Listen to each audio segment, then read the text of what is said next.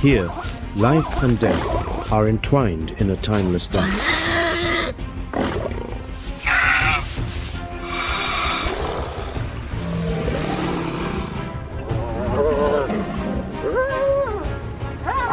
An uncompromising struggle for survival.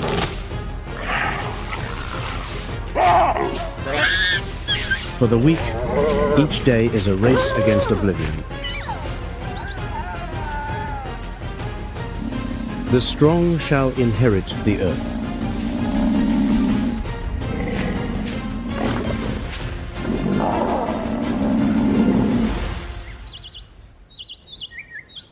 On the grand stage of Africa, the searing midday heat is a time of rest for most predators.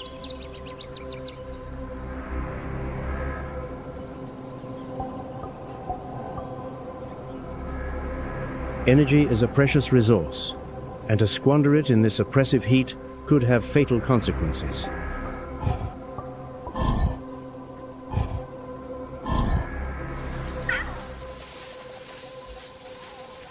Lions, however, are opportunists.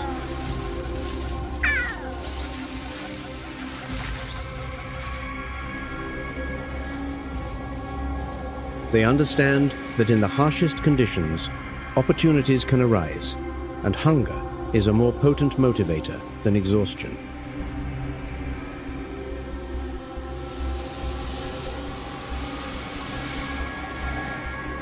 A lone bull buffalo has been spotted.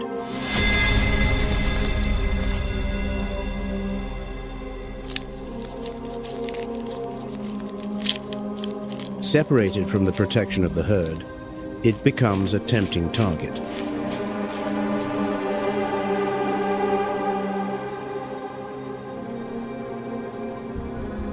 But even alone, a full-grown bull is a formidable adversary.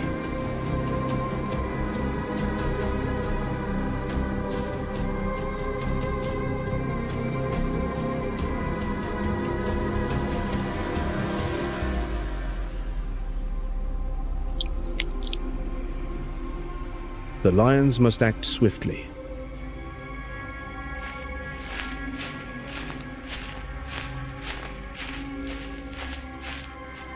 They need to bring down their quarry before their bodies overheat, before their strength is sapped by the struggle under the relentless sun.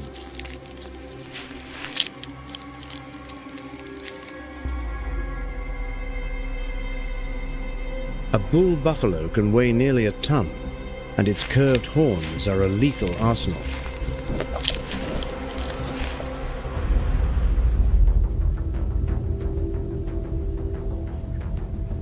The pride approaches from multiple directions, a classic tactic to disorient the prey and divide its strength.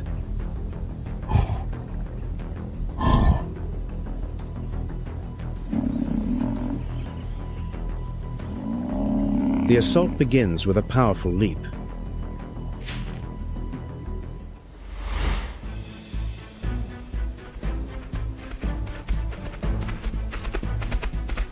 Claws, like daggers, sink into the buffalo's thick hide, struggling for a secure grip.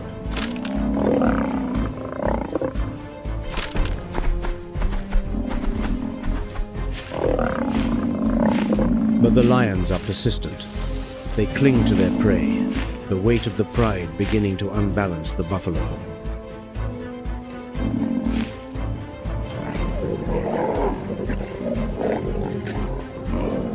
With every passing second, their energy drains away.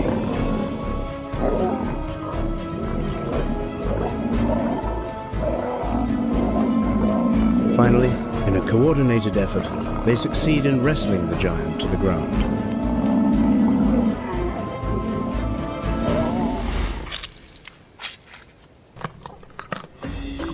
Ultimately, individual strength has yielded to the power of the collective.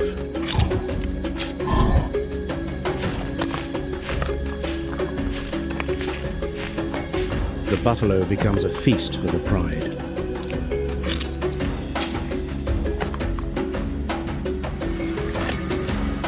This is the unforgiving law of this wild land.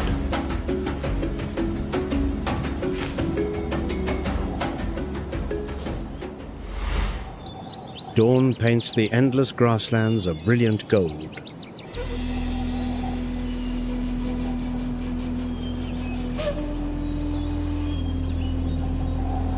This is the kingdom of speed, and its undisputed queen is the cheetah.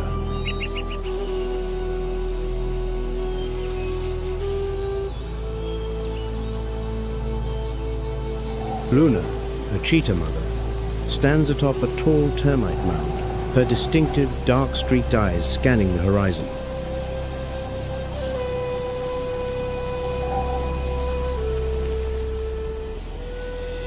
Those eyes search not only for prey, but also for peril.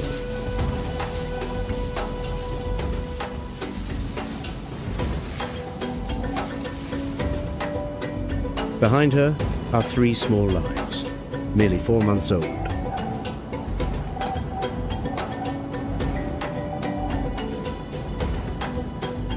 Their downy silver-grey fur helps them camouflage amongst the dry grass, but it cannot conceal their fragility.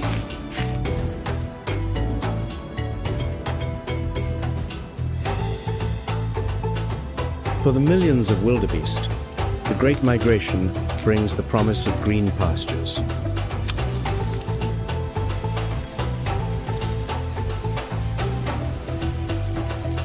But it is this very abundance that draws Luna here.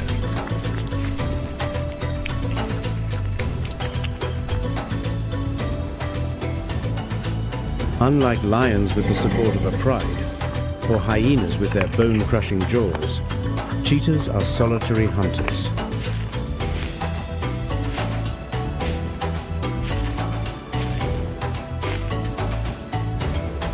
Their greatest strength, their speed, is also a critical vulnerability.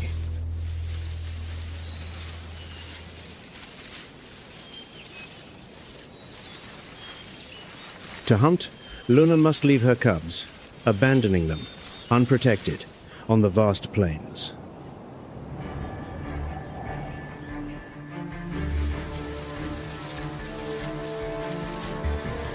Luna begins the chase in earnest. This is her domain.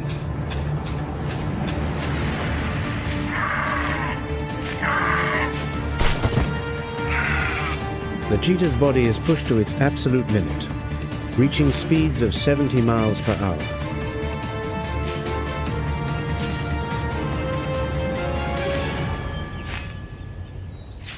She moves like an arrow, the savanna blurring into a streak of red dust.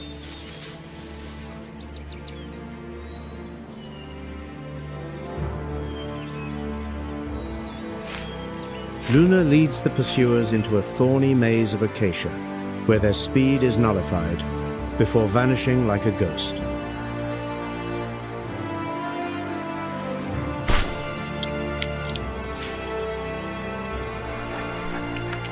Nearly an hour later, Luna returns, exhausted. Her chest heaves, her legs tremble.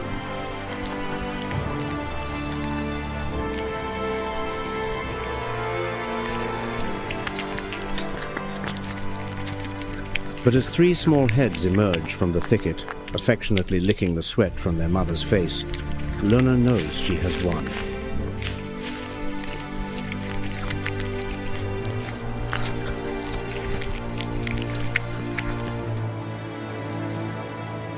Today, maternal love has triumphed over the cruelty of nature.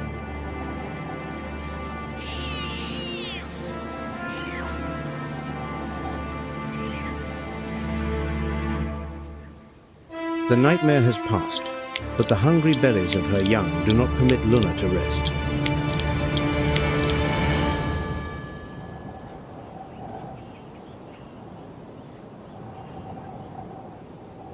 In the world of the cheetah, rest is a luxury.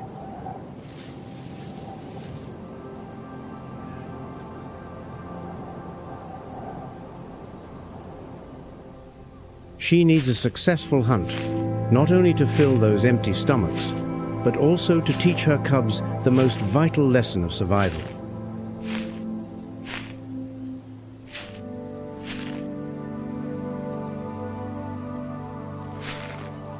Under the pale gold of dusk, Luna leads her cubs to the edge of a herd of gazelles.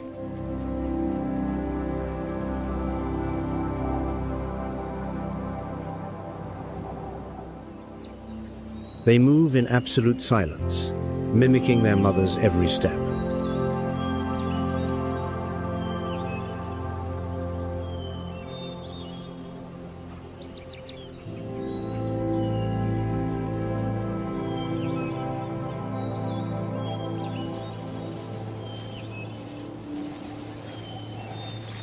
This is a classroom, where the mother's every move is an invaluable lecture in the art of predation.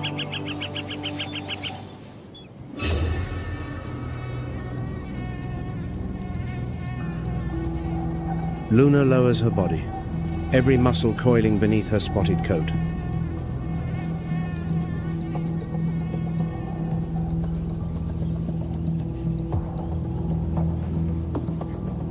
She uses each tuft of grass, each rise in the land, to close the distance to her prey.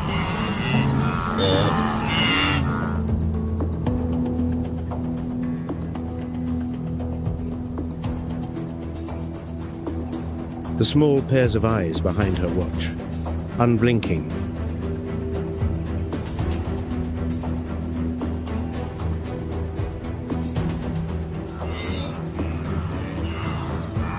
And then she accelerates, a breathtaking explosion of power.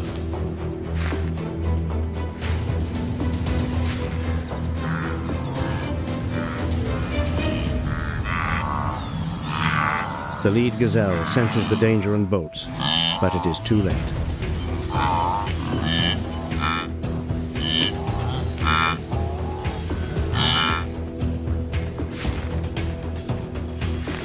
At 70 miles per hour, Luna executes a sharp turn, using her long tail as a rudder to maintain balance.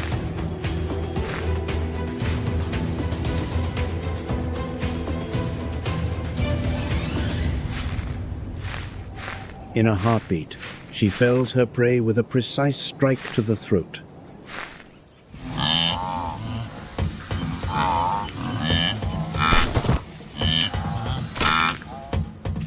But the feast has not yet begun.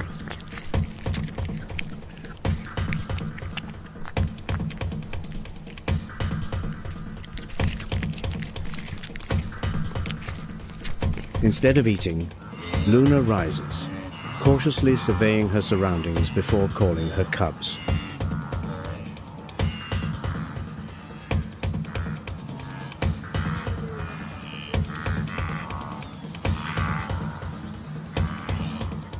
Amidst the windswept savannah, the image of a mother and her 3 young gathered around their prize creates a scene that is at once majestic and solitary.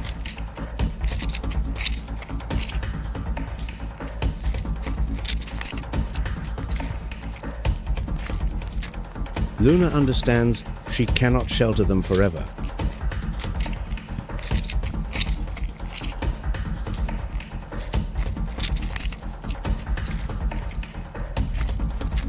She is sharpening these small blades, because in the Serengeti, those who do not know how to wield their weapons will soon become the victims of others.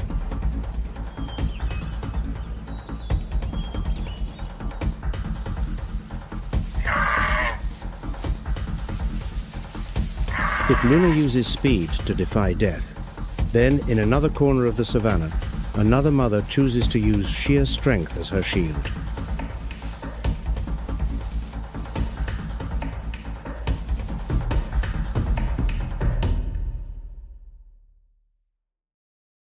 Before we enter the Darien Gap, let us behold the uncrowned kings of the African continent.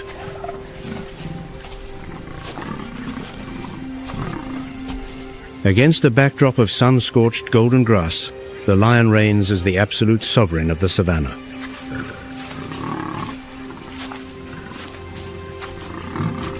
When the midday sun scorches the earth, the pride retreats to the rare shade of ancient acacia trees, seeking refuge from the sky's fury.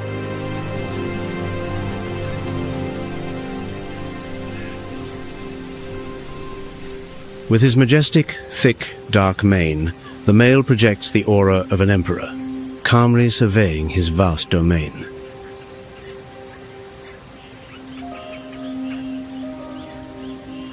Yet, behind this leisurely facade, the true lifeblood of the pride rests upon the shoulders of the females. The lionesses are resilient warriors, the pillars of the pride, bearing the heaviest of responsibilities. Possessing lean, agile bodies, nature has bestowed upon them a perfect cloak of invisibility, blending seamlessly with the arid, dun-colored grass. Though the oppressive heat is ill-suited for hunting, gnawing hunger compels these hunters to leave their shelter. Cold, amber eyes pierce the shimmering heat haze, locking onto a herd of zebra grazing in the distance.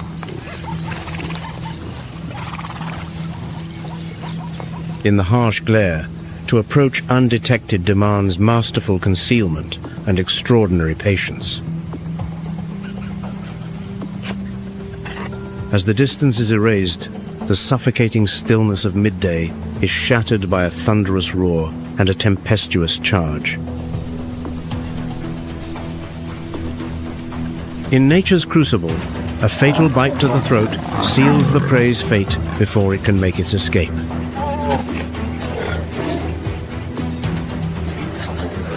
Despite their dominance, life under the African sun is never easy. Every meal is bought with sweat, blood, and exhaustion. But it is their tight-knit bonds, the affectionate gestures in the midday heat, that give them the strength to endure this extreme hardship.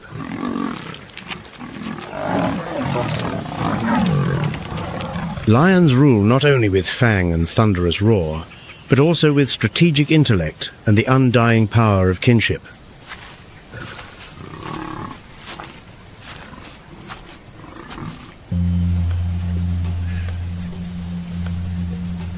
While lions rely on collective strength, elsewhere, a solitary phantom gambles on the ultimate weapon, speed. The cheetah, the fastest creature on land, is a perfect aerodynamic masterpiece, painstakingly sculpted by evolution. A deep chest, a supple spine, and long, slender legs transform it into a living arrow.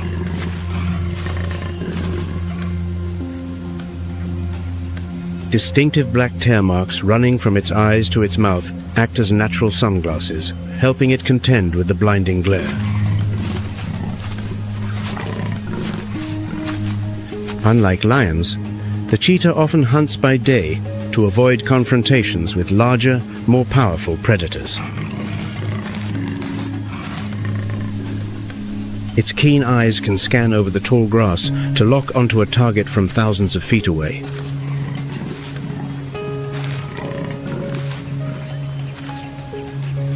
Once it has selected an impala that has strayed from the herd, the stalk begins with supreme patience.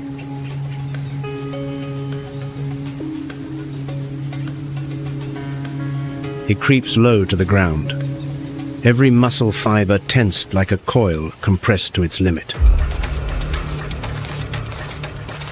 And then, in an explosive instant, the arrow is released. In under 3 seconds, the cheetah reaches speeds of over 60 miles per hour, an acceleration that would humble even a supercar. Each stride covers up to 23 feet, its body seeming to fly above the ground.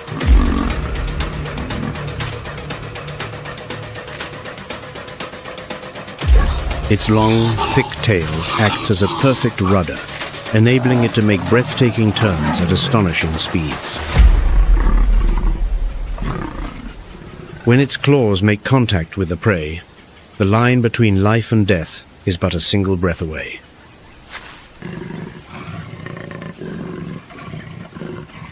But this supreme speed comes at a high price, rapidly depleting its body and causing it to overheat. Even when successful, the cheetah must remain on high alert, eating quickly before opportunists catch the scent of blood.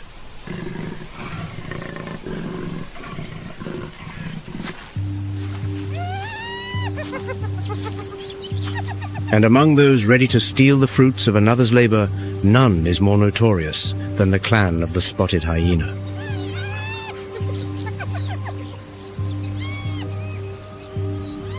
At first glance, they appear sullen, with a loping gait caused by their forelegs being longer than their hind legs. For centuries, they have been unfairly maligned as craven scavengers, fit only for lurking near rotting carcasses. But the savanna's shadows conceal a chilling truth. Spotted hyenas are ruthless and formidable killers.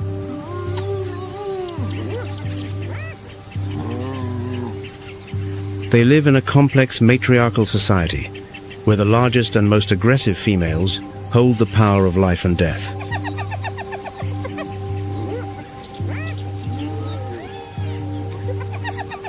The sound that heralds their presence is an eerie call, like a wild, maniacal laugh tearing through the night.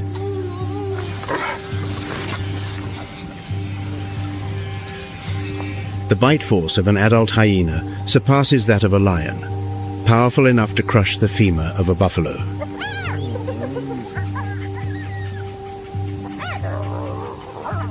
Their stomachs contain incredibly potent acid, capable of digesting hide, hair, and bone, leaving almost no trace behind.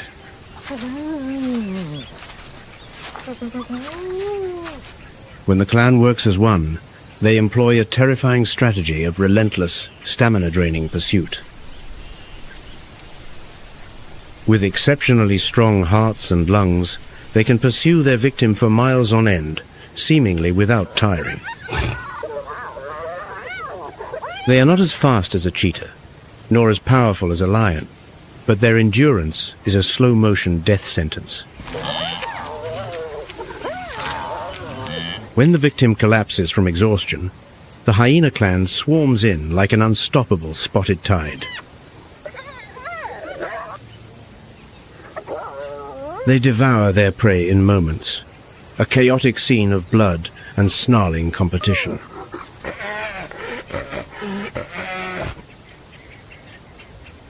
No animal dares underestimate a clan of hyenas, for when they unite, even the king of beasts must sometimes give way. Cunning, persistent, and ferocious, the spotted hyena is a dark, yet essential, piece of this perfect ecosystem. But on the other side of the world, the story of survival in the Darien Gap awaits.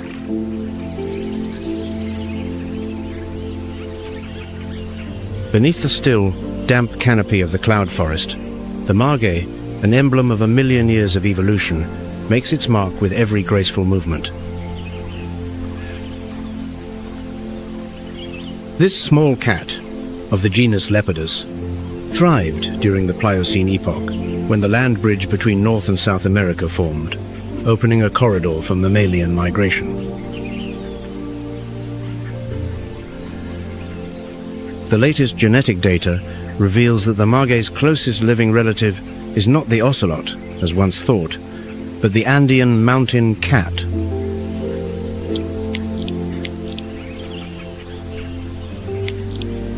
The Darien Gap is a unique realm. With no highways to cut through it, the structure of its primeval forest remains almost entirely intact.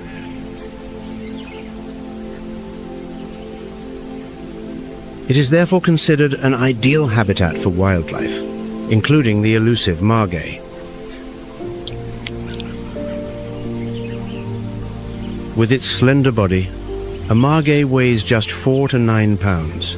Its tail, nearly as long as its body, provides impeccable balance as it climbs. Unique ankle joints allow it to rotate its hind feet nearly 180 degrees, making it one of the world's most accomplished arboreal felines. It can descend a tall tree head first without changing direction, a skill that even the ocelot does not possess. This agility allows it to hunt birds, small monkeys, frogs, lizards, and rodents, leaving barely a trace. The margay has even been recorded mimicking the calls of pied tamarin monkeys to lure their young into an ambush. A journey woven from iridescent feathers unfolds on the deep forest wind.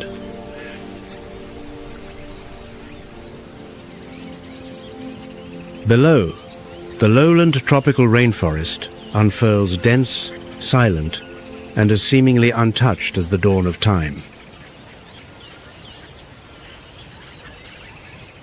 Within this ecosystem, every creature exists as a fragile yet resilient link in the great chain of life. Leafcutter ants march in endless columns, carrying fresh-cut foliage to their nest, cultivating fungi, and spreading microorganisms across the forest floor.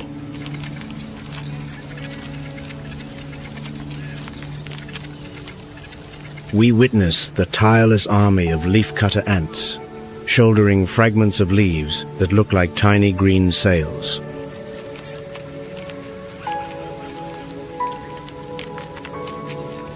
At first glance, it seems they are stockpiling for a giant feast of leaves. But the truth is far more astonishing. These ants do not eat leaves at all. Instead, they are true masters of agriculture. Inside their vast underground nests, they chew the leaves into a pulp, mixing it with saliva and feces to create a special compost.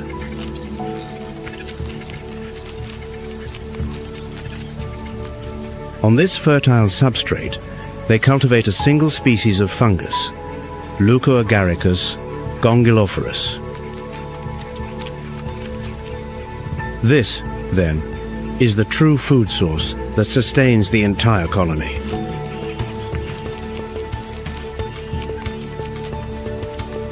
They tend their fungal gardens with remarkable precision, weeding out pests and destroying harmful molds with natural antibiotics produced by bacteria on their own bodies.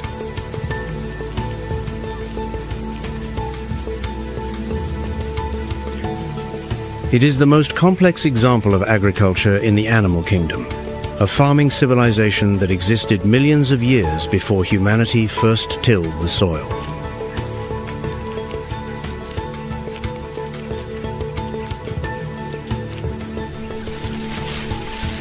Higher still, brown-headed spider monkeys move nimbly through the boughs, using their powerful tails as a third hand.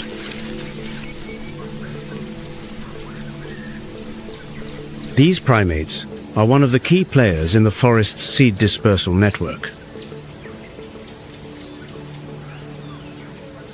And as the whisper of the high canopy gives way to the dawn stillness, a deep, sustained sound rises, like a wave rolling down the mountainside and into the valley.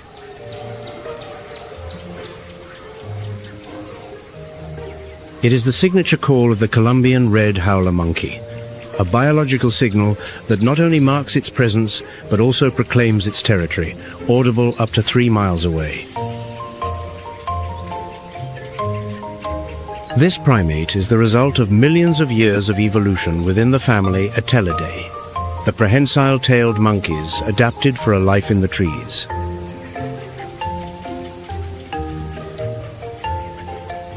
Its body combines strength and agility, measuring from 20 to 30 inches long, with males averaging 17 pounds and females 13. Its skeletal structure, particularly the hyoid bone in its throat, is enlarged into a resonating chamber, amplifying its howl into a crucial biological signal. The social structure of the red howler is stable. Each troop consists of 3 to 9 individuals, with 1 to 3 males and the rest females and their young. They spend over 60% of their day at rest, often lying prone on large branches, using their tails for balance. Their diet consists mainly of young leaves, supplemented with fruit, flowers, bark, and minerals ingested from the soil. Moving away from the echoing howls and deeper into quieter realms, life seems to subside, but it never truly stops. Amidst the leaf litter and faint light, large, round pug marks in the damp earth whisper of the stealthy presence of the jaguar. Descended from feline ancestors that migrated from Eurasia across the Bering Land Bridge during the Pleistocene, the jaguar has evolved to become an icon of the Americas. Reaching lengths of up to 6 feet and weights that can exceed 200 pounds, the jaguar is the world's third largest cat and the biggest in the Western Hemisphere. Its bite reaches 1,500 psi, nearly twice that of a lion, and is the most powerful of any feline relative to its size. This allows it to employ a unique hunting tactic, biting directly through the prey's skull rather than the throat.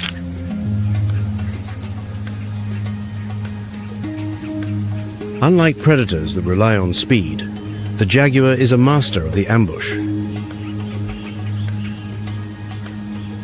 A nocturnal hunter, it possesses superb night vision, acute hearing, and a footfall that is utterly silent.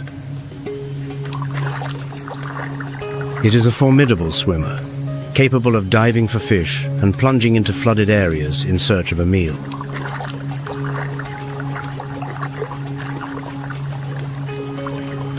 Its diet includes over 80 species, from large mammals like peccaries and tapirs to reptiles such as caimans, turtles, and freshwater fish.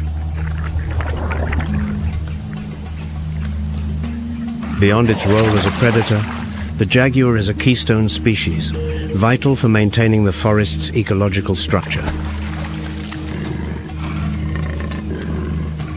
By regulating the populations of ungulates, primates, and mid-sized carnivores like the ocelot, it prevents imbalances in the food web.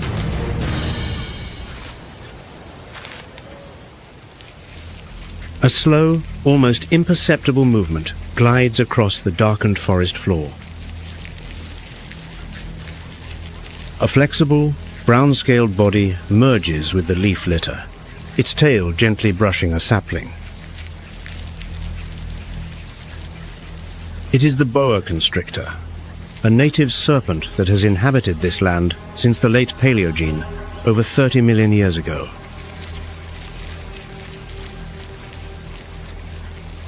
The boa's hunting prowess relies not on speed, but on absolute patience in a silent ambush.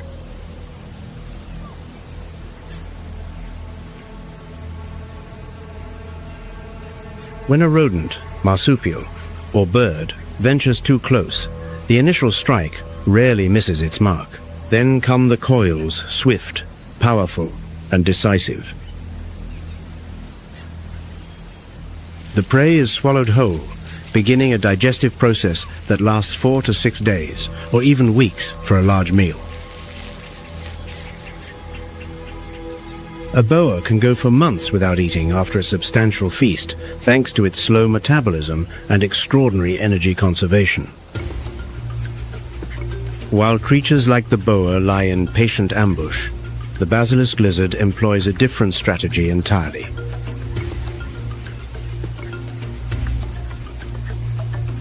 It runs on water to escape its enemies. A unique reflex, perfected over millions of years of evolution. With long hind legs, stiff scales, fringed toes, and a light body with a tail twice its length, the basilisk darts across the water like an arrow, reaching speeds of 5 feet per second. A biomechanical feat that no other reptile on Earth can replicate. Despite its modest size, the basilisk plays a vital ecological role, bridging the aquatic and terrestrial ecosystems, It holds no fixed territory and does not migrate far, but moves along stream banks to evade danger or find new foraging and breeding grounds after heavy rains.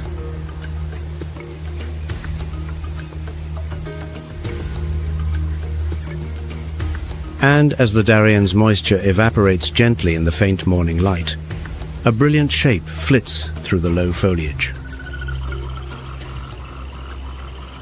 The tiny, mesmerizing form of the poison dart frog, a member of the Dendrobatidae family, one of the smallest yet most conspicuous creatures of the Central American rainforest. Of the more than 180 recorded species, many exist only in small forest patches, isolated by the Darien's formidable terrain.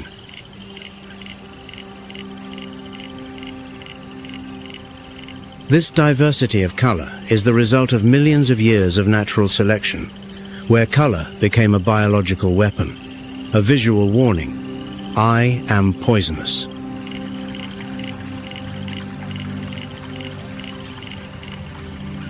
Their skin contains dozens of alkaloids, including batrachotoxin, one of nature's most potent compounds. However, this ability to produce toxins is not innate. The frogs acquire them by accumulating alkaloids from their diet: ants, termites, spiders, and other small insects. With its vivid colors and deadly warning, the poison dart frog is a symbol of danger in the ancient forest. Its skin contains the planet's most powerful neurotoxin, enough to fell a predator many times its size. One might imagine this frog is a mobile chemical factory, manufacturing its own ultimate weapon. But here is the startling truth. The poison dart frog is completely incapable of creating its own toxins. Its superpower, in effect, is borrowed. The batrachotoxin is accumulated from its diet, primarily from species of ants, termites, and mites endemic to the Darien forest. These insects consume plants containing alkaloids, and the toxins are passed up the food chain, concentrating on the frog's skin. This means that a poison dart frog raised in captivity on a different diet would be entirely harmless. It is not the wielder of the weapon, but the weapon itself. Its very survival depends entirely on the unique ecosystem around it, a reminder that even the most fearsome creature is but a fragile link in the web of life.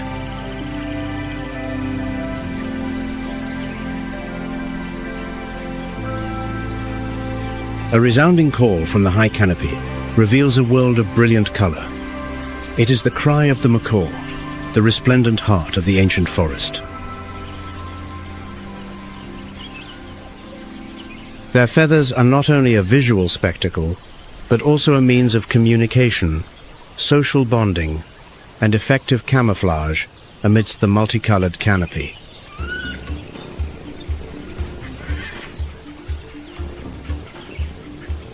Macaws are not just masterful flyers. They are true architects of the canopy, nesting in the hollows of old-growth trees at altitudes over 65 feet.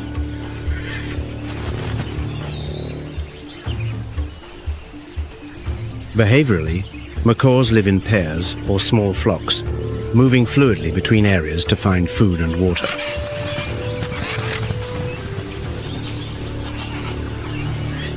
Though not long-distance migrants, they may fly up to 60 miles in a day to find suitable fruits, nuts, and flowers.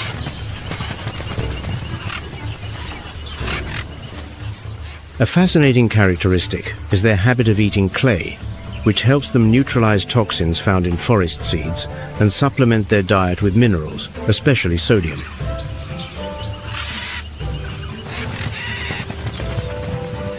Beyond their role as consumers, macaws play a crucial part in seed dispersal. As they feed on fruits, they transport seeds to distant locations, promoting natural regeneration and enhancing plant diversity. The damp, red earth is gently disturbed in the dead of night, not by wind or rain, but by the powerful forelimbs of a small, armored creature. The 9-banded armadillo. This animal prefers soil that is moderately moist, not waterlogged, but rich in organic matter and insects. Deep, dark burrows with stable humidity are where the armadillo spends most of its day, conserving energy for its nocturnal activities. Its diet reflects a cautious survival strategy. It does not attack, but rather explores and extracts.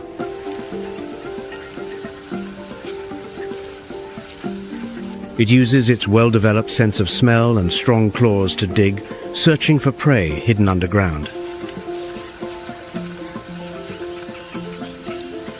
When threatened, it flees quickly, diving into its burrow or leaping straight up to 12 inches in the air to evade an attack from above.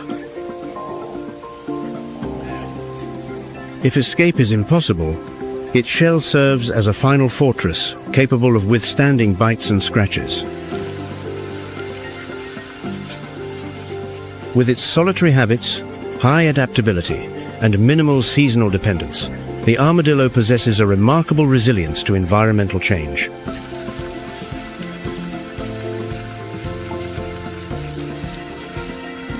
Though inconspicuous, the armadillo plays a significant role in the ecosystem.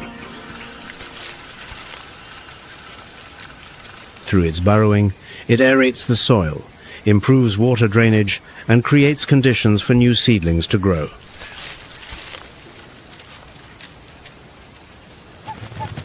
No sound, no warning.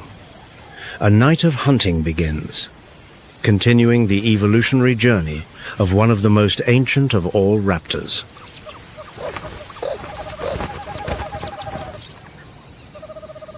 The barn owl first appeared in the Paleogene and remains one of the oldest extant owl lineages, distributed across every continent except the polar extremes. This bird possesses extraordinarily precise sound localization, thanks to a heart-shaped facial disc that acts like a directional microphone. Combined with its asymmetrically placed ears, it processes the time difference of sound arriving at each ear, allowing it to pinpoint prey in three-dimensional space.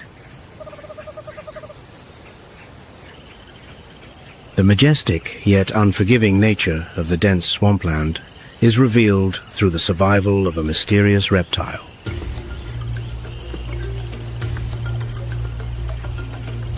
In the silent but ever-surprising mud, the spectacled caiman lies motionless for hours, awaiting the moment its prey draws near the water's edge.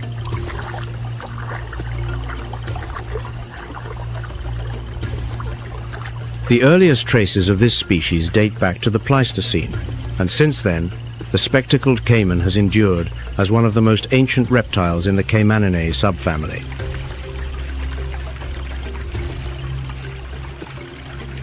Its name derives from a bony ridge between its eyes, which resembles a pair of spectacles, a distinguishing feature within its family. With a body length of 4 to 8 feet and weighing between 15 and 130 pounds, its form is compact and robust, perfectly suited to a life in the swamp. Its streamlined design, horned skin, and solid skull allow the spectacled caiman to thrive in the oxygen-poor, muddy environment. Its diet is relatively diverse, specializing in small aquatic life such as fish, shrimp, and crabs, but occasionally includes small mammals, water birds, and even fruit.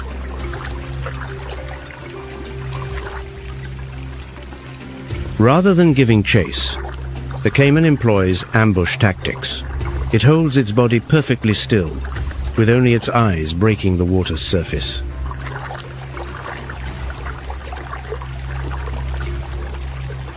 Ecologically, the spectacled caiman plays a crucial role, regulating small fish populations and removing weak or sick individuals, thereby contributing to the health of the aquatic ecosystem.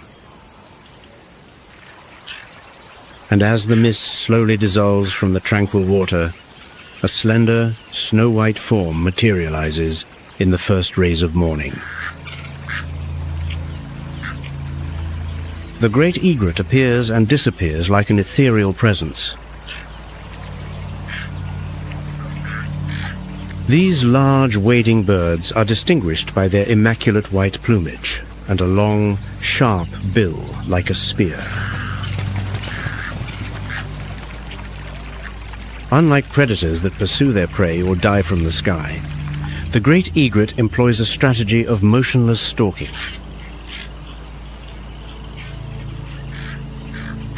Its long legs glide through the shallows without creating the slightest ripple. Meanwhile, its gaze, as cold and precise as a harpoon, penetrates the surface of the marsh. Suddenly, its coiled neck shoots out like a drawn bow, the bill striking the water cleanly and emerging with a small fish.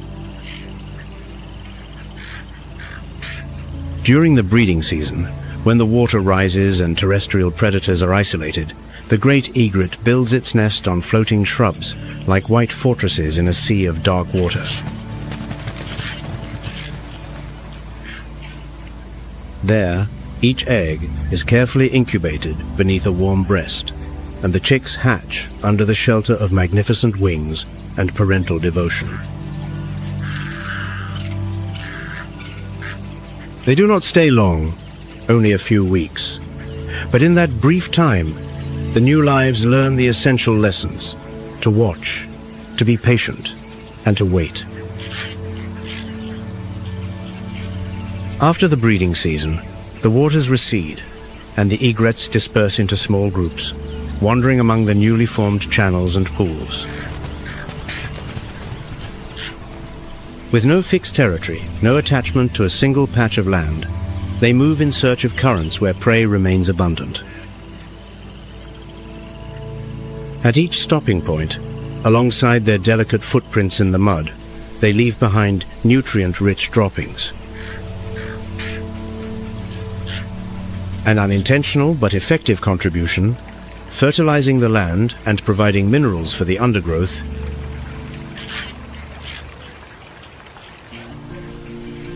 The ancient forest's shadow still blankets the Darien, the last wild land bridge connecting two continents, but the first cracks have begun to spread from within.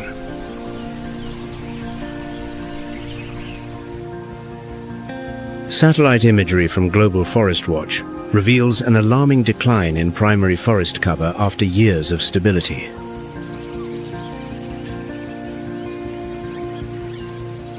Patches of forest are dissected by dirt tracks, rivers are diverted, and makeshift settlements appear.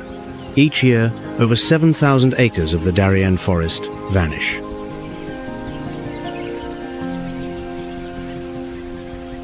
Most of it is converted to agricultural land or exploited for illegal logging and gold mining.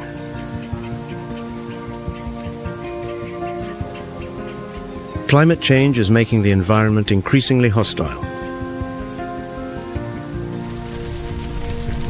Heat waves of 95 degrees Fahrenheit are drying up streams and cutting off natural water flows.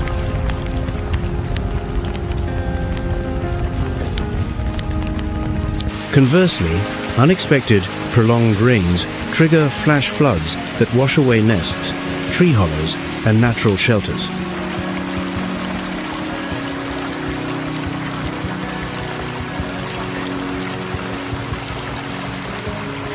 At the same time, the Darien has become the gateway for a human migration of unprecedented scale.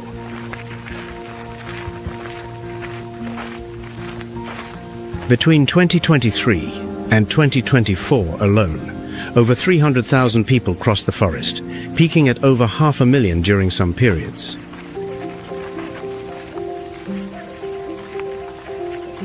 An estimated 2,500 metric tons of waste have accumulated along the forest trails.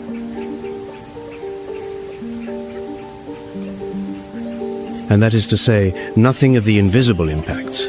Human footsteps carry foreign parasites and bacteria into a territory that has been isolated for centuries.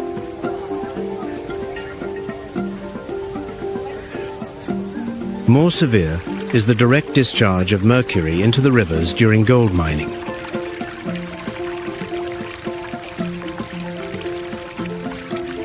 It is not only the fish that are affected.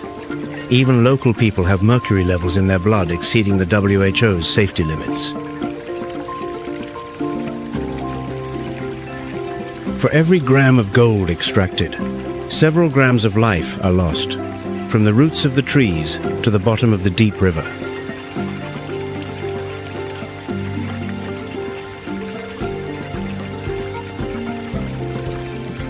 But amid the scars cutting across the Daryan's body, some currents of life are beginning to reconnect. Since 2023, conservation groups have implemented the smart monitoring system in the national park, combining satellite technology with specialized software.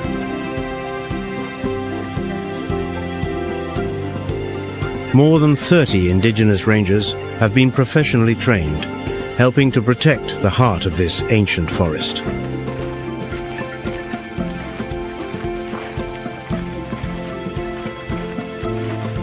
On the ground, a campaign to reforest 12,000 acres is beginning to restore ecological corridors, helping jaguars and tapirs re-establish their migration routes.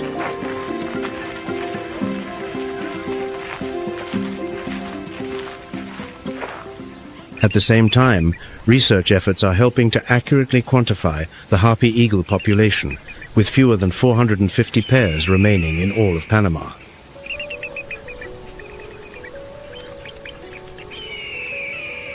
Meanwhile, a cooperative program between Panama, Colombia, and the United States has established safe mobility offices, providing legal migration routes to reduce the pressure on the forest. Along the trails, water filtration and medical stations have been installed, helping to lower coliform contamination in the rivers to safe levels.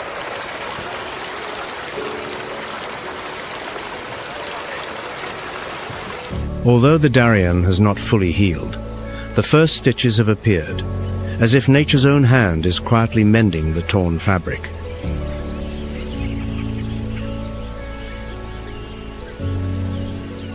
The Daryan Gap, a refuge for so many wild species, is also the echo of nature calling out to be heard.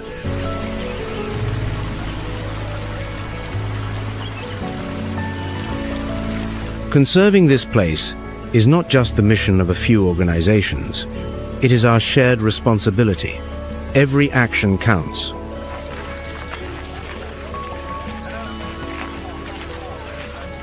Reducing waste, supporting conservation, sharing knowledge, all of it helps to preserve the life of these forests and all their creatures.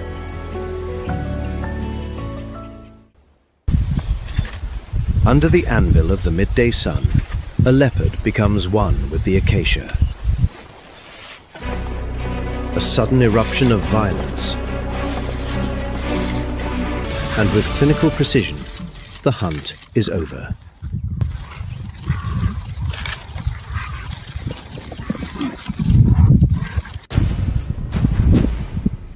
But on these plains, a fresh kill is merely a beacon to a far greater power.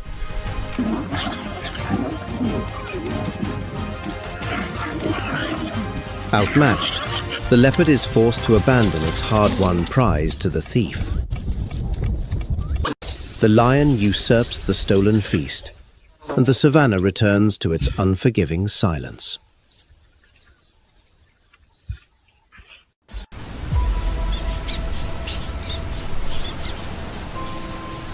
Across the African savanna, where life and death unfold in a heartbeat, two apex predators reign through entirely opposing strategies.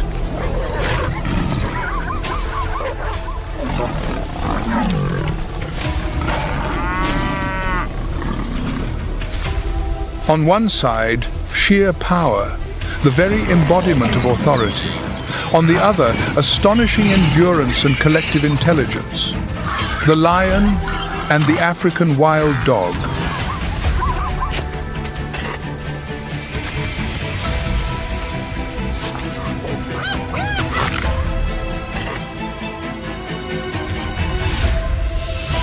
Every encounter between them is not merely a contest for food, but an assertion of status in a kingdom without a throne.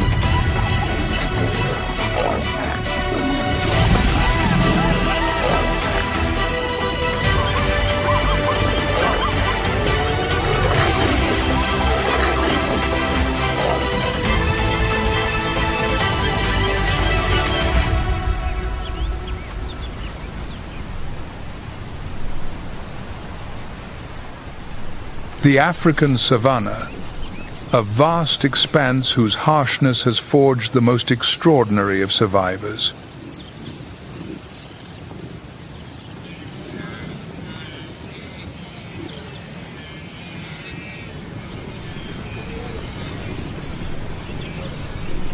The sun may bake the earth to over 104 degrees Fahrenheit, but as night descends, the lethal hunt truly begins.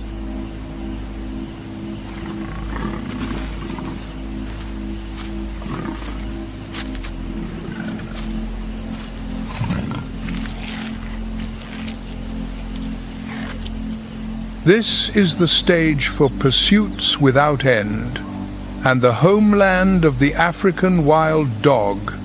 They are born marathon runners.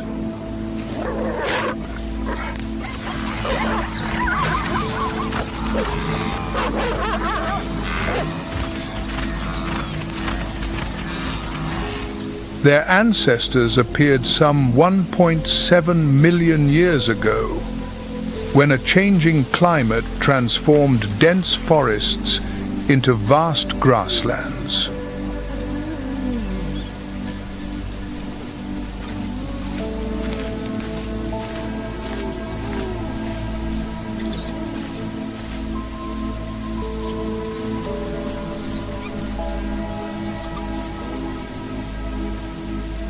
The body of a wild dog is a masterpiece of evolution, crafted for speed and stamina.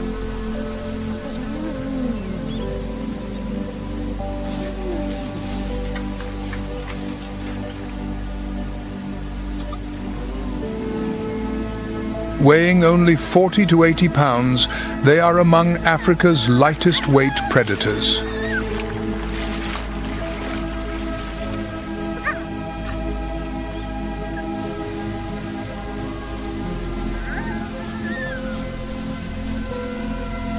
Their long, slender legs have just 4 toes, a distinctive feature that helps them glide across the plains without expending needless energy.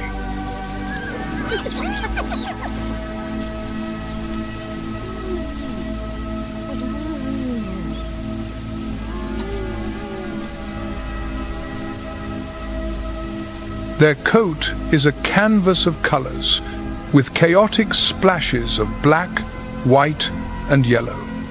Each individual possesses a pattern as unique as a human fingerprint.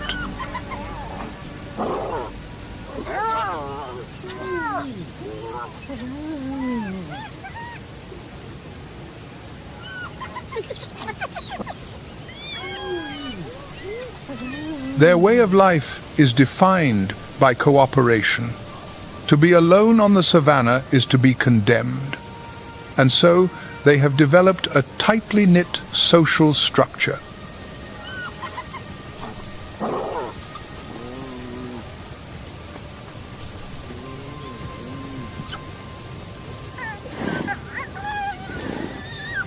Each pack typically has from 10 to 40 members, functioning as a large family. At its heart is the alpha pair, usually the strongest male and female.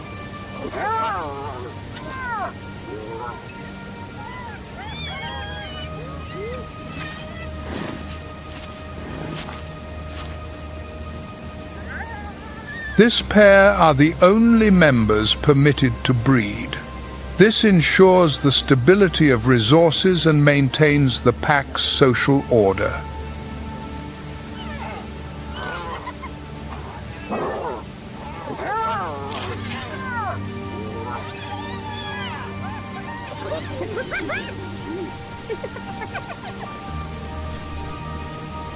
When the alpha pair has pups, all other members of the pack share the responsibility of care.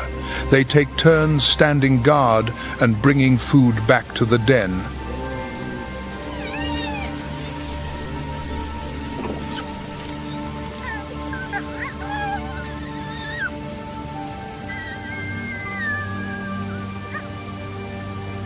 This solidarity is the very key to their survival, a testament to the power of the collective in the natural world.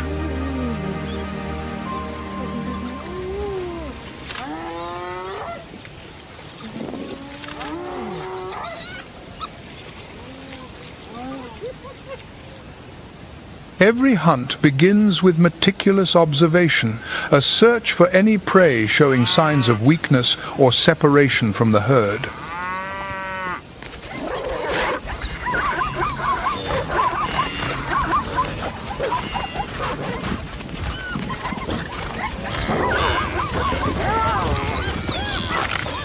But the decision to attack does not rest with one individual. They have a unique form of communication to reach a consensus. A vote conducted by sneezing.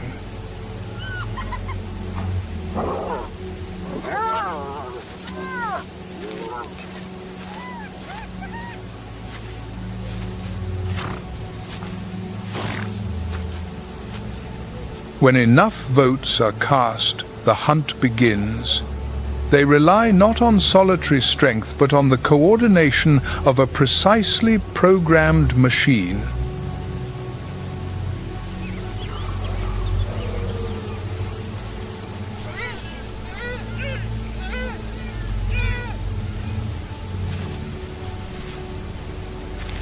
The swiftest individuals run ahead to apply pressure, while others move to the flanks, cutting off all avenues of escape.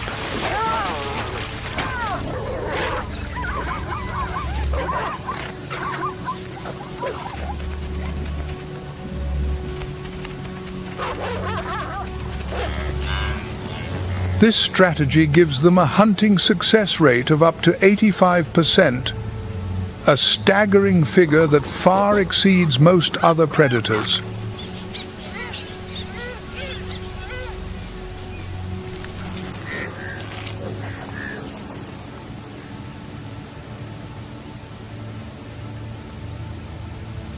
Once the prey is brought down, they must eat quickly. But not just for themselves. They have a remarkable behavior of regurgitating a portion of their meal to share with the pups and the members who remained at the den.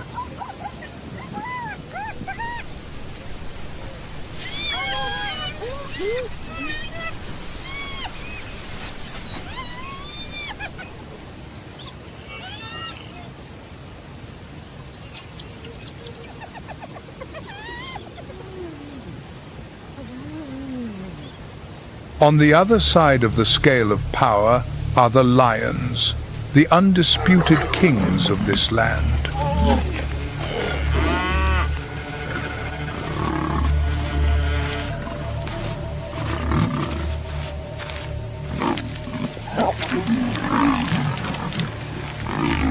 They appeared around 2 million years ago, their bodies built to dominate.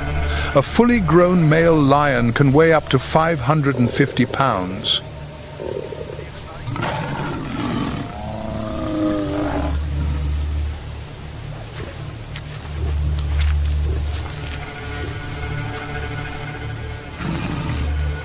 Unlike wild dogs, lions are not born for long-distance chases.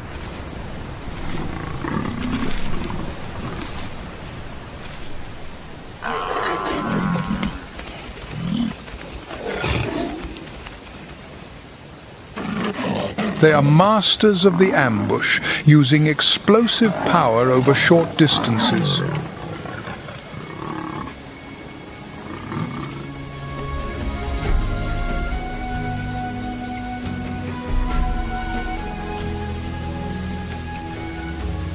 A tawny coat provides perfect camouflage against the dry grass, and their eyes can see in darkness 6 times better than our own.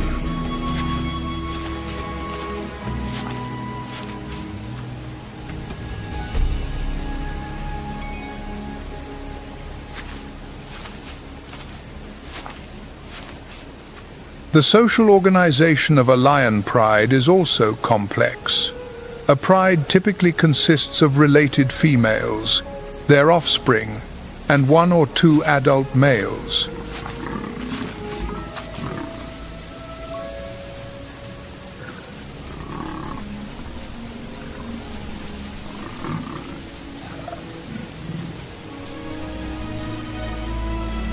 The lionesses are the primary hunters.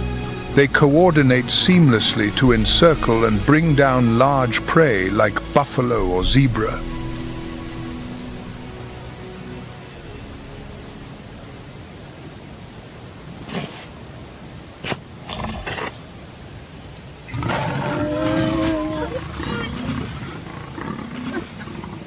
Meanwhile, the male's duty is to protect the territory. With their superior size and a roar that carries for miles, they are a symbol of power and dominance.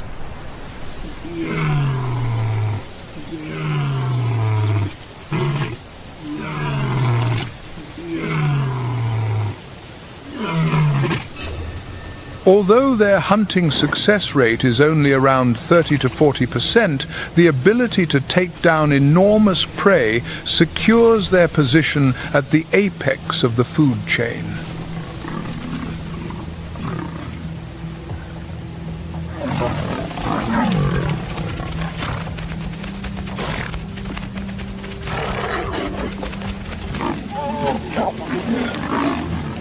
A lion's bite can generate a formidable force, and with canines reaching up to 4 inches, it is enough to penetrate the thickest of hides.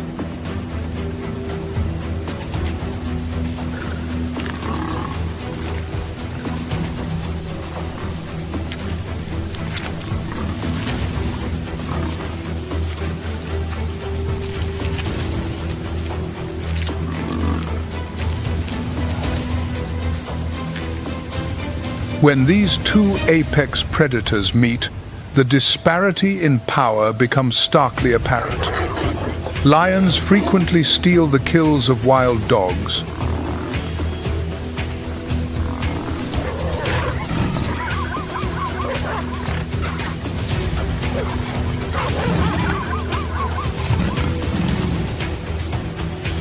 The mere presence of a single adult lion is often enough to send an entire pack of wild dogs fleeing, forcing them to abandon their meal.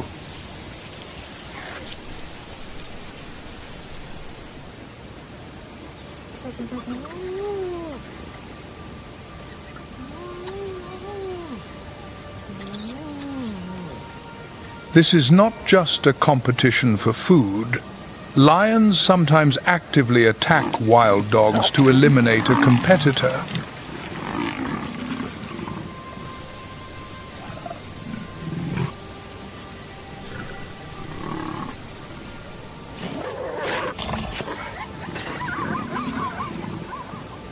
One study in the Serengeti recorded a pride of lions killing 6 wild dogs in just 15 minutes, a clear demonstration of the absolute power imbalance.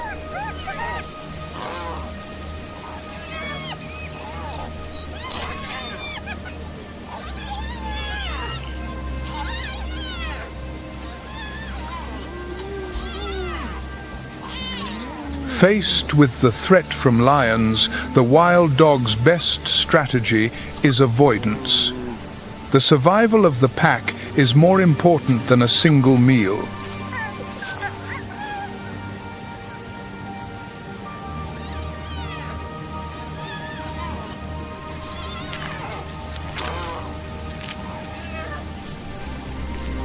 This fierce competition forces wild dog packs to be constantly on the move, seeking safer territories with lower lion densities.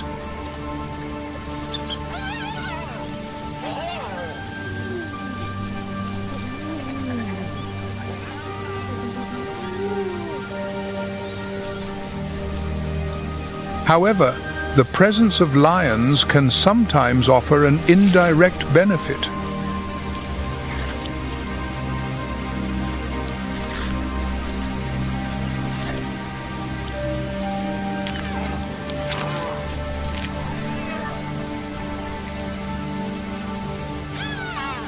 The leftovers from a lion's kill can become a crucial source of nutrition for wild dogs in difficult times.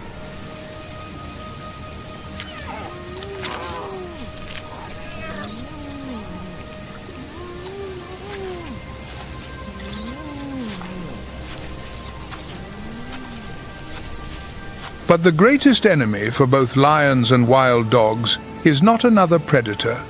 It is us.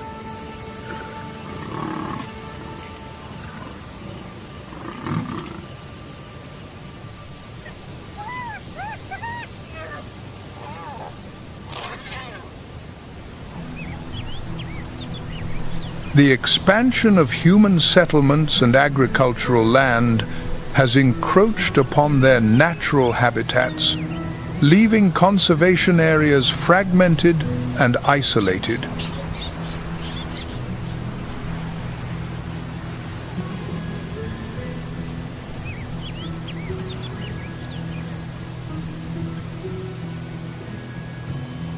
Diseases such as rabies and canine distemper spread from domestic dogs have delivered devastating blows to wild dog populations.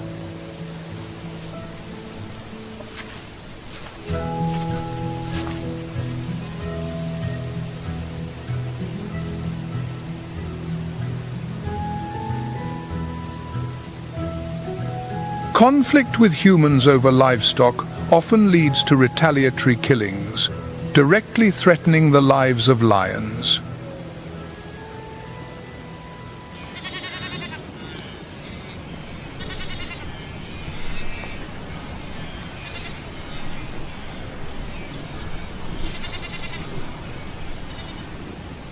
Yet, hope is not entirely lost. Conservation efforts are forging new paths.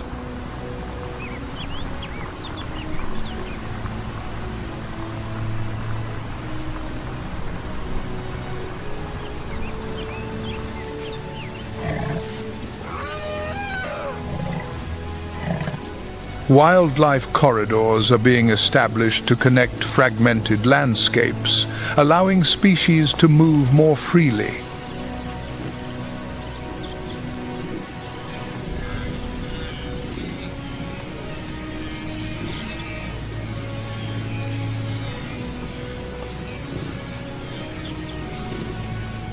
Local communities are being supported to coexist peacefully with wildlife, reducing conflict and protecting both livelihoods and nature.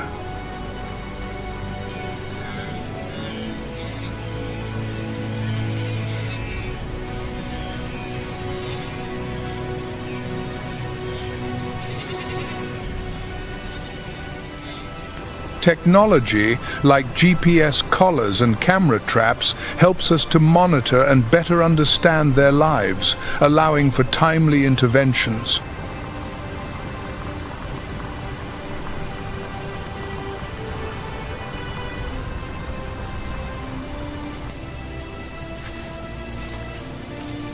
Protecting these two iconic predators is not just about saving them from extinction.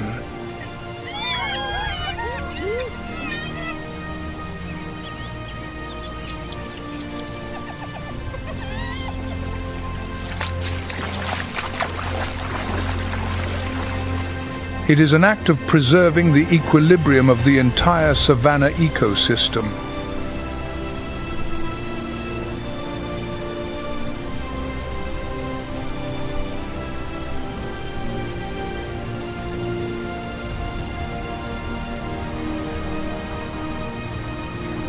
The future of this ancient land and the magnificent creatures that inhabit it now rests entirely in our hands.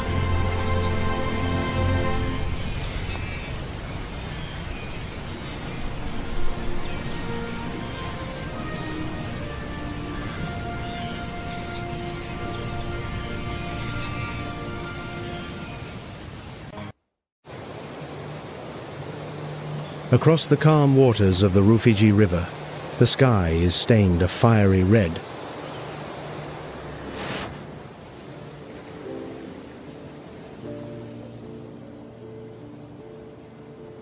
A shadow streaks past, swift as an arrow, leaving a whisper of dust in its wake, the cheetah.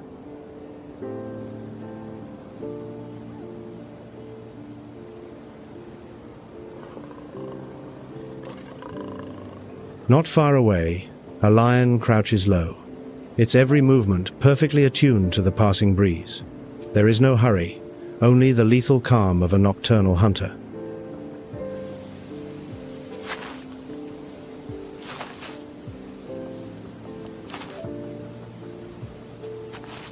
Meanwhile, a herd of elephants makes its way to the marsh, their trunks deftly coiling towards the water, drawing up cool, fresh drafts.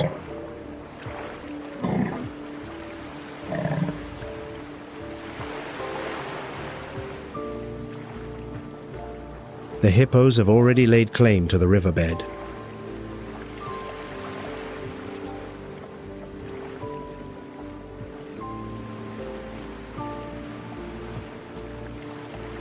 Herds of buffalo must be wary with every mouthful of water they drink.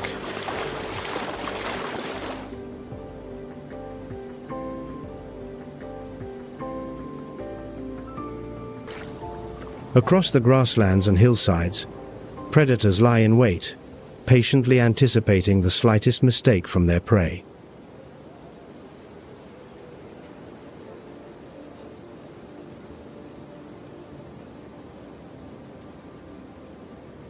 In this wilderness, mercy is a concept that does not exist.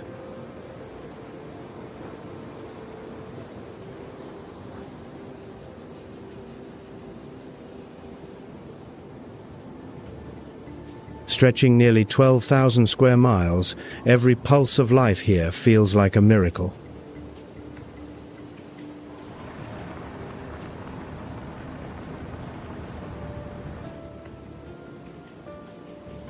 Nile stands as a proud guardian of its own raw, indomitable spirit.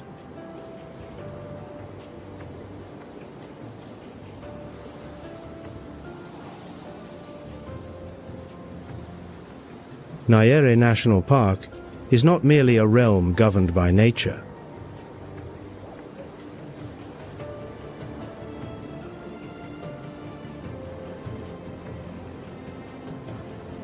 It is the culmination of millions of years of geological formation and centuries of historical change.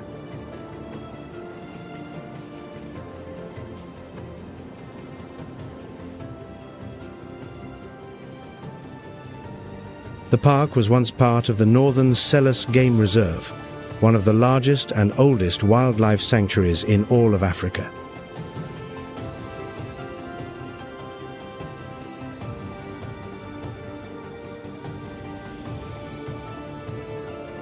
In 2019, a government decree from Tanzania officially separated the area, giving birth to a new national park to honor the nation's first president, Julius Nyerere.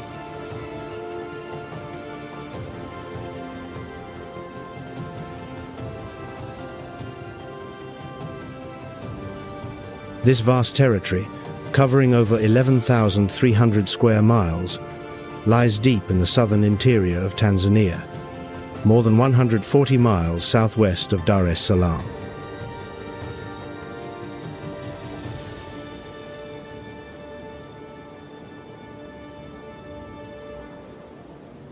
On a map, it appears as an immense green expanse, etched by the intricate network of the Rufiji River and ancient stone plateaus.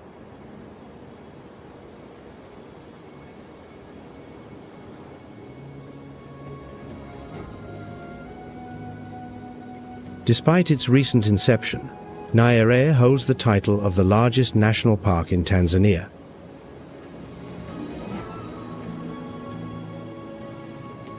Its geological foundation, rooted in the East African rift system, is overlaid with ancient sediments and alluvial soils deposited over millennia.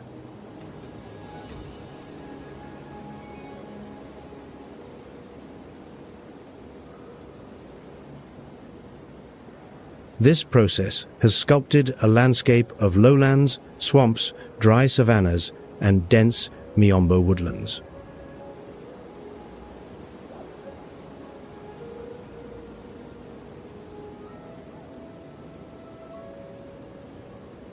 Every corner of this park is a world unto itself.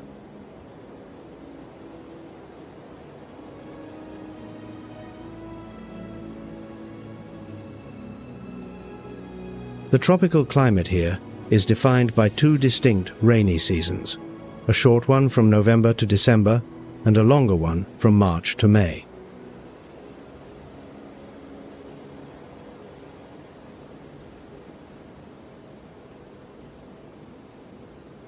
The dry season typically prevails from June to October.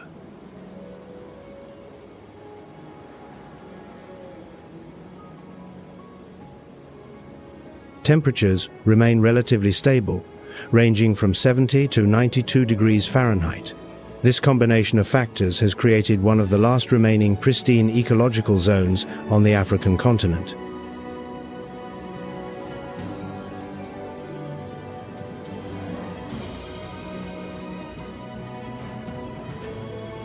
As one of Africa's most precious biological reserves, Nile National Park is home to over 2,100 plant species and some 430 species of birds.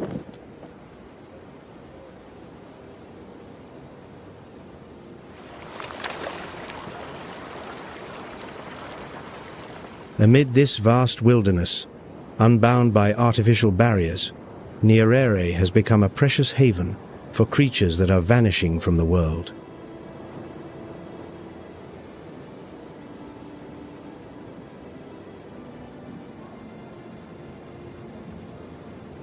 Here, packs of African wild dogs maintain their life cycles, undisturbed by the pressures of hunting or territorial fragmentation.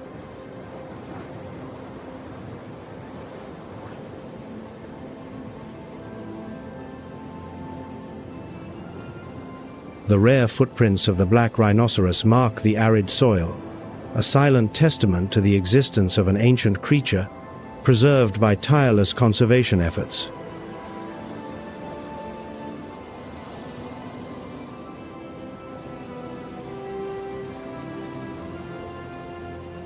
Overhead, the echoing call of the southern ground hornbill cuts through the canopy, a sound that has fallen silent in so many other places.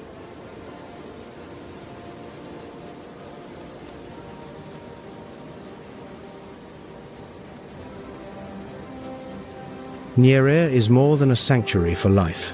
It is a final fortress in the fight against extinction, a place where nature is given a chance to heal itself.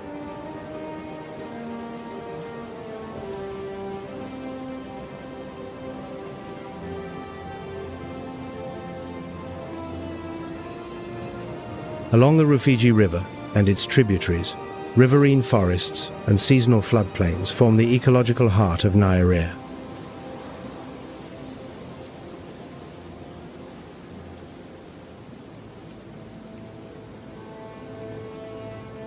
The lush vegetation helps retain moisture, regulate water flow, and protect the land during the harsh dry season.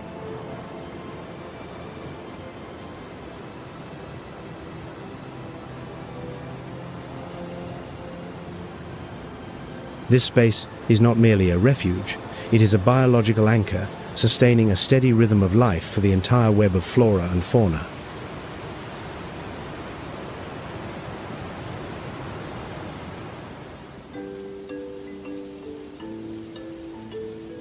As the sun begins to set, a troop of vervet monkeys gathers on the low branches near the Rufiji's banks.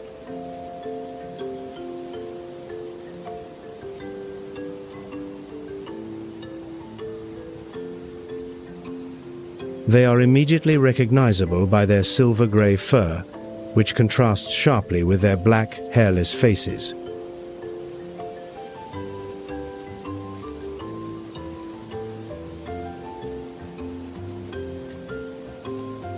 To identify different threats, vervet monkeys use a series of distinct alarm calls.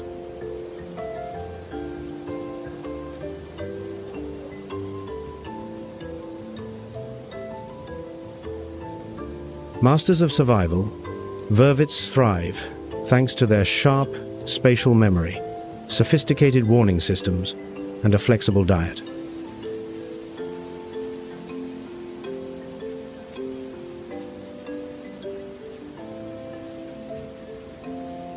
They track seasonal fruiting cycles, moving strategically to optimize energy conservation.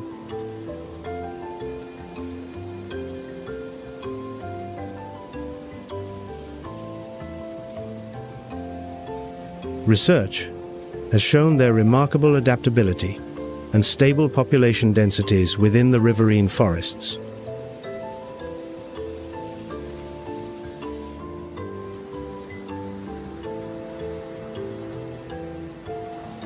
Through these adaptive behaviors, vervet monkeys play an essential role in the ecosystem, aiding in seed dispersal and serving as an indicator of forest health.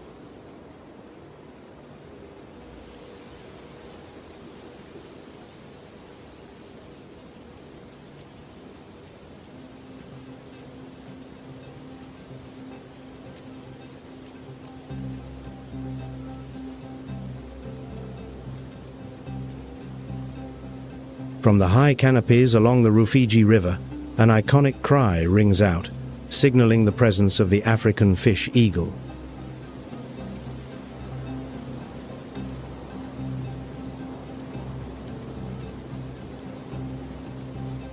This aquatic raptor boasts an impressive wingspan of up to 8 feet and is instantly recognizable by its striking white head.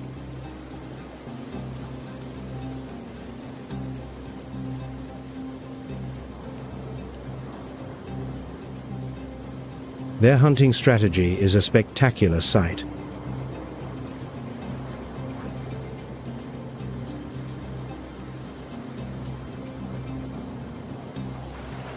They circle high above before executing a lightning-fast dive to snatch fish from just below the water's surface.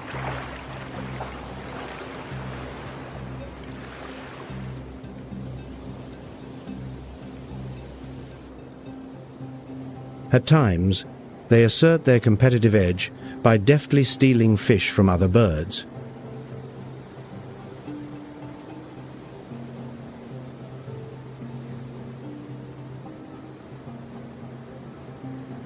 With a population estimated to be widespread across freshwater bodies, the African fish eagle serves as a direct ecological indicator.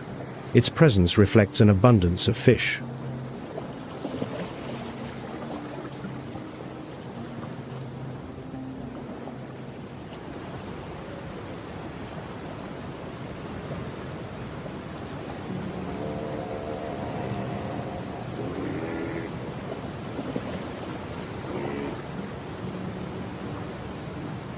Beneath the surface of the Rufiji River, pods of hippopotamus submerge themselves throughout the day.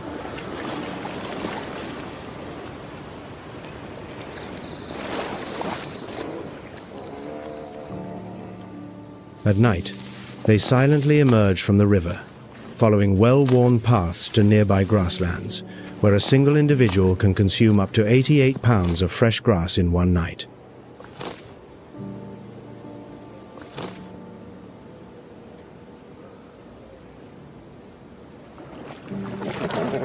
Few species dare to confront a fully grown hippo head-on.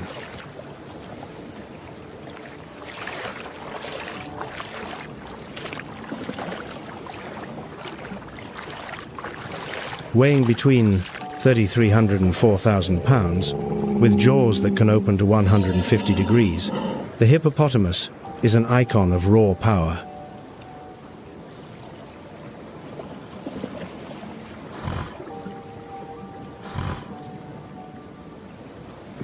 Hippos and whales share a common ancestor, a riverside creature called Indohius, which lived some 55 million years ago.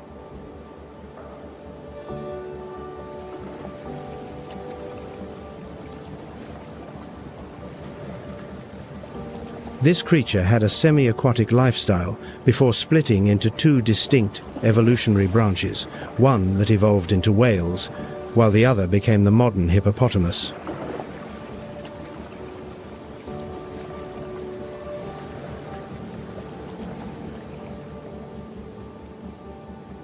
Their pink sweat, the secretion from the skin, is more than just a natural sunscreen. It also acts as an invisible shield against bacteria and dehydration.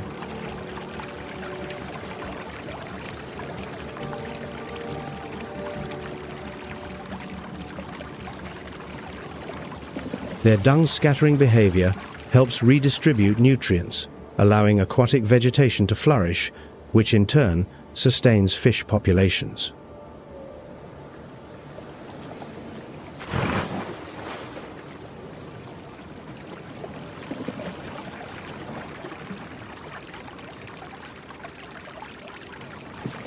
Another key figure, and sometimes rival to the hippopotamus, is the Nile crocodile.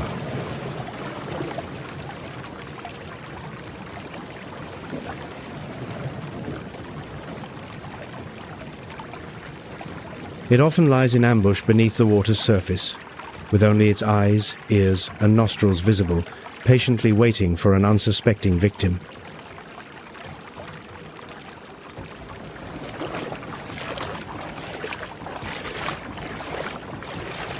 With a bite force of up to 5,000 pounds per square inch, it rightly holds the throne as the dominant predator along the riverbanks.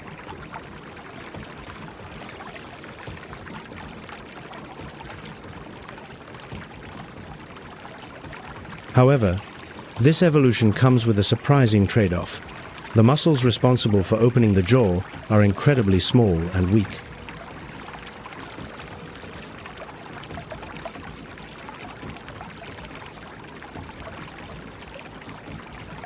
The Nile crocodile has maximized its offensive power, but has sacrificed flexibility.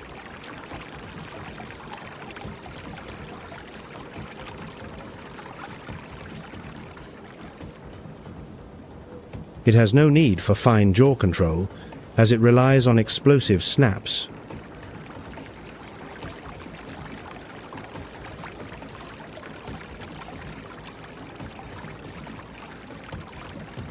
Another remarkable trait is its ability to hold its breath for up to 2 hours when completely still, thanks to a mechanism that stores lactic acid in its blood.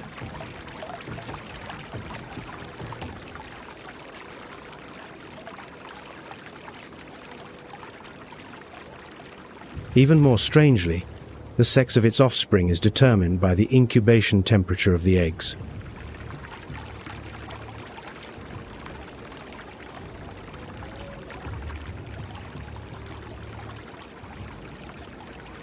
Temperatures below 86 degrees Fahrenheit predominantly produce females, while temperatures above 90 degrees Fahrenheit mainly produce males.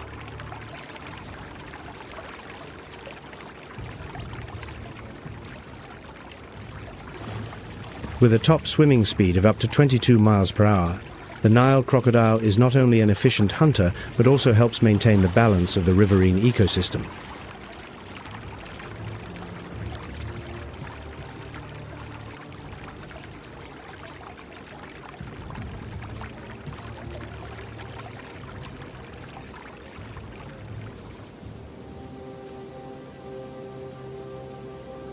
Leaving the humid riverine forests, the landscape opens up to vast savannas and expansive miombo woodlands, a world that is arid and hot.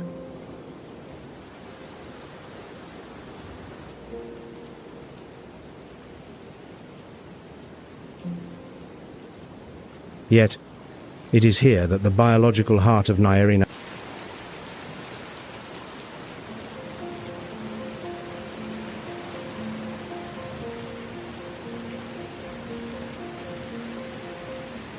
2 distinct rainy seasons deliver 30 to 50 inches of rain annually, breathing life into the landscape.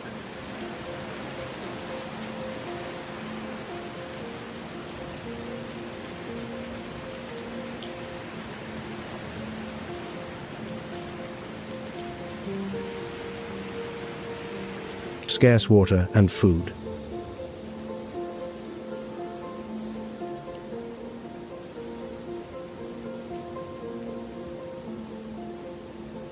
This very hardship is the driving force behind the extraordinary survival strategies found throughout this land.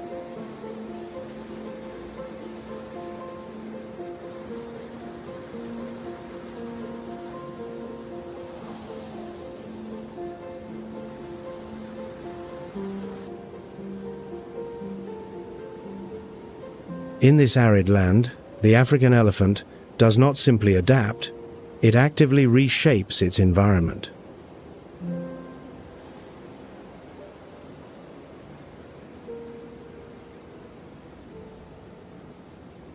A deeply social species, elephant herds are often led by an experienced matriarch who guides their migrations and protects the young.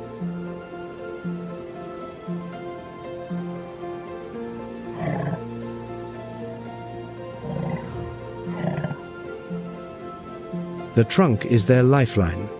With over 40,000 muscles, it allows them to perform complex tasks such as plucking leaves, breaking branches, and even digging wells in the dry earth.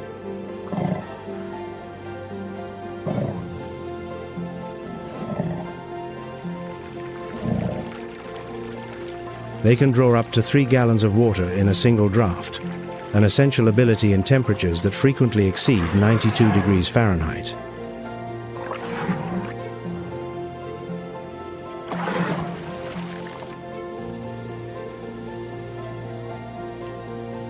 An extraordinary spatial memory enables them to recall dozens of seasonal water and food sources, traveling up to 20 miles a day.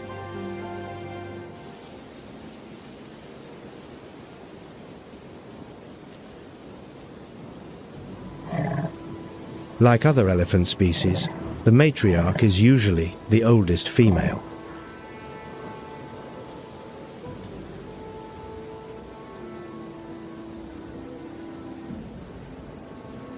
This role is not earned through strength, but through memory and decision-making skills.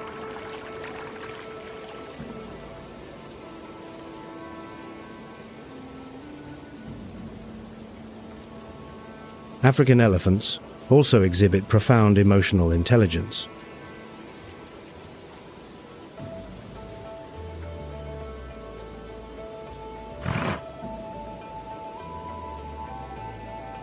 They have complex greeting rituals, share food, and even display grieving behavior when a member of the herd dies.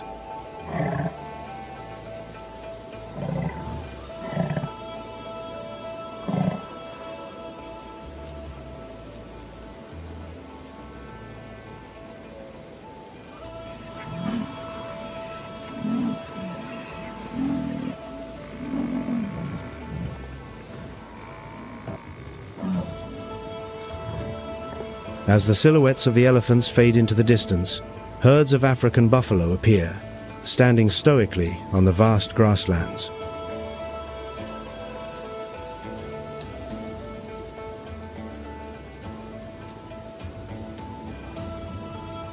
They gather in large herds, enduring the scorching sun together, a true symbol of resilience and survival.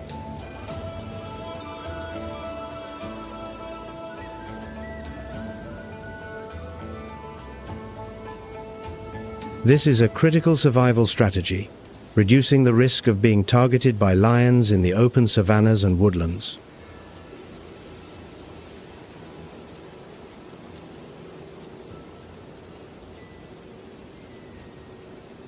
Buffalo are a favored prey for lions.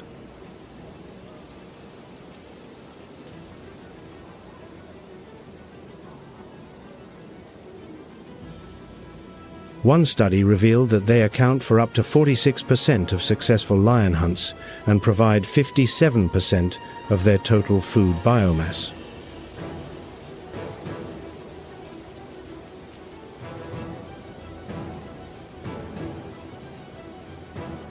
In response, buffalo herds have developed remarkable defensive tactics, placing their young in the center and pushing the large bulls to the perimeter for a direct confrontation.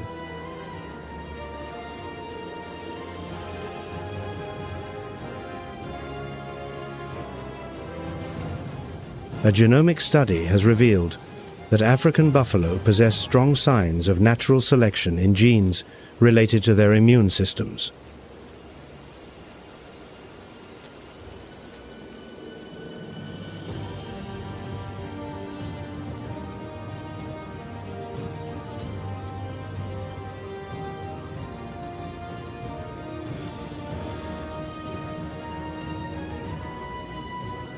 As the sun dips below the horizon, a silent tension envelops the herd.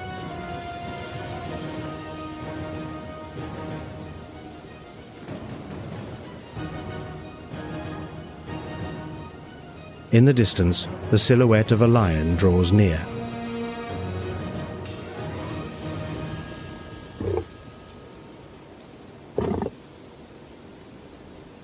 In the dry savannas and woodlands of Nile, the lion's hunt is not just a struggle for survival.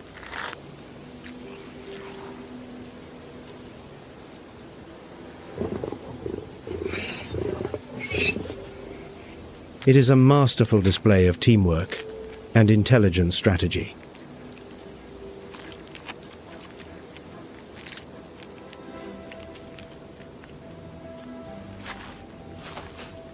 The lions of Nile remain genetically wild, with nearly pure lineages thanks to their natural isolation.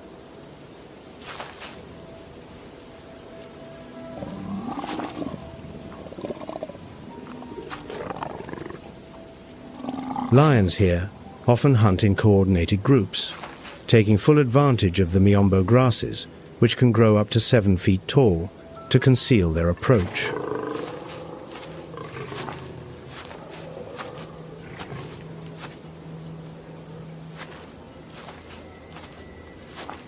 Within their complex social structure, each member of the pride plays a distinct role.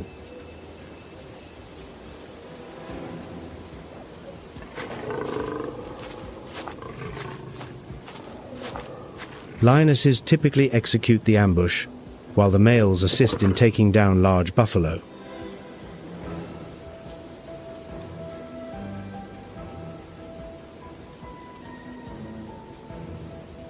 Estimates an adult lion density of 6.27 individuals per 38 square miles during the dry season.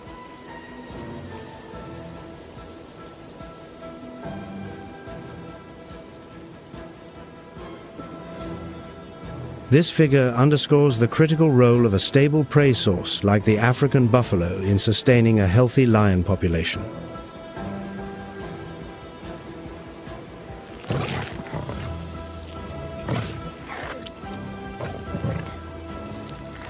But just as the lions prepare to enjoy their hard-won prize, a pair of cunning, watchful eyes lurks in the shadows.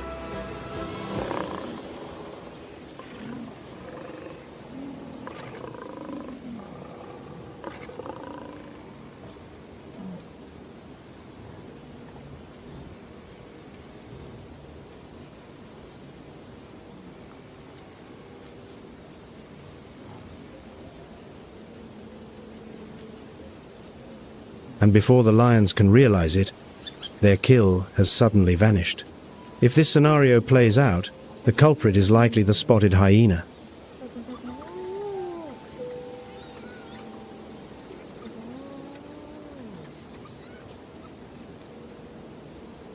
Spotted hyenas are common throughout the dry savannas and woodlands of Nile National Park. They are known for a dual strategy: active hunting and scavenging.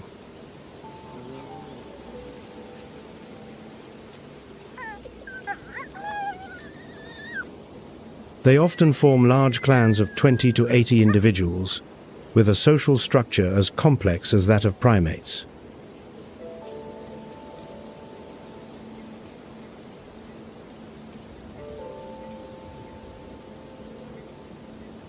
Although not as powerful as lions, hyenas hold their own in this fierce ecological competition.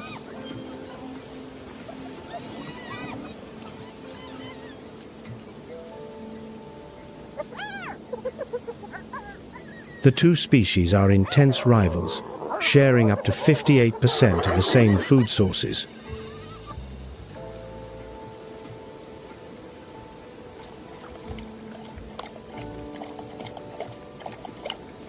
They form small hunting parties of 2 to 5 individuals to take down medium-sized prey like antelope, with a sprinting speed of up to 37 miles per hour.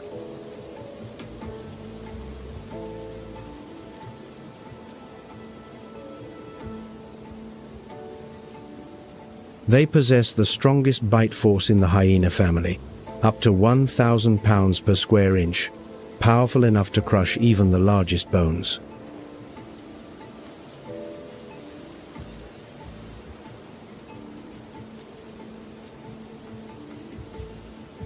Beyond their physical strength, their agility, long-range hearing of up to 6 miles, and the use of deceptive vocalizations give them a tactical advantage.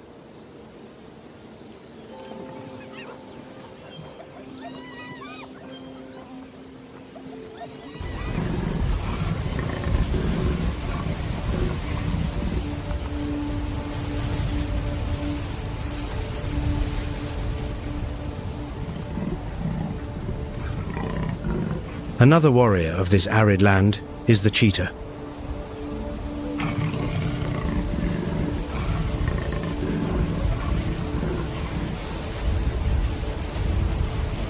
The embodiment of pure speed, it hunts across the open plains of Nile.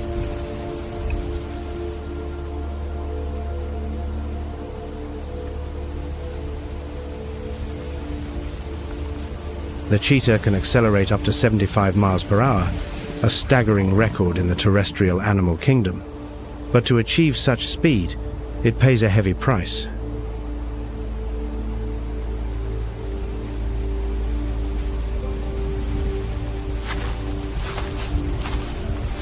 The cheetah's body is born to sprint.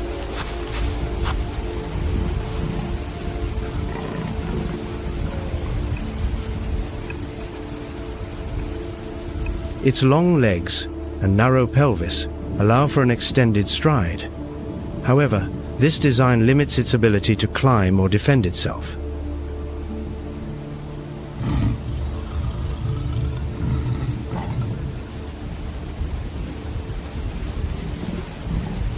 Genetic studies have confirmed that cheetahs experience 2 severe genetic bottlenecks approximately 100,000 and 12,000 years ago.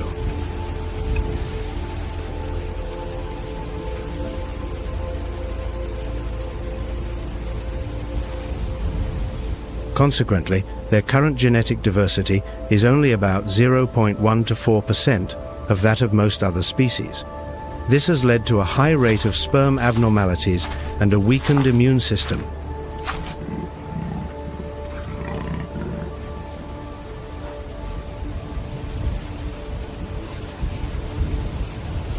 In the dry grasslands of Nile, where speed is an advantage but offers little protection, the cheetah relies on an open space hunting strategy.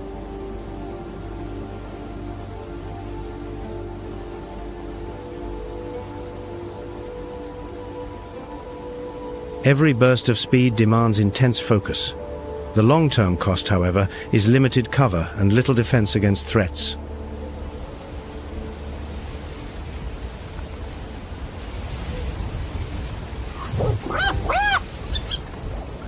Unlike the cheetah's solitary approach, the African wild dog hunts in packs, beginning with a silent and coordinated approach.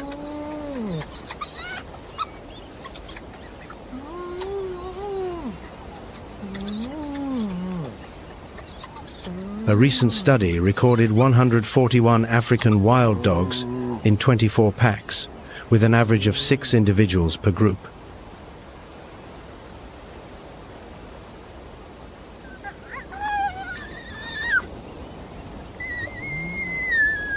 They are formidable hunters, boasting a success rate of 60 to 90%, far surpassing that of lions or leopards.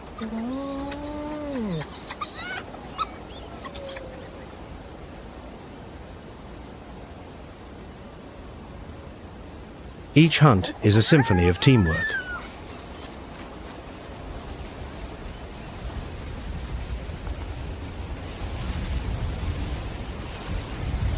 Pack members communicate through unique vocalizations and encourage each other to maintain their stamina.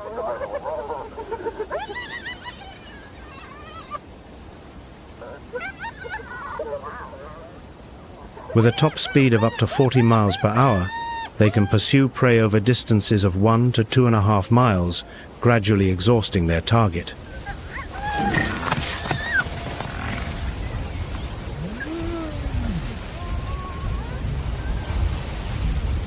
What truly stands out is their communal style of raising pups.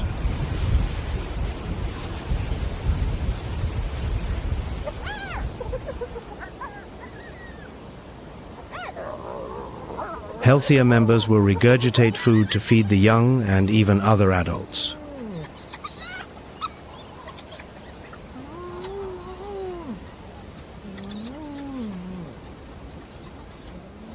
With an estimated 800 to 1,000 individuals in Nile, this is the largest known population of African wild dogs on the continent.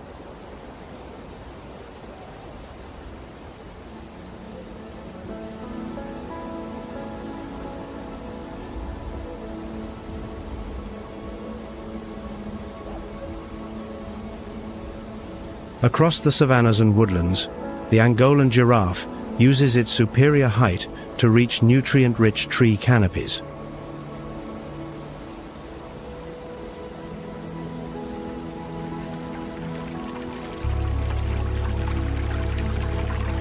Drinking, however, requires a unique and rather awkward technique. To lower its head far enough to the water, a giraffe must splay its front legs wide apart.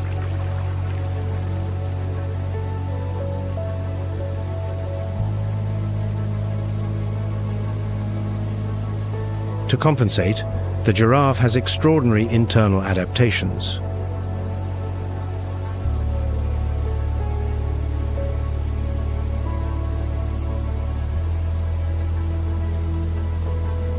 A complex network of valves in its veins regulates blood pressure, preventing a sudden rush of blood to the brain when it bends down.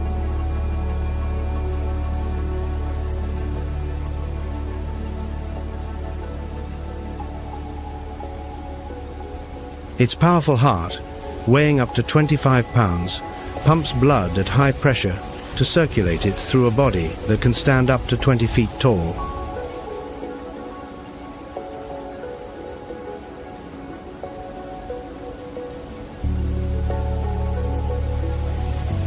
Thanks to a high tolerance for dehydration, a giraffe can go 2 to 3 days without drinking, staying hydrated through the moisture absorbed from its leafy diet.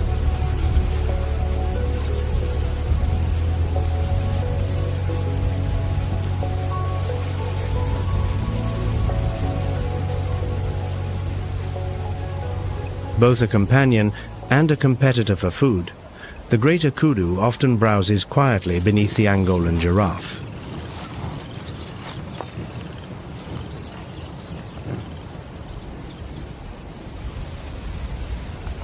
Distributed primarily throughout the woodlands of Nile, the greater kudu is one of Africa's largest antelopes, weighing up to 600 pounds.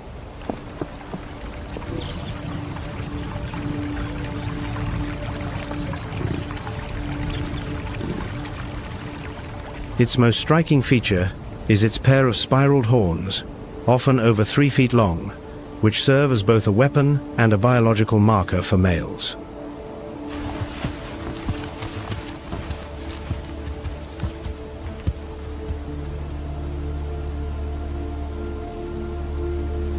The greater kudu is solitary or lives in small groups of 2 to 10 individuals, being most active in the early morning and late afternoon to avoid the intense heat.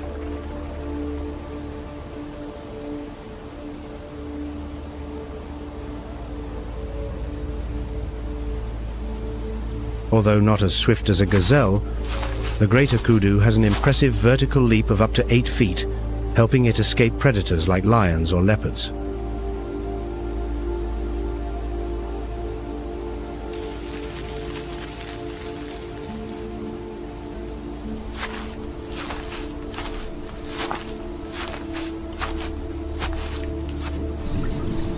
Leaving the arid grasslands, the landscape of Nile softens into wetlands and seasonal floodplains.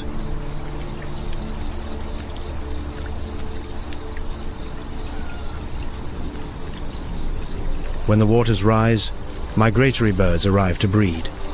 Amphibians emerge from the earth, calling for mates during the first rains.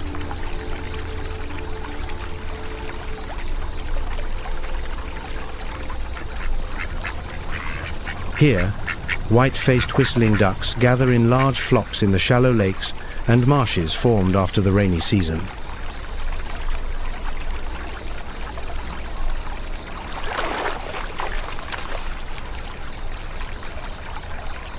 Meanwhile, the malachite kingfisher perches low along the riverbanks, scanning the water for small fish or floating insects to ambush.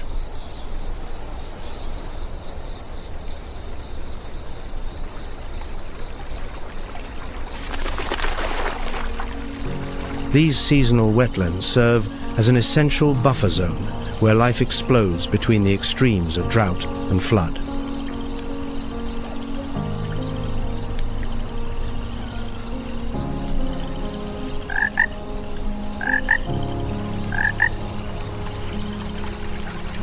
A prominent amphibian of this region is the African bullfrog.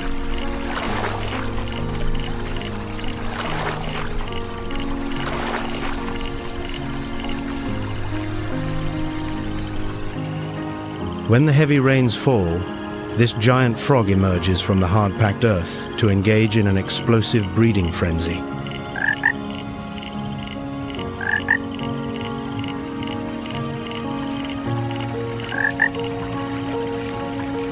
This species is notable for its size, measuring 8 to 10 inches long, with males weighing up to 2.5 pounds.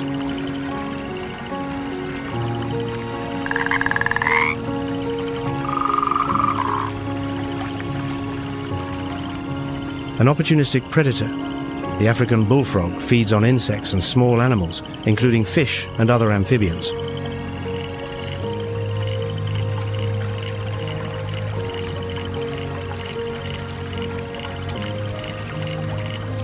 It is one of the few and also has 2 sharp, fang-like projections on its lower jaw for gripping prey.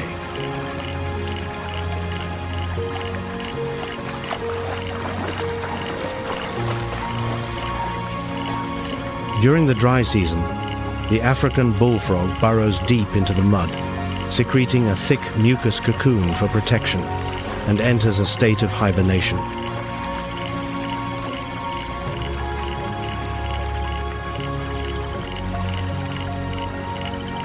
When rainfall exceeds 3 inches within 48 hours, the frogs emerge in unison, beginning a period of intense breeding.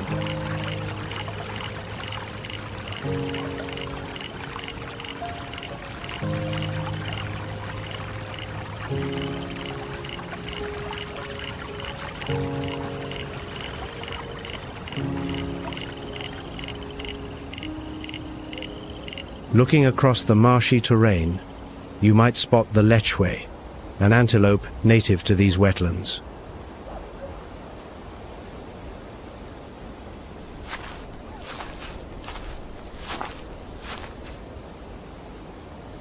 Its longer hind legs give it a spring-loaded advantage, allowing it to leap and accelerate through the mud without sinking.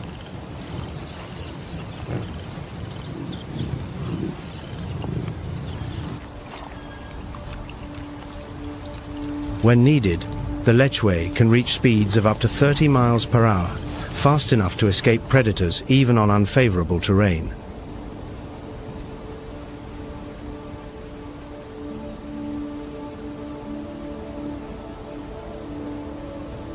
Although their numbers in Nile are lower than those of savanna-dwelling antelopes, the lechwe plays a vital role in the food web and serves as an ecological indicator of the health of the system.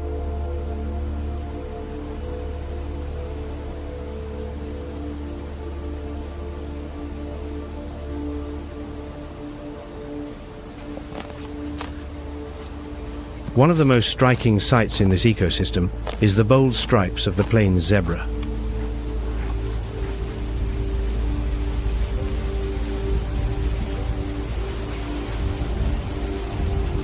Its contrasting pattern stands out against the lush green landscape after the rains. They often travel alongside antelopes, such as impala.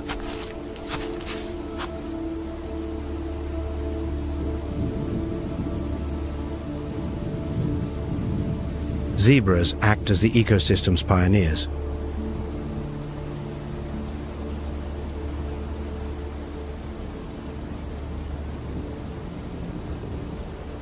By grazing on the taller grasses, they clear the way for smaller herbivores to access the tender shoots below.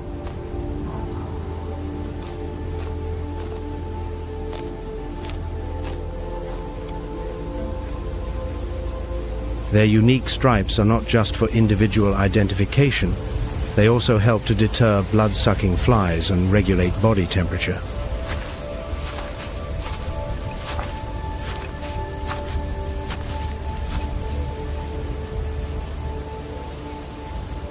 A common bird in the seasonal wetlands of Nile is the African jacana, often nicknamed the Jesus bird.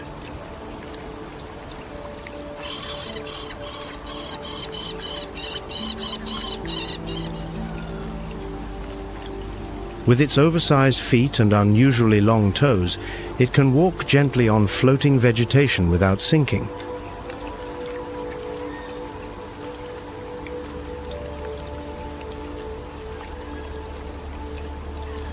This behavior is not just a feat of ecological adaptation. It allows the jacana to exploit shallow water habitats to the fullest.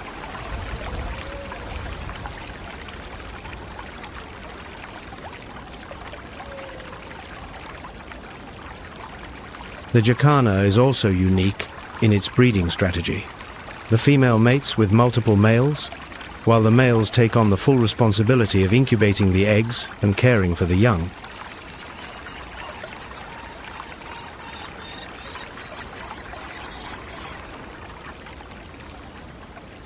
Delicate in appearance, yet remarkably adaptable, the African jacana is a living symbol of a life that is fragile yet resilient.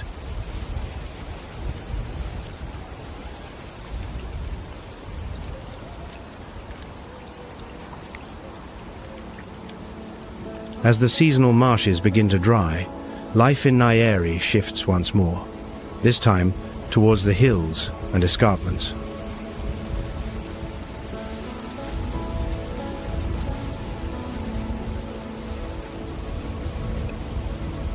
This area features a rugged terrain of exposed granite outcrops, low-lying vegetation, and a network of rocky crevices.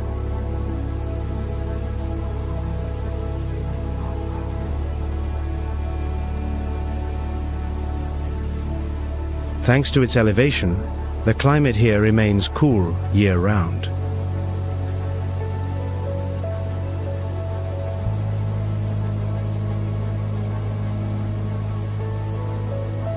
This stable environment provides an ideal refuge for wildlife that prefers a more discreet existence.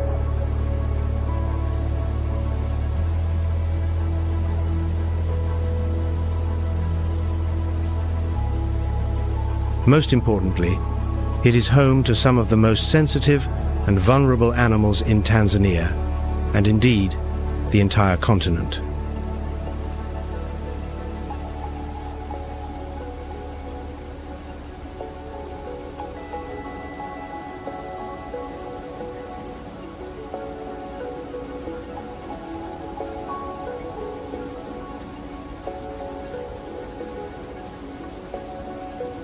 One prominent resident of Nile's hill forests and escarpments is the black rhinoceros.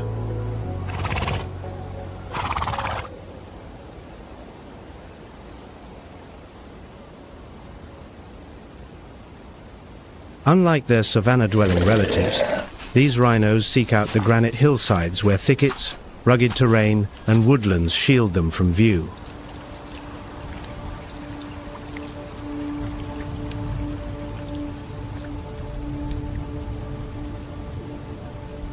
This is one of the last truly quiet, untouched lands where this species can exist almost in secret.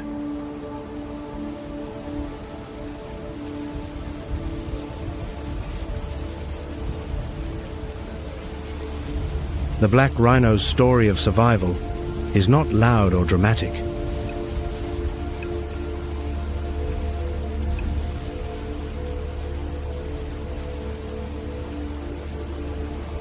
They move slowly, marking their territory with scars on tree trunks.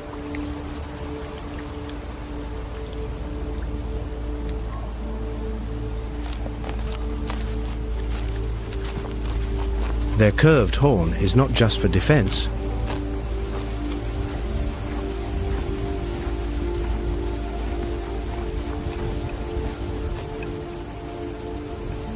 It is a survival tool used to break branches and adapt to this harsh, arid land.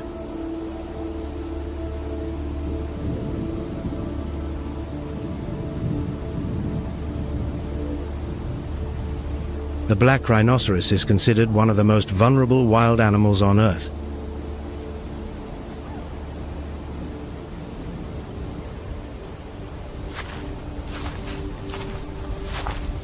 This is not only due to their extremely low numbers, but also because of their biology.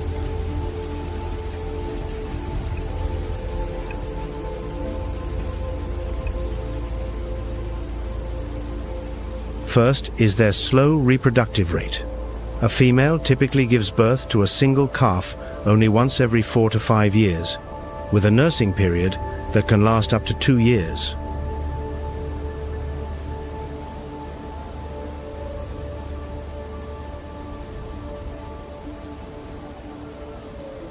They are solitary animals, lacking the herd dynamics that might offer collective vigilance or group defense.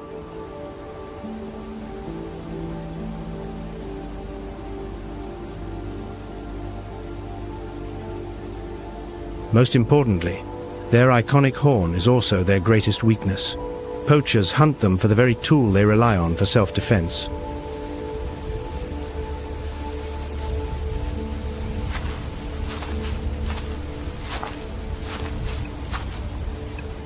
Their deep reliance on stable, undisturbed habitats makes them particularly sensitive to climate change or habitat degradation.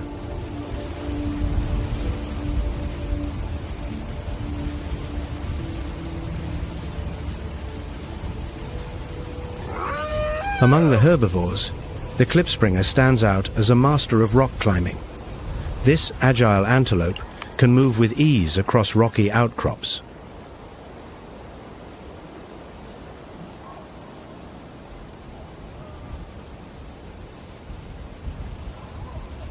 Their thick, disc-shaped hooves provide a secure grip on steep granite crevices, allowing them to navigate vertical terrain with ease.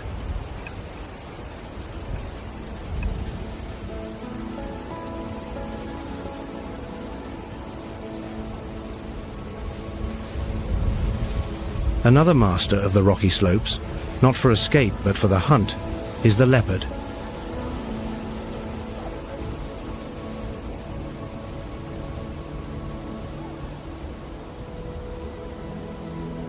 Unlike the pack-hunting lion, the leopard is a solitary creature, avoiding direct confrontation whenever possible.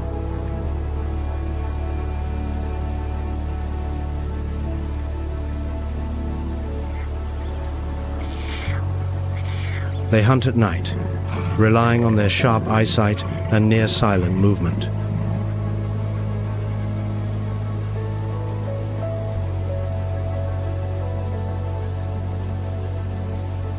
Thanks to their retractable claws, padded paws, and flexible bodies, they can react instantly to unpredictable terrain.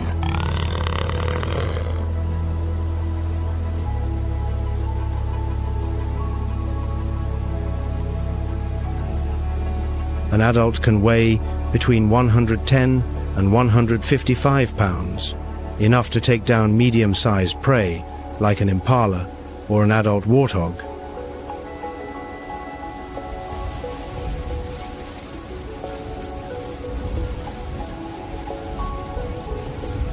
But after a kill, they do not eat immediately.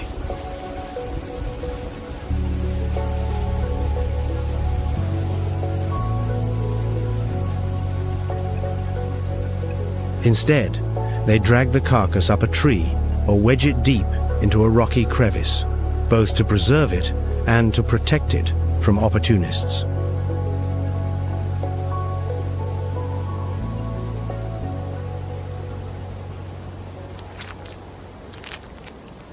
A single leopard can survive for up to 13 days on just one medium-sized kill.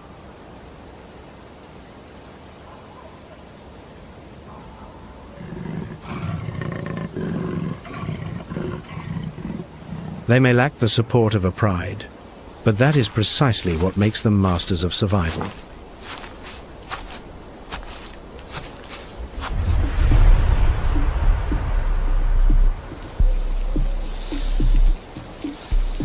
Finally, a character hidden in silence, but no less formidable. The African rock python, Africa's largest snake.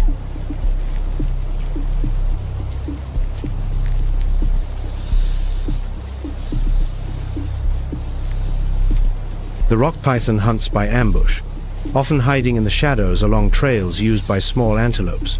They do not rely on venom.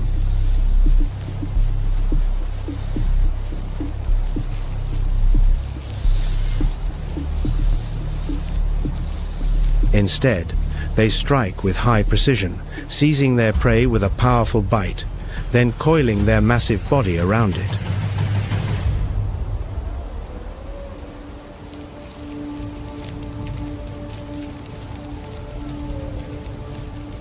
Their constricting force can exceed 13,000 pounds per square foot, enough to stop the circulatory system in moments.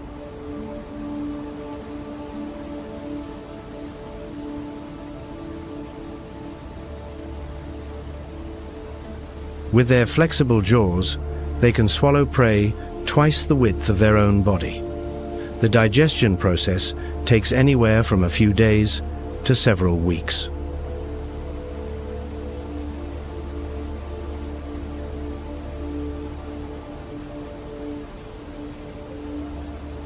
Although these wild creatures have found strongholds to call home, they are well aware that their sanctuary is increasingly fragile.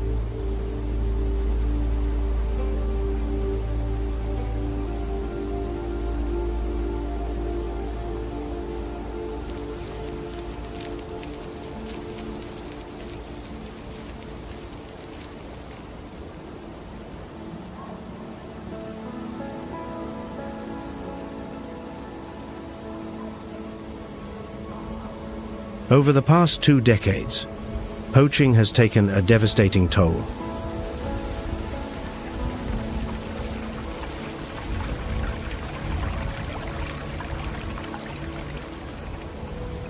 From 2006 to 2014, the elephant population in the Selous Nyerere region plummeted from over 109,000 to approximately 15,000.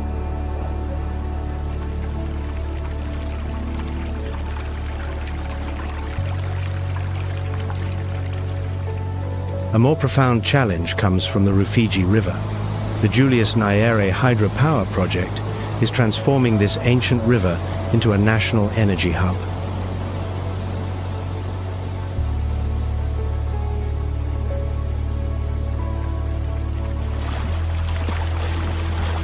But in exchange for electricity, the wetlands and floodplains are paying the price. The regulation of the river's flow threatens the natural flood cycles.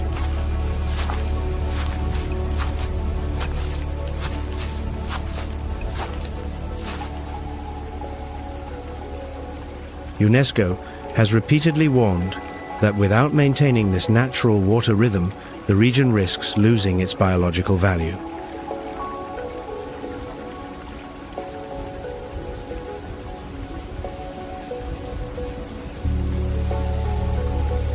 Along the park's western and southern edges, mining projects are gradually expanding, disrupting migration corridors for many species.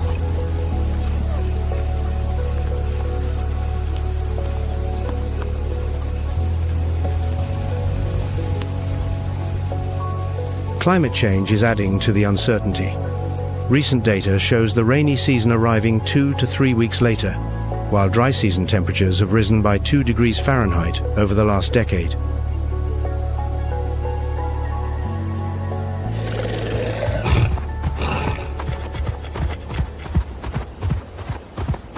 Perhaps humanity has begun to hear the silent cries for help from the creatures of this land.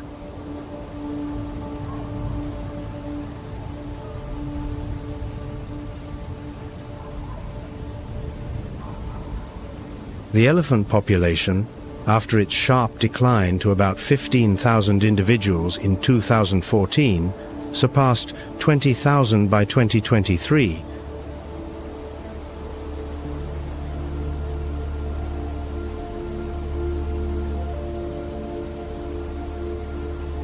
This recovery is credited to anti-poaching measures using surveillance drones, camera traps, and GPS tracking.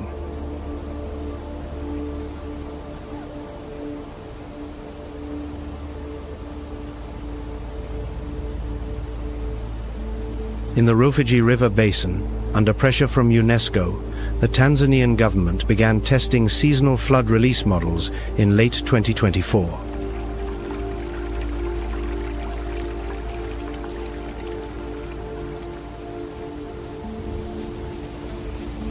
In the southwestern part of the park, 12 mining sites have had their operations suspended or their boundaries reduced, reopening migration corridors for large mammals.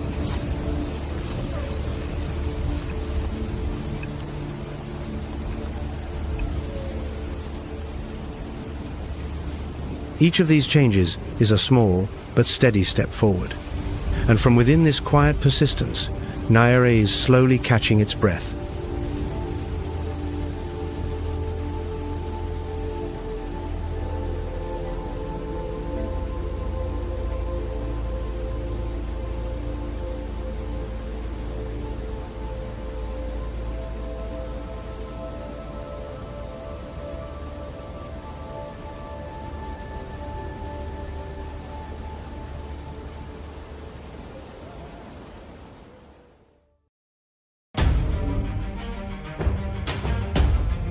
A world where life is as fragile as a breath, and death waits in every watchful gaze.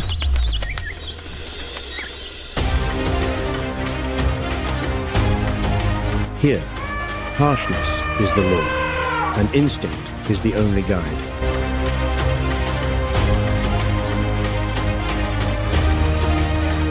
This is the wild, where every soul fights for survival, every second of every minute.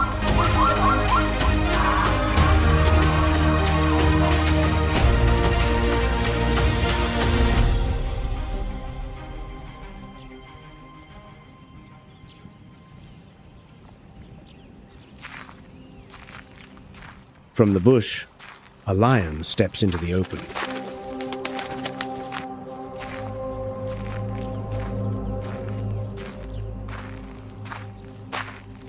They call him Shadow, a name that speaks of a destiny forged in the heart of this ancient land.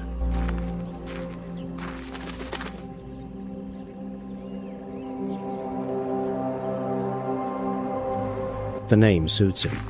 His mane, the cloak of an ancient warrior, glints with gold and jet black, especially thick and dark across his chest.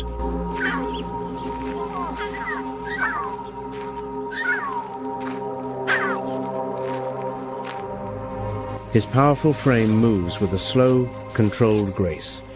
Each step is deliberate and sure, an assertion of the power he holds at 8 years of age.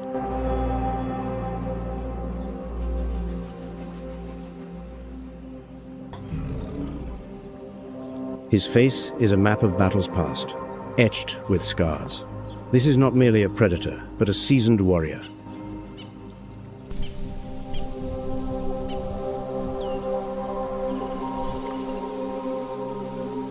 He walks the scorched grass, with no need to hide or look back. This is his time, his land, and his family.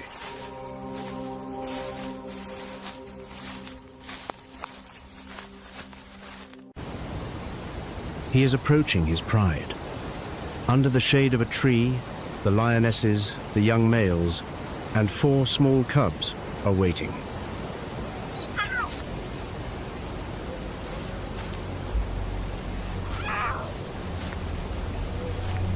Tiny paws knead a mother's soft flank, while milk teeth test an ear, a tail, her patient hide.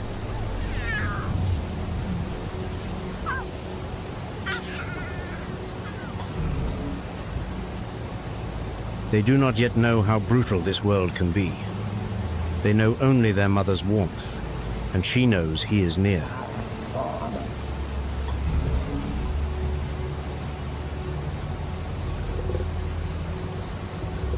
The lionesses have sensed his presence.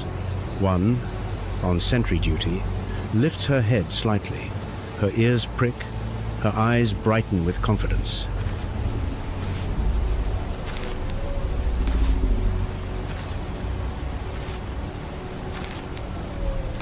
Shadow draws closer. His eyes are a warm amber, yet his gaze holds an infinite authority.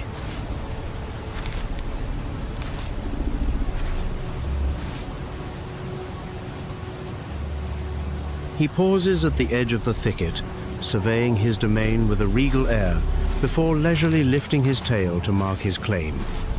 This is his land.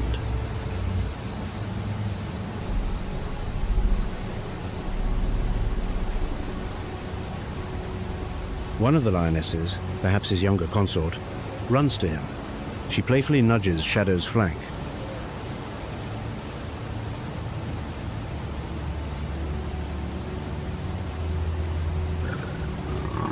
A gentle nip on the neck is a gesture of affection, not a challenge. Her eyes glint as she lets out a low purr.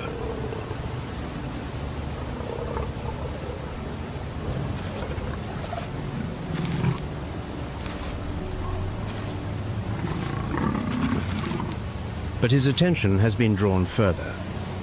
He looks towards Kali.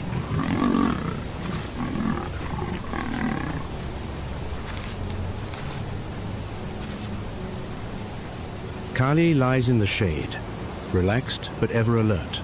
Her tail twitches, and on her back, her cubs are playing.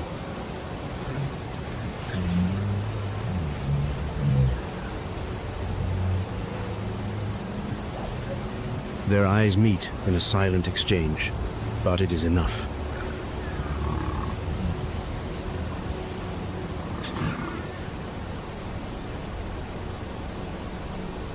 Kali rises and walks toward Shadow, her boisterous cubs trailing behind, overjoyed at their father's return.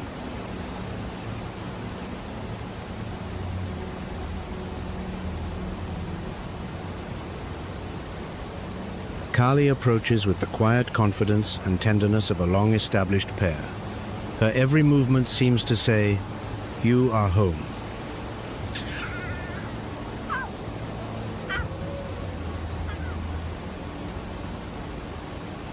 She gently rubs her head against his mane, inhaling his familiar scent. Their bodies merge for a moment, wordless but profound.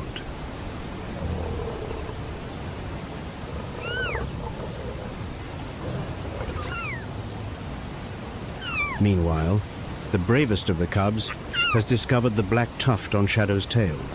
It pounces as if it were the greatest of toys.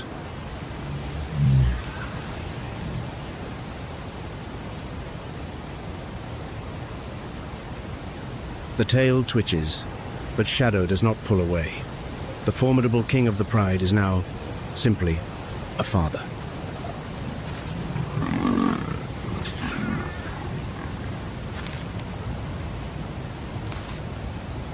Shadow is not hungry. Nearby, the half-eaten carcass of an impala is evidence of a swift, regal hunt.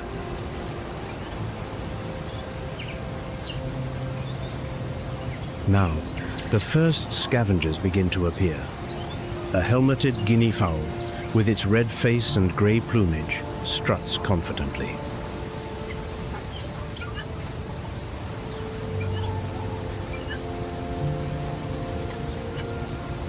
It seeks not meat, but the insects that have begun to gather on the remains of the feast. It knows the lion is sated and will not return.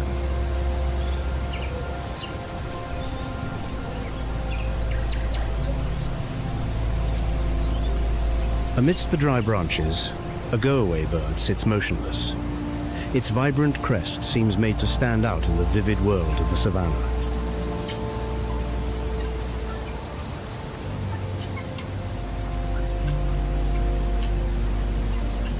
Perched on the stark branches, a go-away bird. Its existence is a masterclass in foresight.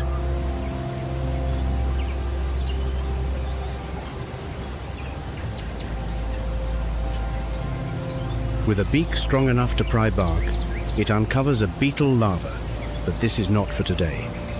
In a world of uncertainty, it practices an art rare among birds, saving for a time of need.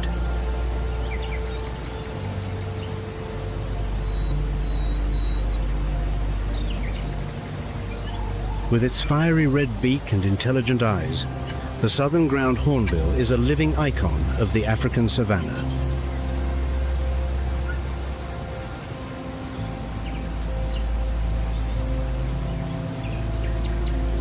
It strides purposefully across the arid ground, searching for small insects beneath the leaf litter and dry grass.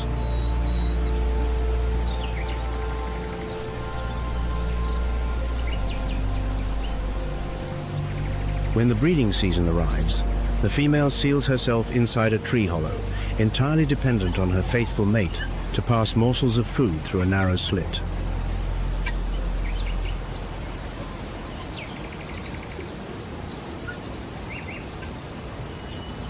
The deep, characteristic call of this bird is a familiar refrain in this wild land.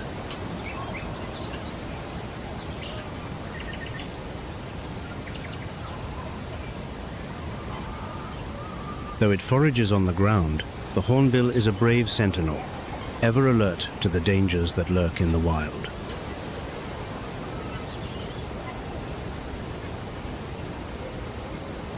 Two Smith's bush squirrels sit on a fallen log. This curved trunk could well be their home.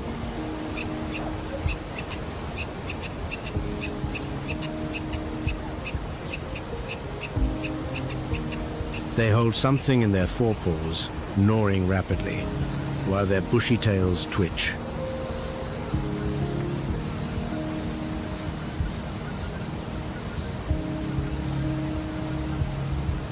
These squirrels move across the ground with confidence. One pauses, sniffing the air, while the other is already foraging in the dry grass.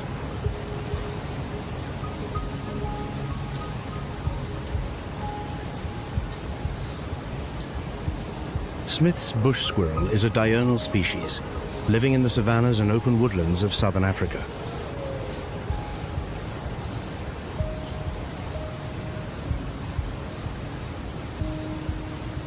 Their diet consists of seeds, fruits, insects, and occasionally birds' eggs.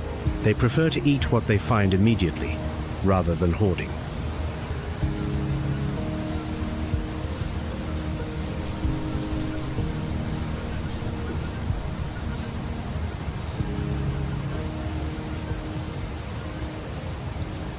Meanwhile, Kali is playing with her cubs.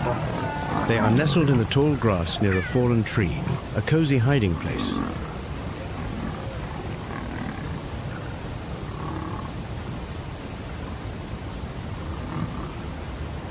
The little ones clamber over their mother, wrestling playfully with one another, grabbing at ears and tails.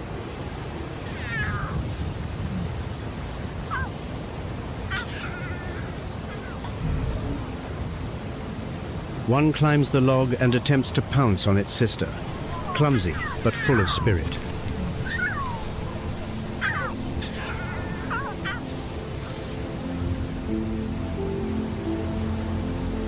Kali leans down, opens her mouth, and gently takes her cub by the scruff of its neck.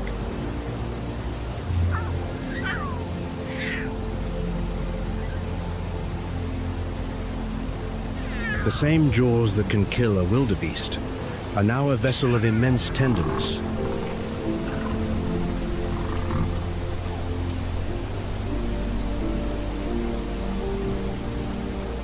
For her, it is a lesson.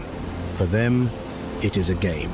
But for the pride, they are its most precious and vulnerable asset.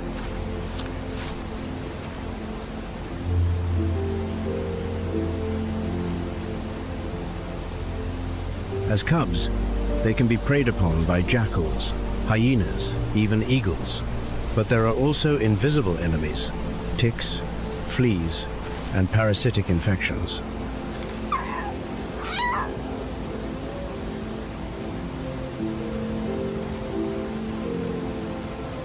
For now, however, they seem quite healthy. Their eyes are clear. Their mother licks them constantly, not just to clean their fur, but to reassure them.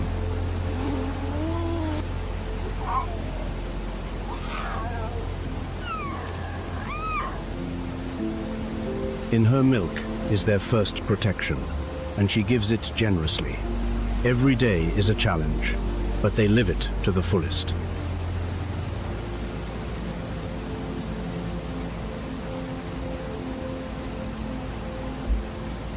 Kali stays with her cubs. Her movements are slow, precise, almost ritualistic.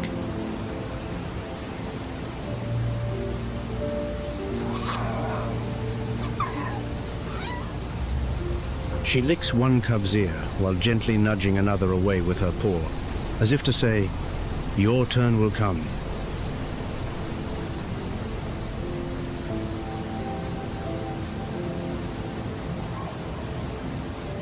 A litter of 4 is not uncommon. A lioness can have from 1 to 6 cubs, but 2, 3, or 4 is most typical.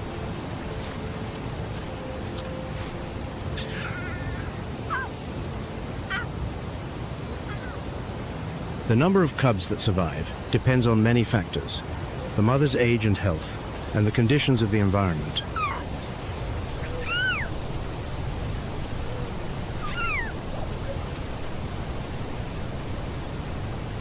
A lioness gives birth alone. She leaves the pride, seeking a secluded den. For the first few weeks, it is just her and the new lives.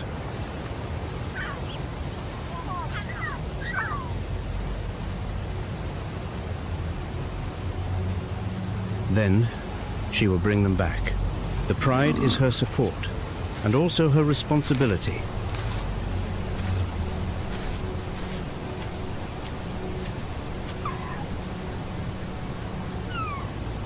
In a typical pride, there are 2 to 4 adult females. Their cubs are raised communally, suckling from one another and protected by all.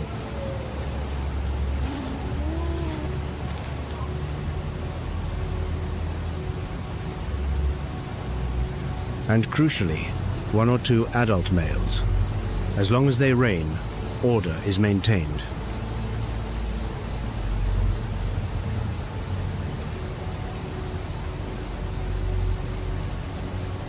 But this order is not eternal. One day, strangers will come to challenge them.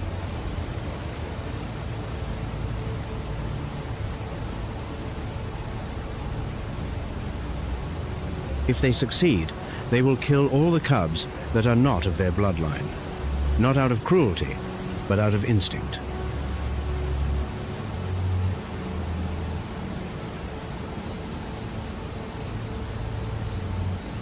Kali and the other lionesses know this. It is why they stay together.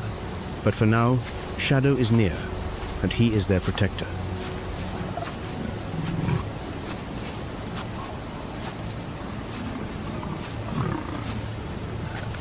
As long as he is strong, they can play in safety.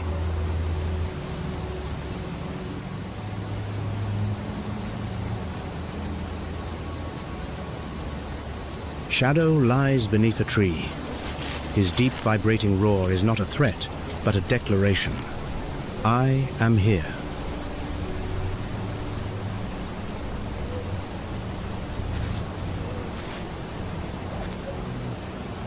To other lions, it is a warning.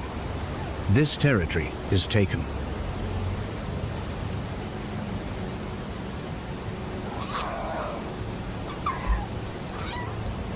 To his pride, it is reassurance. His voice is a protective wall. The lionesses hear it, and they know they are safe.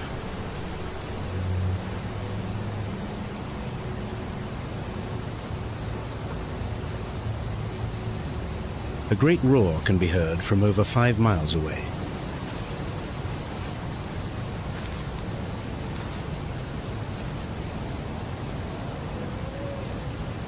Even if no one is in the bush, he calls out, to let all know his family is here.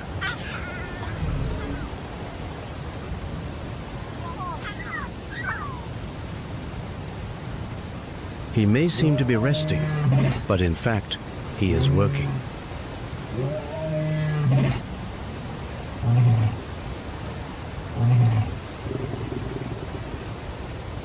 He is holding his entire world in balance.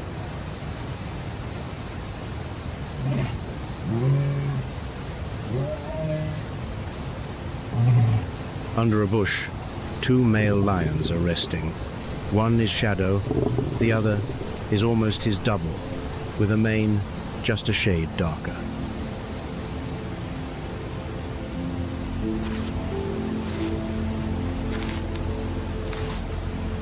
This is likely his brother, his ally in the pride's defense.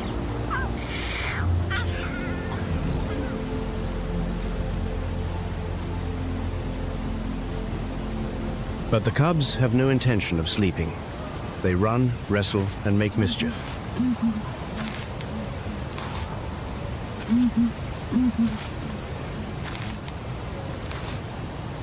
Two of them sneak up on Shadow.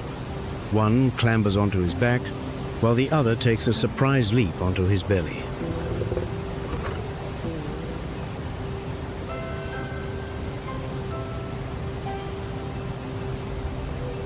Shadow is roused from his slumber. He lifts his head with a look of stern gravity, but not of anger.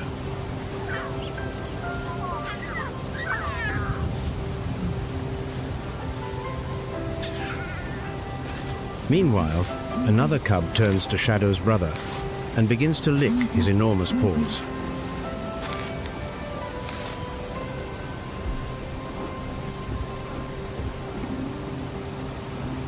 The male lion merely squints and rolls over to enjoy it.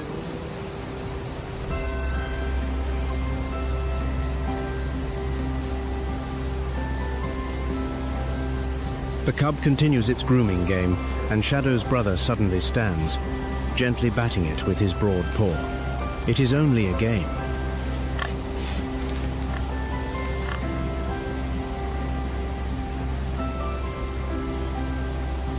Now, two others begin to chew on the tuft of Shadow's tail, growing bolder.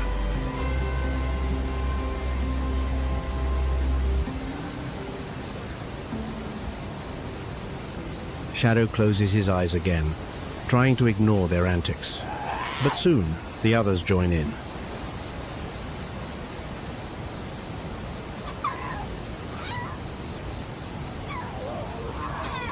When another cub takes a running leap and crashes into Shadow's back, he sighs, gets up, and walks away.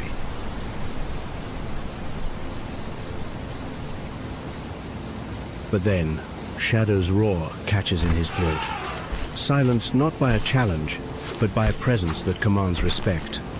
Through the trees, grey mountains take shape.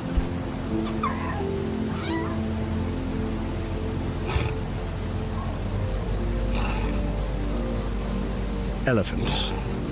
They move with the weight of time, and to them, the king of beasts is merely a part of the landscape they rule.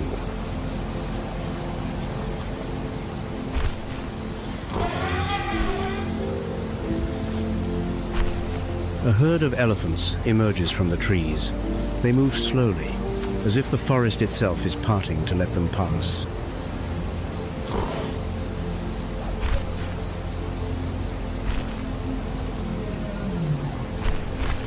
They pay no mind to the lions. To them, lions are just noise in the landscape.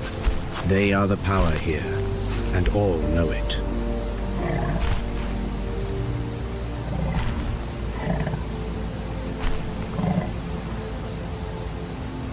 Elephants live in families. An old, wise female leads as the matriarch. She remembers where to find water, where to find salt, where the rains have fallen.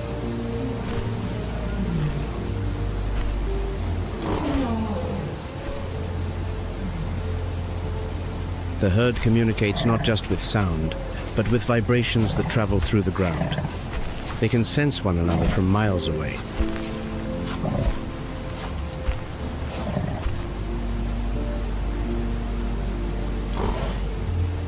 After lingering near the pride for a while, the herd turns towards the open plains.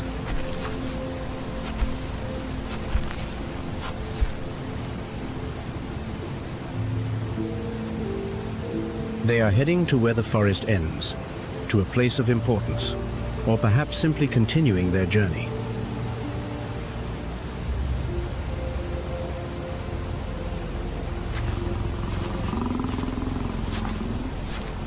Shadow is thirsty. He goes to the waterhole alone, slowly and with confidence.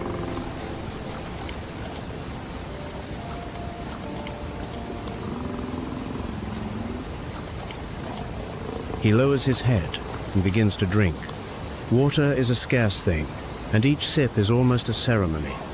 He drinks with deliberation, unhurried.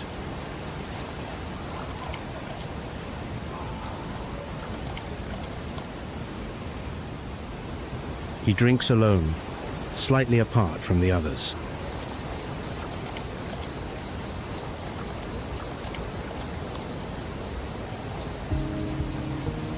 This is his territory, his water source, and he behaves with the dignity of one who holds power.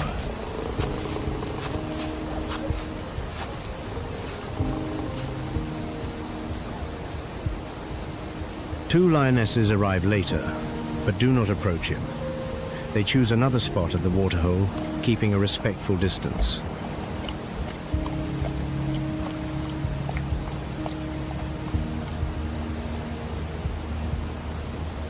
Between them and Shadow is not just a physical space, but a boundary of role, custom, and hierarchy. He is the leader. They are part of the pride.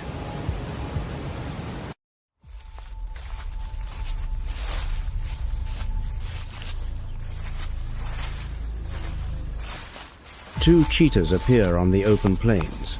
Their pace is hurried, their bodies tense.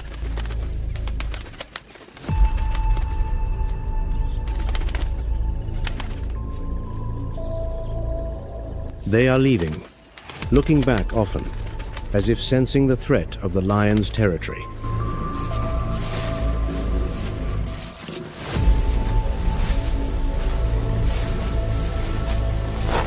When a cheetah crosses that invisible line, if spotted by an adult male lion, it stands no chance.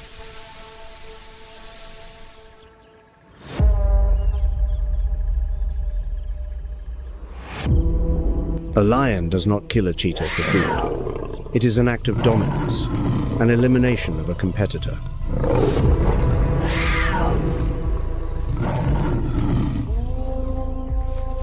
The cheetah's nimble body cannot withstand the lion's power.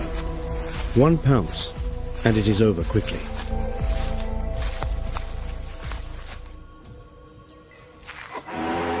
After the pride leaves, a herd of elephants approaches the waterhole. Among the adults are two calves.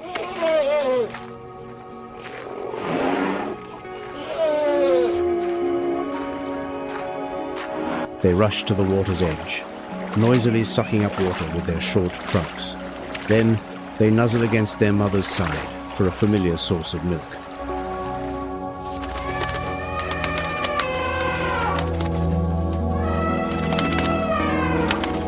Elephant milk is an essence of life.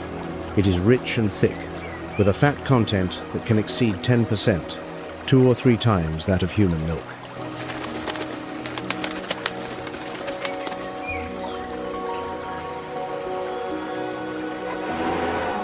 It is this fat that provides the energy needed for the rapid growth of body and brain. It contains less lactose, but is richer in minerals than cow's milk.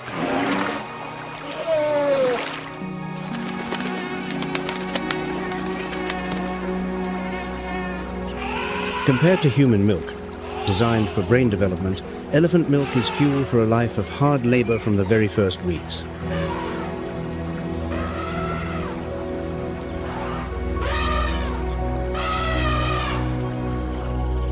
An elephant calf suckles for a long time, sometimes up to 2 years or more. This drink is its strength and its protection.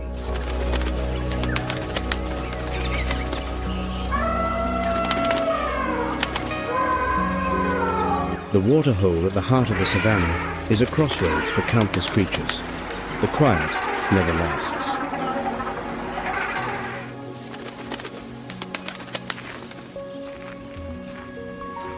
As soon as the elephants depart, a new parade arrives. First, the warthogs.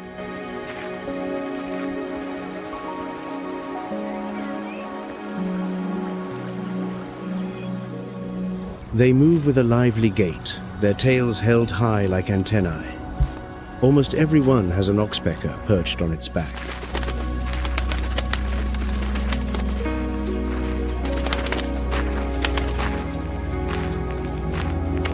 These birds perform an important service, cleaning their host skin of parasites and tending to small wounds.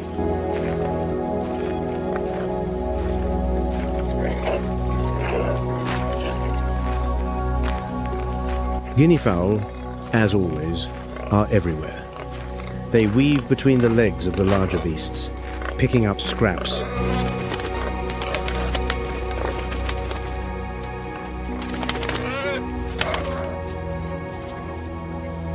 And then a new wave approaches, wildebeest. Their herds are vast, dark, and in a constant state of alert.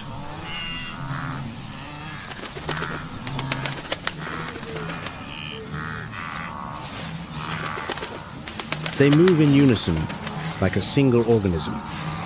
They are cautious, sniffing the ground in a perpetual state of unease.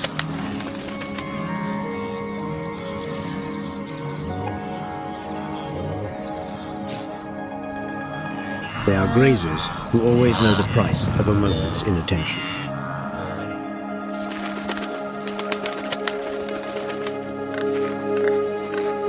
The warthog, a creature that looks as if it was sculpted from the earth itself.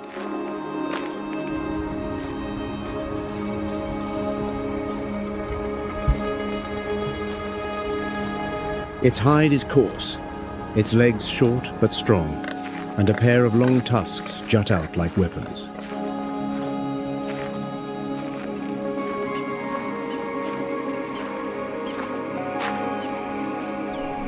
It travels with its tail held high.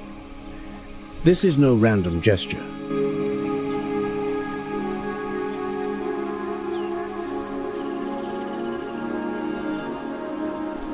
In the tall grass, the tail becomes a beacon, helping its young not to lose sight of their mother.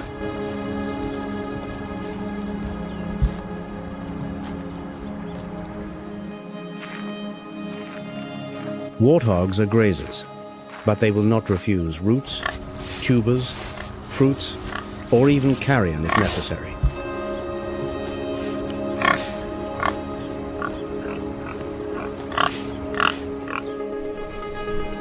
It does not build elaborate homes.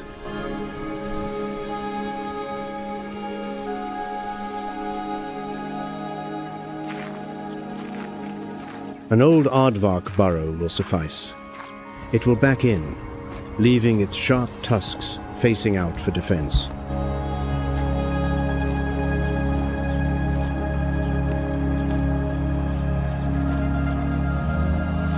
Though it seems cumbersome, a warthog can run at speeds of up to 30 miles per hour and becomes formidable when cornered.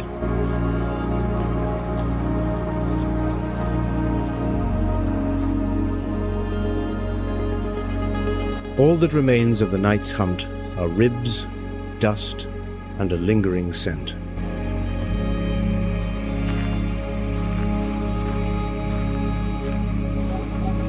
Vultures descend upon the impala carcass one by one.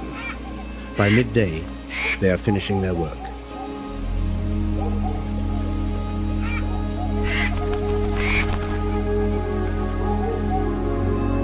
With their long necks, they reach into the skeleton, using their powerful beaks to strip away the last sinews.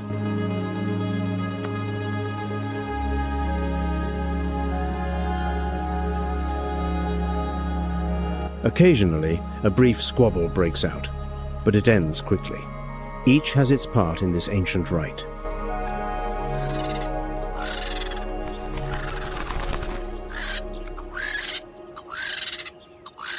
They are the undertakers of the land, performing a vital ancient ceremony.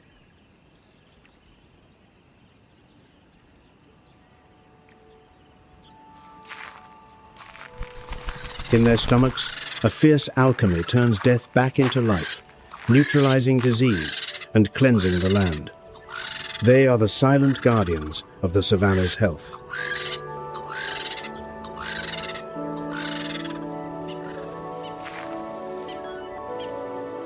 At a distance, a marabou stork watches silently. Its time will come later when the competition has thinned.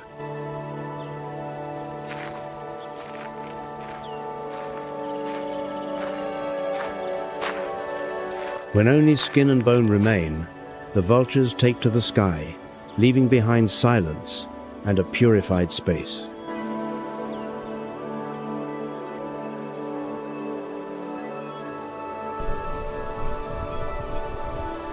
The cycle is now complete. What was life is now food. What was food is now only bone.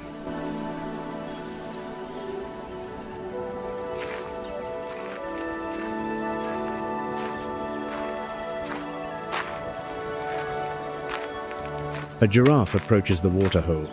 This is an artificial water source, created to attract both animals and tourists.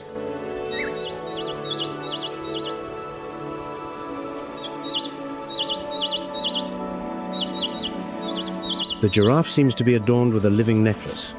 It is a group of oxpeckers diligently picking parasites from its neck and back.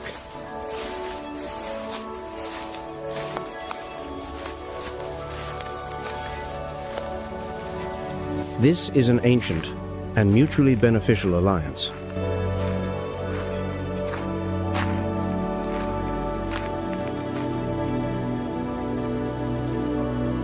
The giraffe pauses, its eyes wary.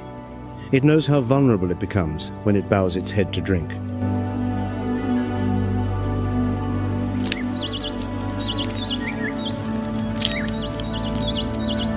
First, it cleans its nostrils with its long, prehensile tongue. This dark purple tongue can be up to 18 inches long.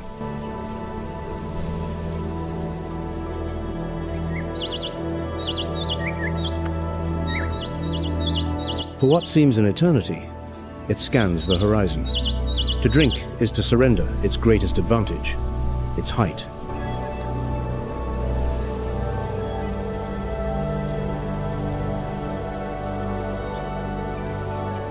It must perform a perilous ballet, splaying its legs, lowering its magnificent head into the jaws of vulnerability.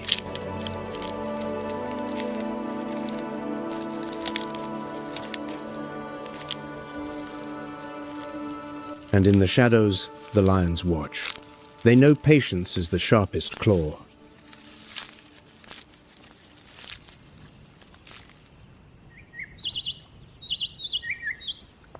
It hesitates. It lowers itself slowly, then suddenly straightens up, as if something has startled it.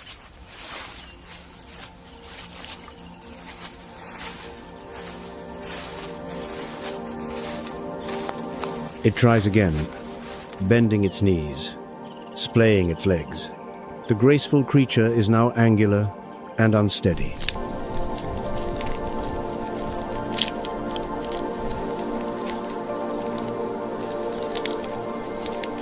It almost touches its lips to the water, but no, it straightens again. Neck taut, eyes vigilant.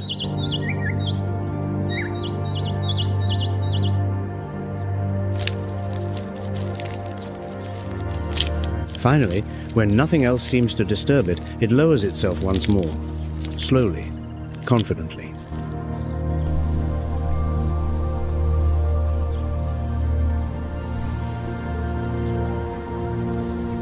It begins to drink, cautiously but deeply, relishing the rare opportunity to quench its thirst.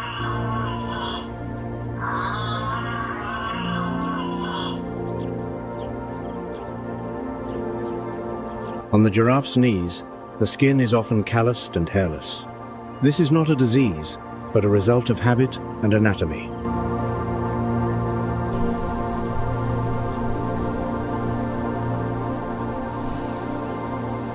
When a giraffe kneels, this part of its body comes into contact with the hard ground.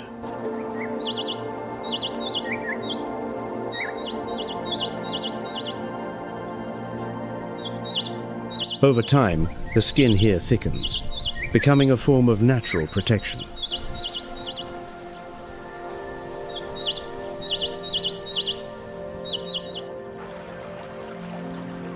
A giraffe can drink up to 10 to 15 gallons of water at a time, but it does so quite rarely.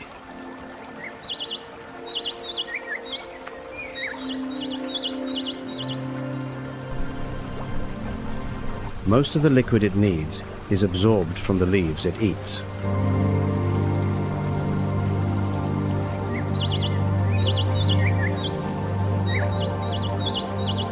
Its spotted coat is not just for camouflage. Each giraffe has a unique pattern, like a human fingerprint.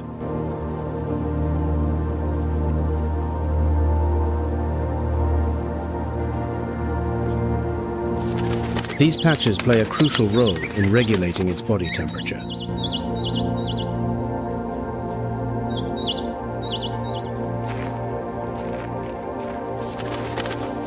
Beneath each patch lies a network of blood vessels that helps to release excess heat from the body.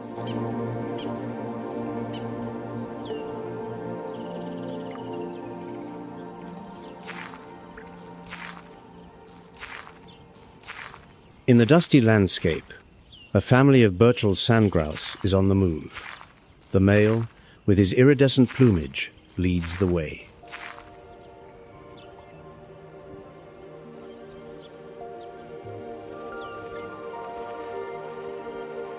Beside him is the female, her plumage a perfect camouflage, almost merging with the ground.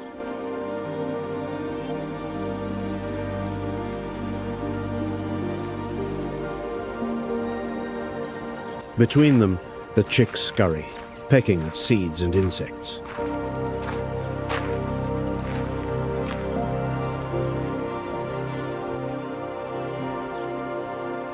Their parents keep them close, using calls to guide and encourage them.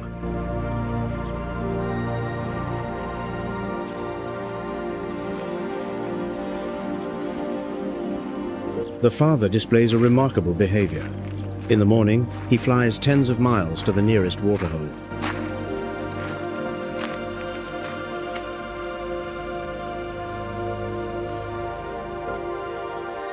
The feathers on his breast have a unique structure that allows them to hold water. He soaks himself, collecting moisture, then flies back.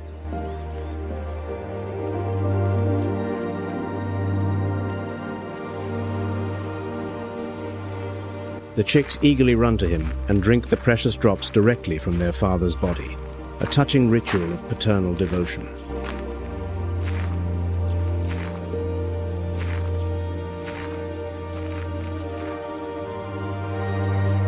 Burchell's sandgrouse are masters of camouflage.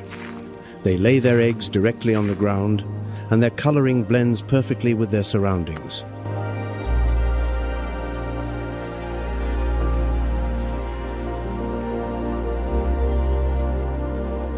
The sun sets, painting the sky in hues of rose and ash blue.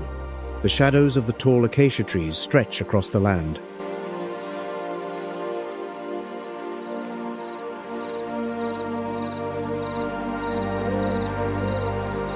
For the pride of lions, things are just beginning.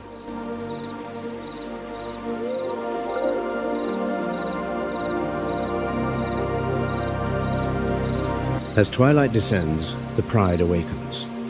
The lionesses stretch, their movements becoming more focused.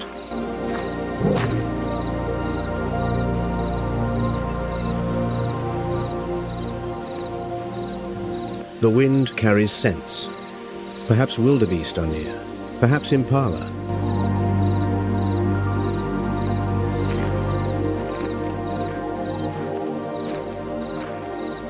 Shadow and his brother stand motionless, listening to the distant sounds.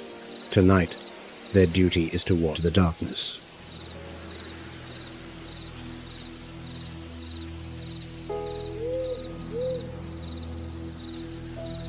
They move swiftly and almost without a sound. This is their time.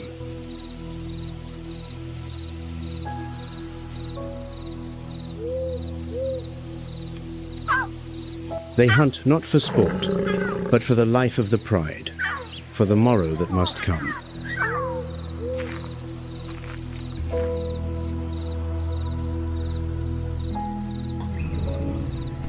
Meanwhile, the cubs are already deep in sleep. They are curled together in a warm pile of fur.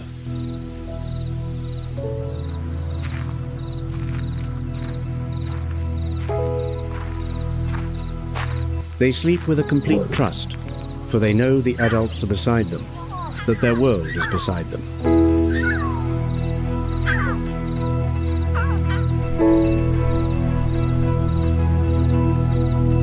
And so, another day in wild Africa comes to a close.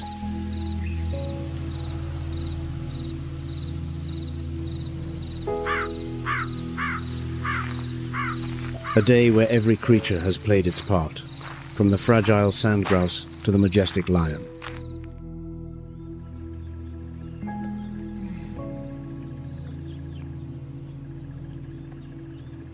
Life goes on. Tomorrow, it will all begin again.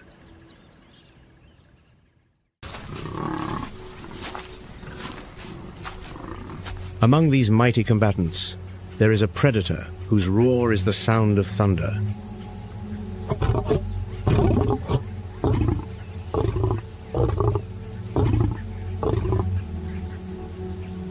Their attacks are swift and decisive.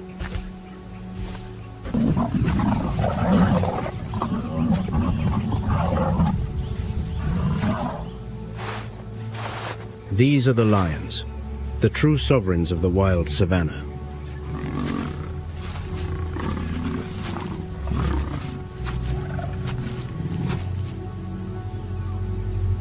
But the throne of the savanna is never easily won.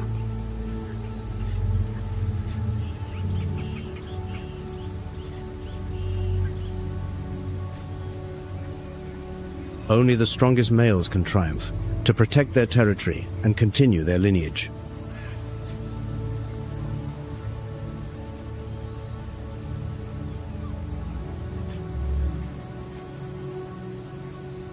For the vanquished, the price of failure is a bitter exile.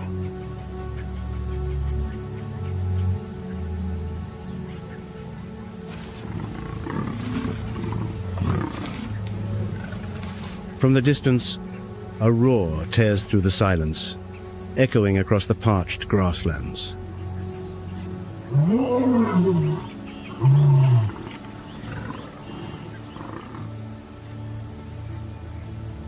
It is more than a sound. It is a declaration of war.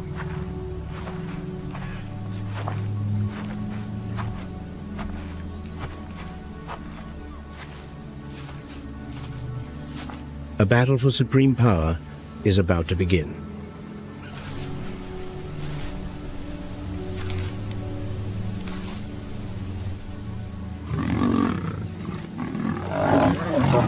In the kingdom of the lion, power is never a gift.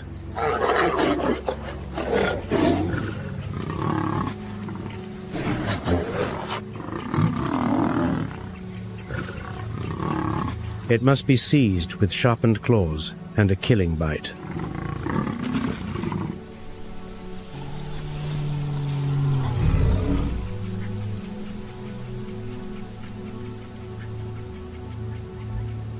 Young males, driven from their birth pride, must wander this harsh land, searching for an opportunity.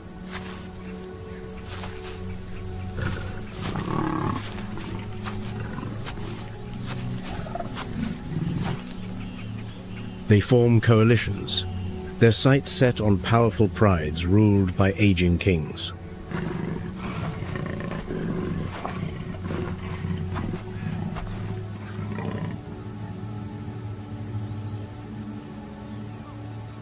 When the moment is right, the savanna trembles with the roar of their challenge.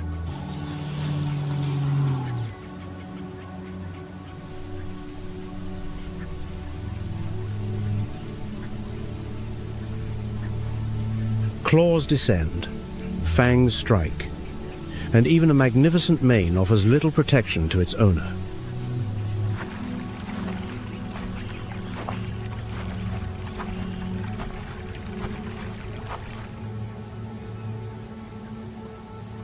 In this brutal world, only the strongest can endure.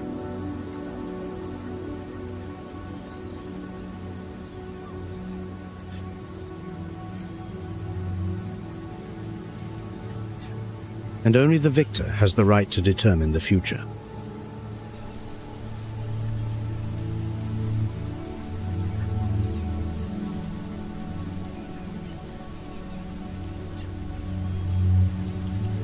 This is no peaceable kingdom, but a realm governed by predators.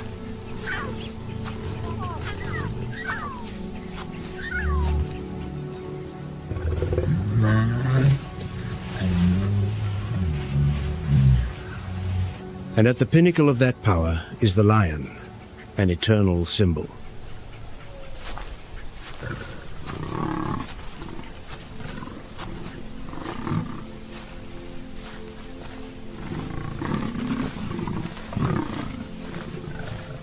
Their story is an epic of power, resilience, and an unconquerable spirit.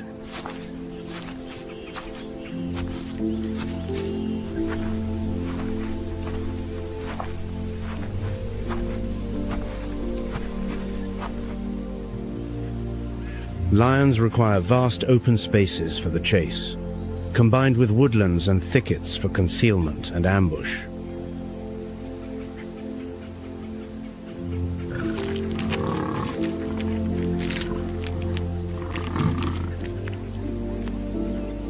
Sanctuaries like the Serengeti and the Okavango Delta are their last great strongholds.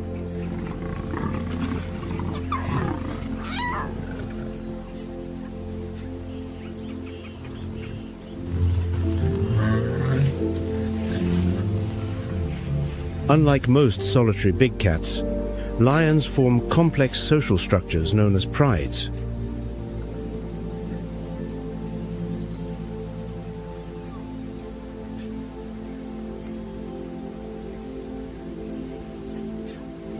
Their strength comes not only from their physicality, but from the deep bonds between members.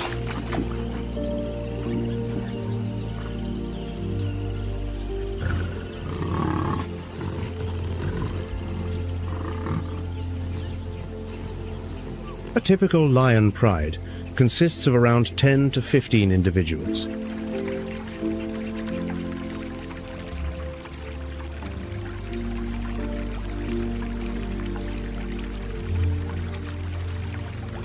At the heart of the pride are the lionesses, the mothers and sisters.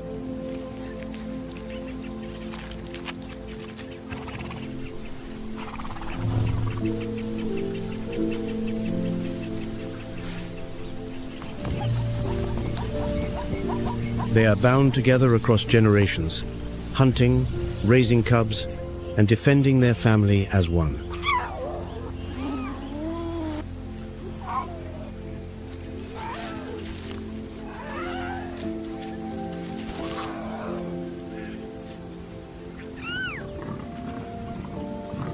The adult males are tasked with protecting the territory from intruders and rival coalitions.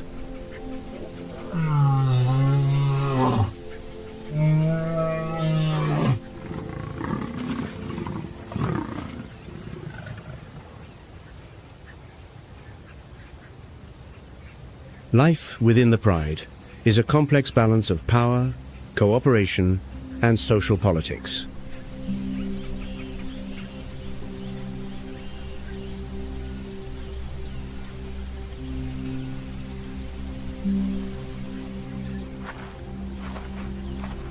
Gentle licks and affectionate head rubs are more than simple acts of grooming.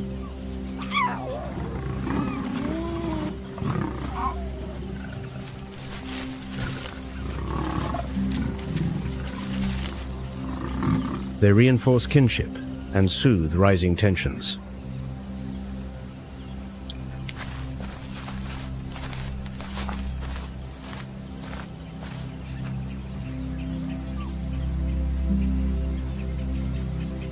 Silent but formidable, the lionesses are master hunters, their tactics honed over generations.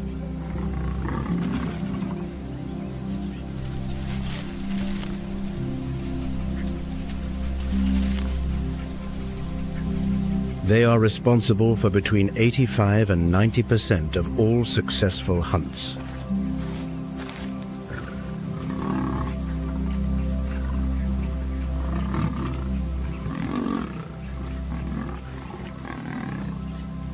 Raising cubs is a communal effort, creating a creche in the heart of the wilderness.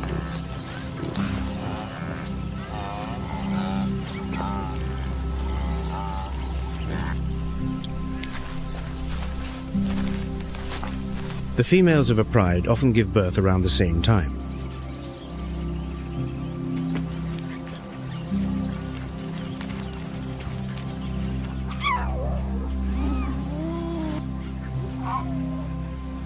This synchrony ensures the cubs are of a similar age, allowing them to suckle from any lactating female.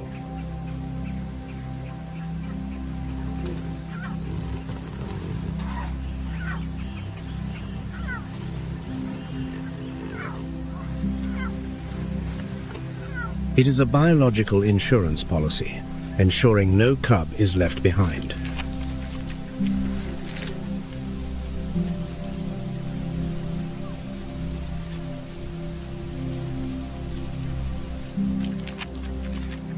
It is this unyielding solidarity that has made them the rulers of the savannah.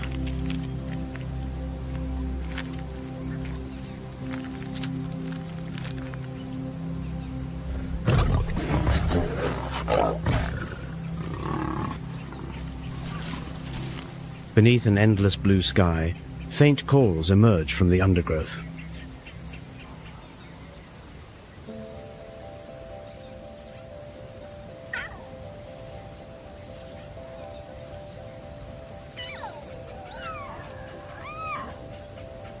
They belong to the lion cubs, the small, fragile lives that represent the future.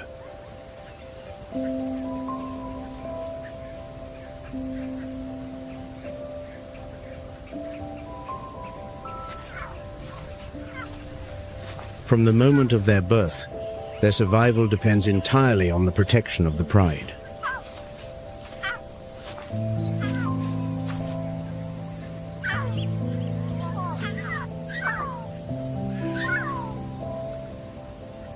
For the first 6 to 7 months, their mother's milk is their only nourishment.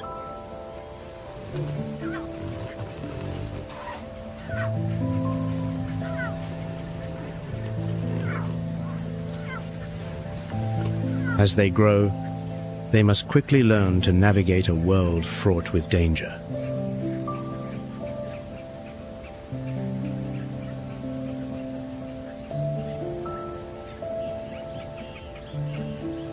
Their seemingly harmless games are, in fact, nature's harshest lessons.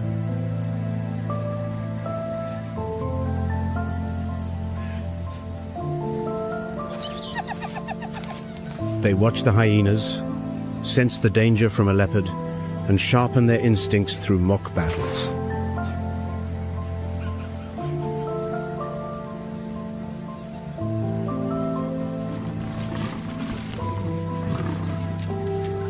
The journey to adulthood, however, is perilous.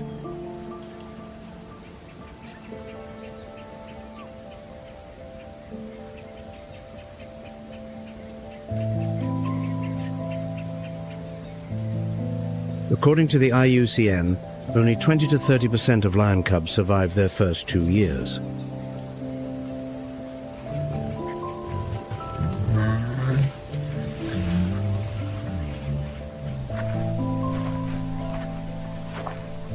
This grim reality forges them into courageous warriors.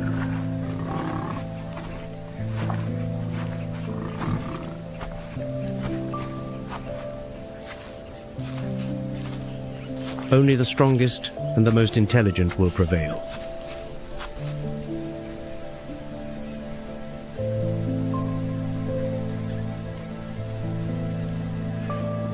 As the first rays of dawn appear, A male lion's roar can travel for up to 5 miles.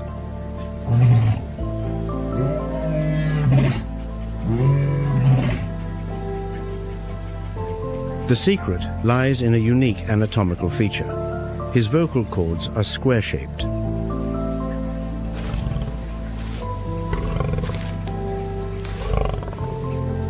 This structure acts as a natural sound amplifier.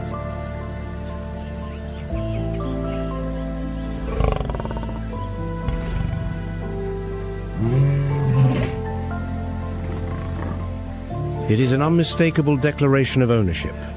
This land is taken.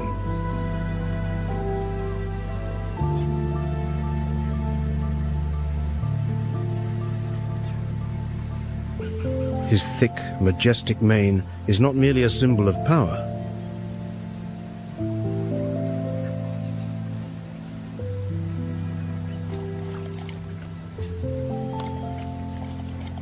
It is a natural coat of armor, protecting his neck and head from life-threatening blows.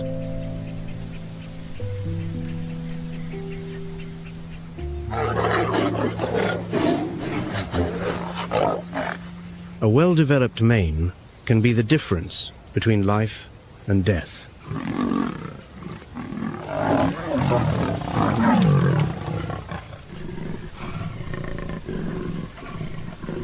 The presence of a dominant male brings stability, preventing violent takeovers.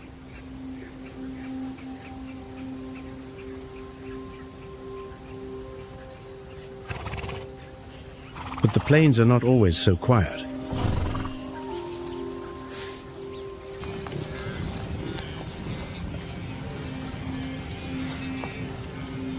Under a burning sky, herds of wildebeest, zebra, and buffalo graze peacefully.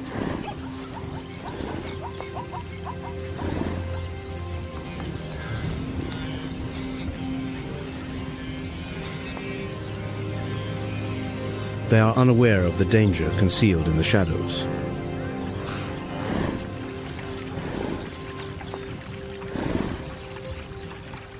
The long, dry season turns waterholes into strategic hunting grounds.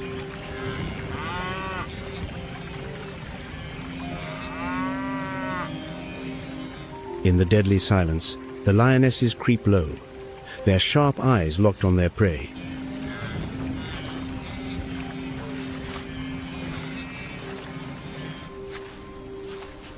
Hunting in these conditions is a game of patience and precision.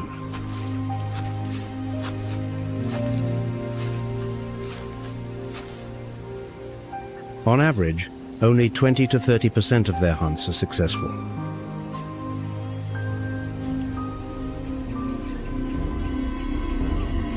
Lions are not built for long-distance chases.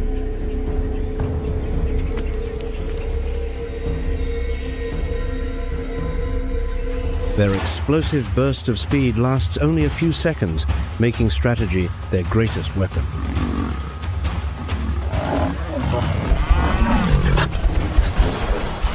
They carefully select the most vulnerable target.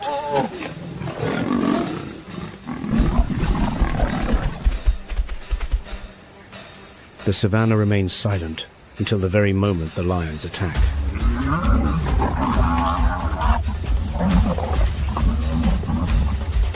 But their prey never surrenders easily.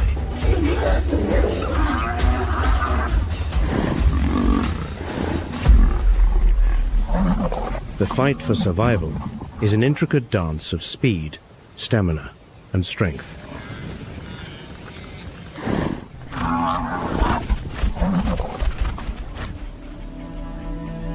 The cheetah is the savannah's ultimate sprinter.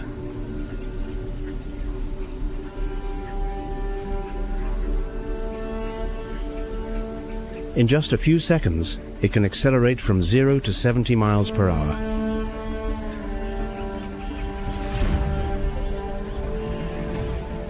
But that speed comes at a great cost.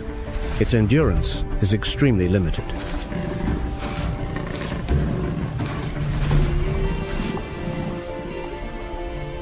Its opponent, the gazelle, is a master of evasion.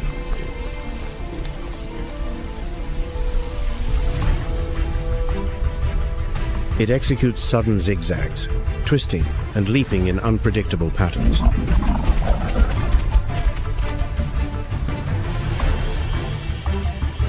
If the gazelle can outlast the cheetah's short burst, it has a chance to escape.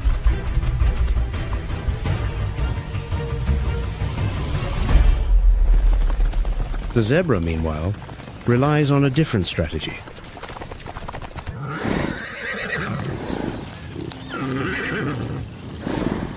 Their striking black and white stripes are not for camouflage, but for confusion.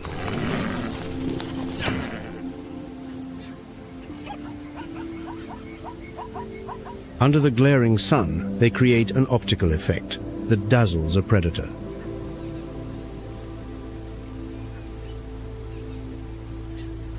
A study in 2023 confirmed this effect disrupts a hunter's focus.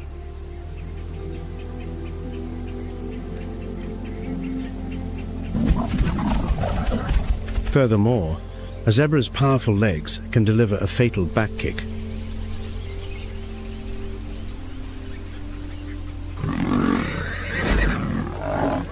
A single blow has enough force to shatter a jaw or even kill a lion.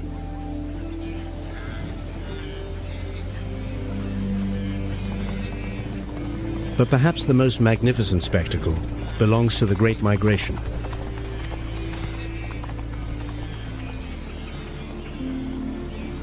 Over 1 million wildebeest begin a journey of nearly 1,900 miles.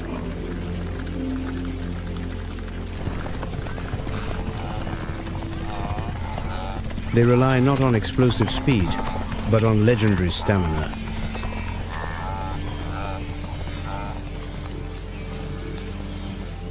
They can maintain a steady pace for miles, exhausting any would-be predator.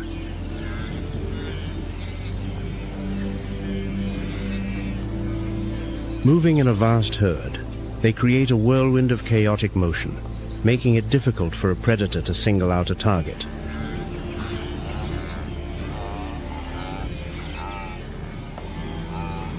But not all prey chooses to run.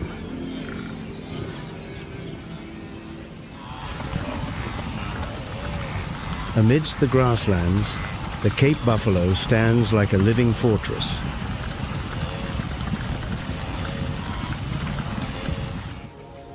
Weighing nearly a ton, they are not prey.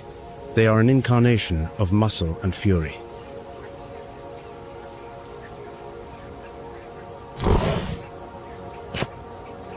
Their curved, armored horns can crush bone and turn the tide of any battle.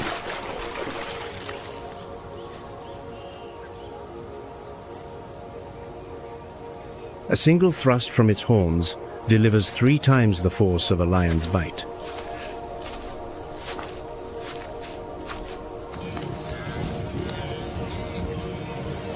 What makes them truly fearsome is their intelligence and their ability to remember an enemy.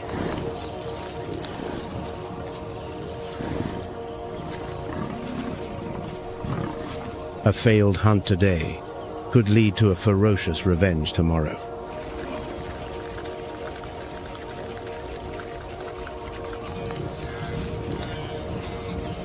When threatened, the herd instantly forms a wall of steel, protecting the young in the center.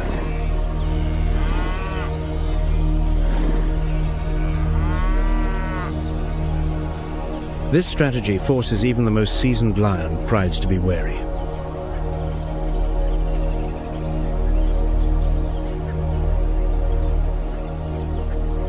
Even the giraffe, a gentle giant, possesses a lethal weapon.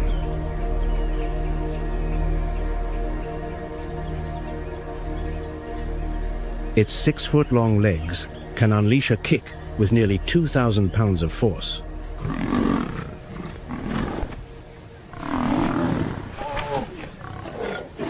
A single strike is enough to kill a lion outright.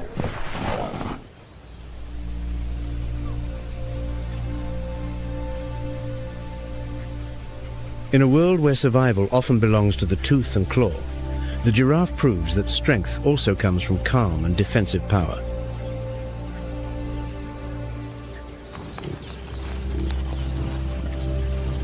The savanna is a relentless battlefield, where survival is forged through constant evolution.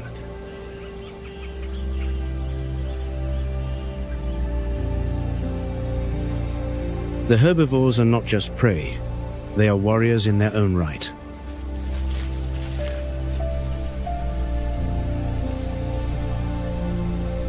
They force the predators to continuously perfect their skills.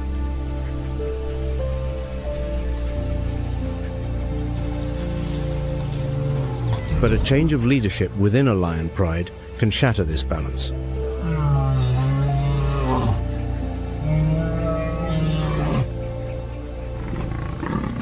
When a new coalition overthrows the dominant male, a brutal process unfolds.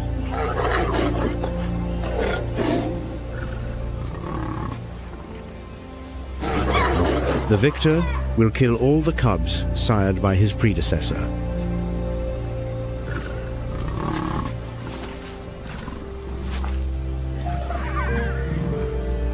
This act erases the rival's bloodline and forces the females back into estrus.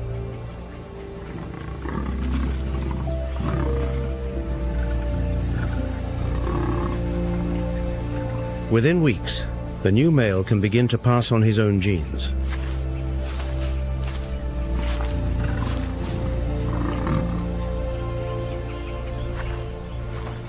Though savage, it is a survival strategy shaped over millions of years.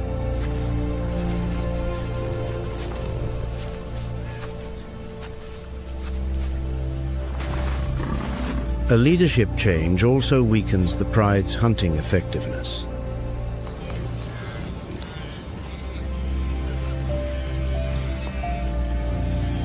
The success rate can drop by as much as 30% during this transitional phase.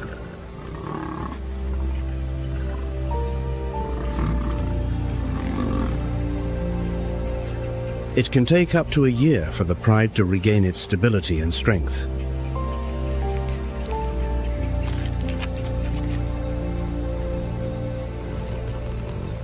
These are the moments of weakness that rivals, like hyenas, wait to exploit.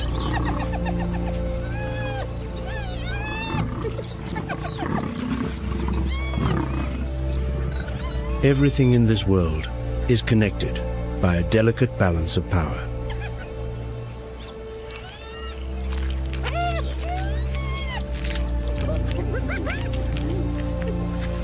From the fight for the throne to the hunt on the plains, it is all part of a great cycle.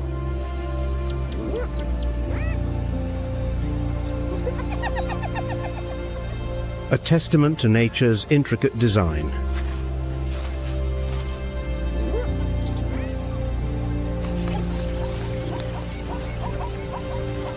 But today, that delicate natural balance is broken.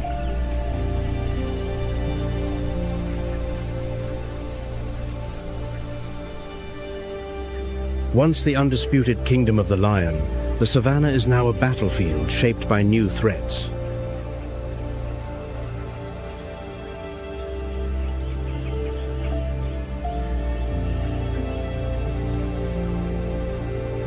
Climate change, shrinking habitats, and human encroachment have made survival more fragile than ever.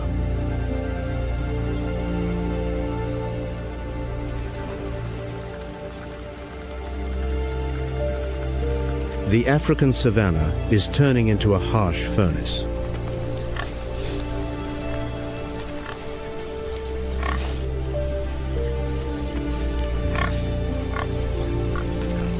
Trees that were once green now stand like stark, barren skeletons.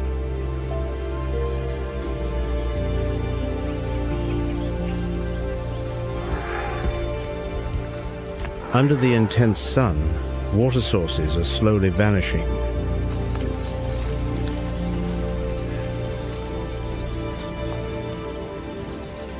The great herds of prey, the lion's primary food source, are forced to migrate further.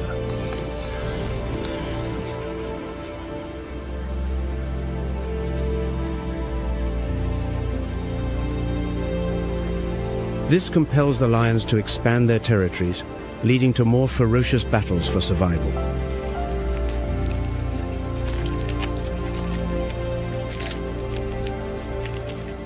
The lion population has plummeted by nearly 43% in just the last 2 decades.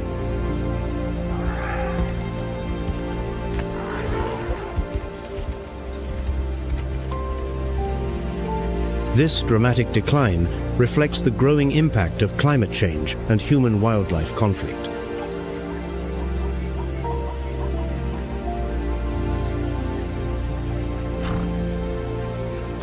Unpredictable rainy seasons and prolonged droughts have disrupted the entire ecosystem.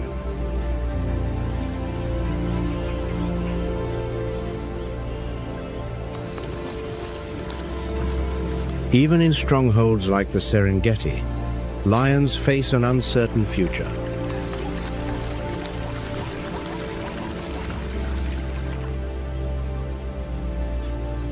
As food becomes scarce, territorial fights between prides become more brutal.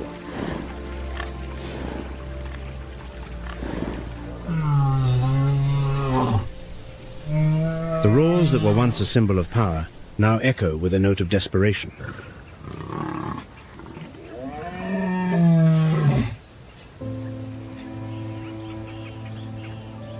Wildfires and habitat destruction are shrinking their kingdom day by day.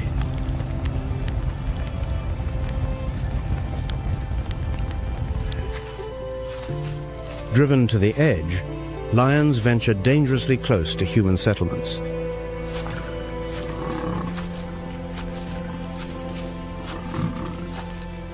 They hunt livestock to survive, paying the price in retaliatory killings by people.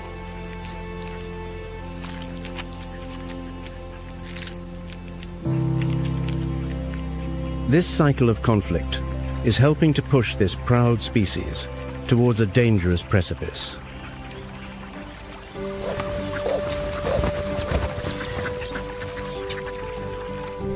Poaching, particularly from 2020 to 2023, has increased by nearly 30%, worsening the situation.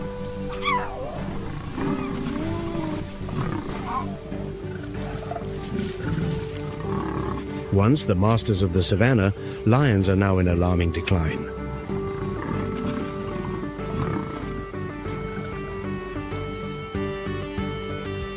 Their future depends entirely on our urgent conservation efforts.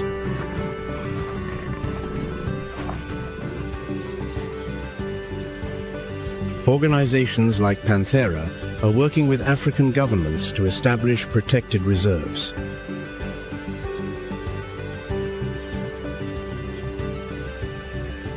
They establish wildlife corridors, allowing fragmented populations to reconnect.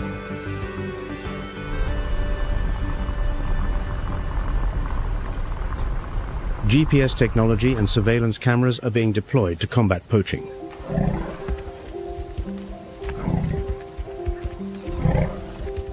Thanks to these tireless efforts, a few populations are showing hopeful signs of recovery.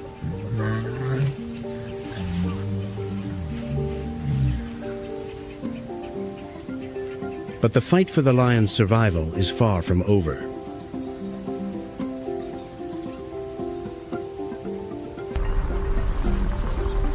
Protecting lions is not just the work of conservationists, but a global responsibility.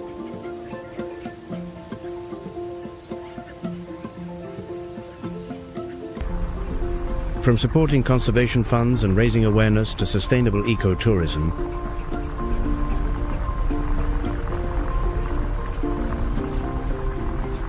every small action we take has the power to create change.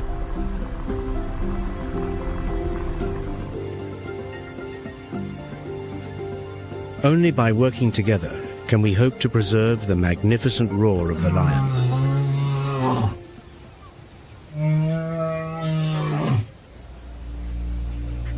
So that it may echo across the savannah for all generations to come.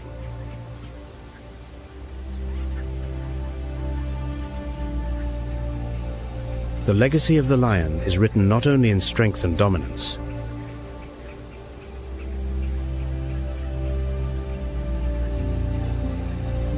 it is also written in resilience, adaptability, and a complex social fabric.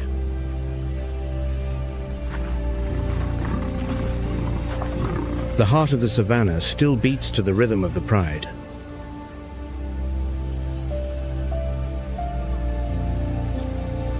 The lionesses continue to lead the hunt, nurturing the next generation.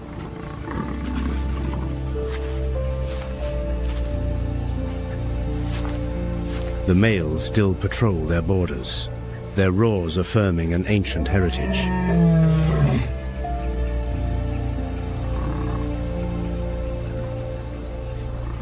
And the cubs still play in the shade of acacia trees, learning their first lessons of survival.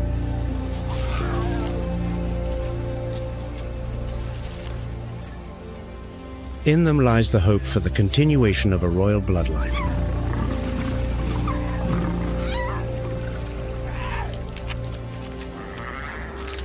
But the shadow of change still looms over their kingdom.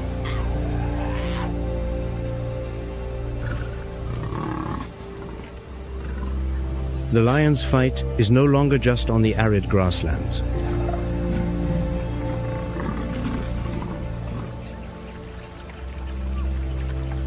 It is also being fought in the hearts and minds of humankind.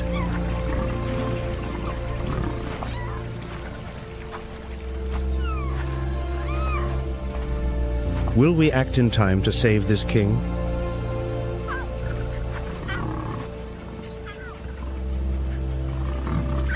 Will its roar continue to be the emblem of wild Africa?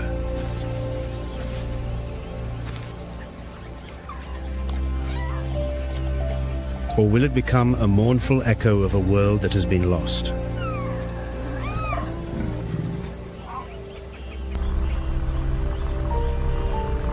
The answer lies with us, and time is running out.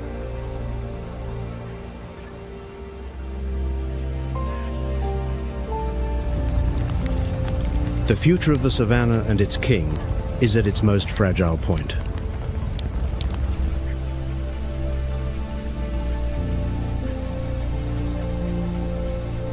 With each passing day, their struggle for existence grows more intense.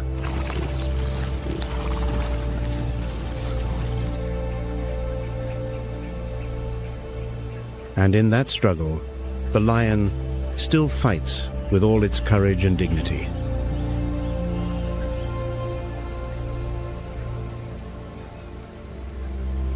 An undying symbol of strength, family, and a wild spirit that will never be broken.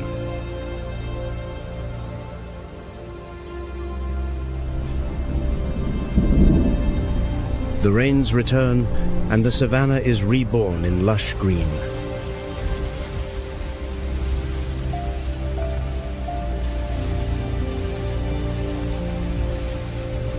The grass grows to 6 feet, providing both a sanctuary and a deadly trap.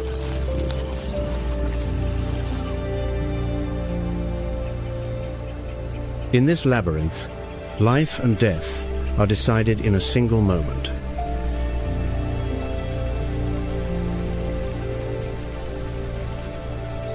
Amid this game of survival, the impala is a master of concealment.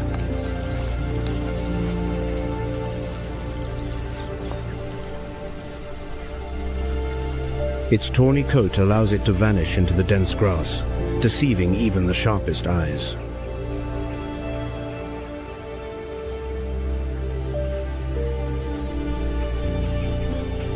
The rainy season is also the birthing season, and the vulnerable young have neither speed nor strength.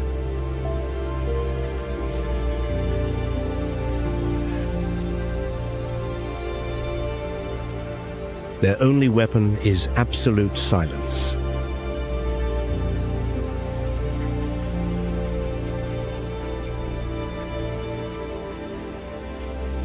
Their mothers hide them in the tall grass, where their color melts into the landscape.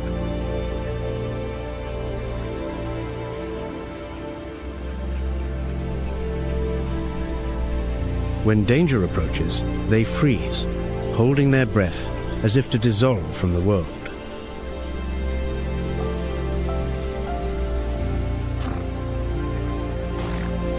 On the savannah, survival sometimes lies not in strength, but in the art of disappearance.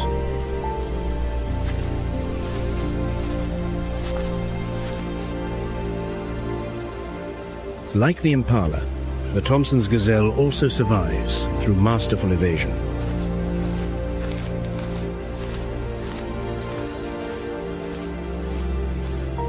But when concealment is not enough, it unleashes its ultimate weapon: speed.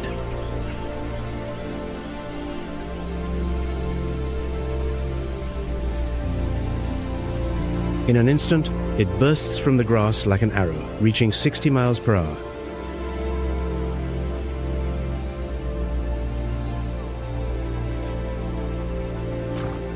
What makes it so special are its sudden, high-speed, zigzag maneuvers.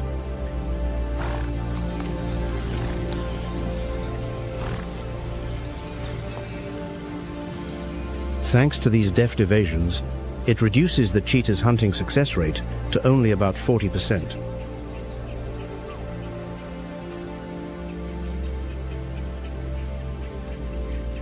In this dance of survival, it proves that life depends not just on speed, but on intellect.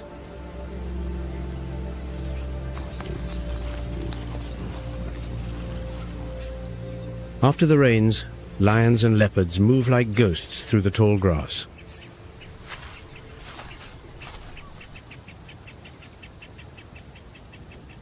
Here, survival depends on cooperation.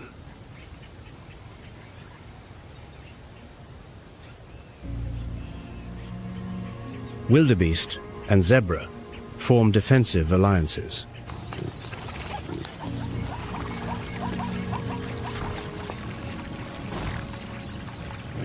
They combine their numbers and their synchronized movements to thwart predators.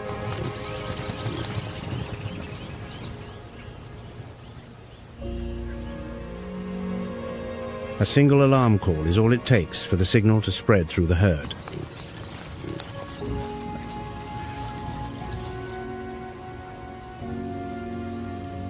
The entire group is instantly ready for a spectacular escape.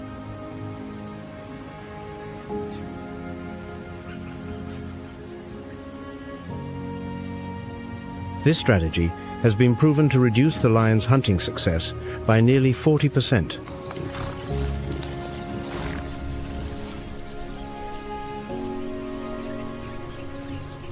But even the smallest sentinels, like the francolin, play a vital role.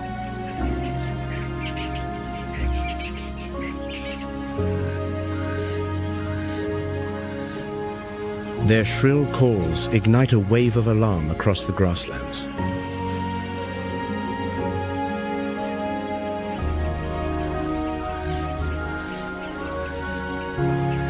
In this world, survival lies in vigilance, unity, and the ability to turn chaos into an art form.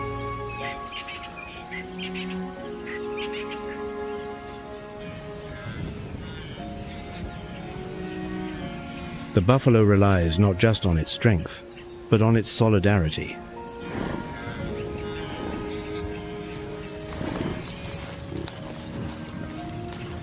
A herd moves across the savanna like a great, living fortress.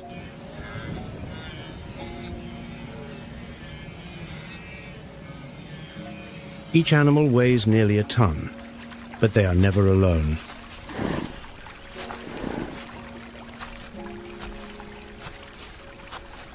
When danger lurks, the herd immediately closes ranks.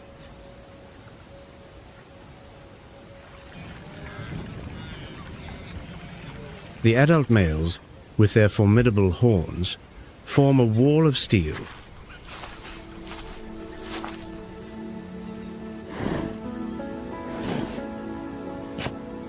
They shield the weaker young at the center.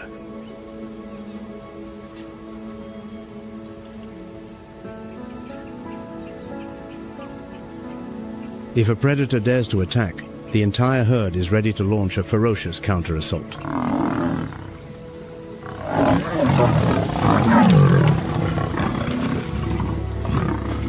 A thrust from a horn can pierce flesh and even break a lion's ribs.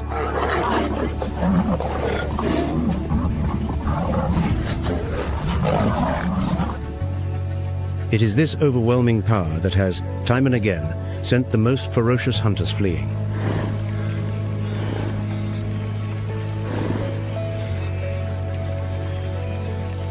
Within the herd, every individual has a role.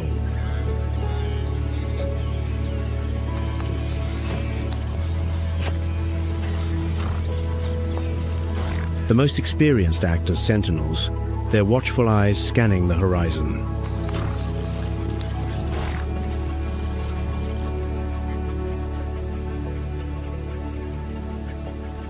With just a subtle movement, a warning signal is passed through the herd.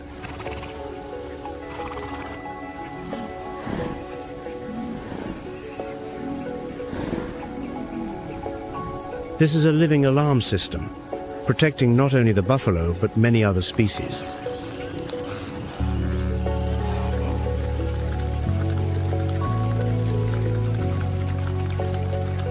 On the African savanna, survival is not just about individual strength.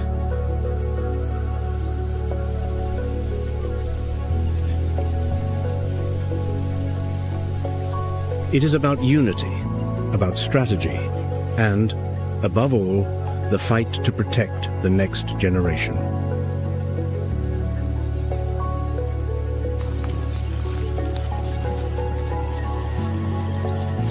The wildebeest is another testament to this.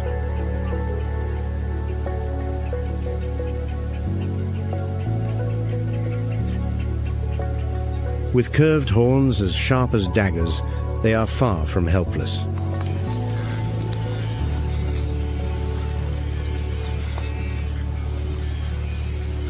They make split-second decisions, knowing when to run and when to turn and fight.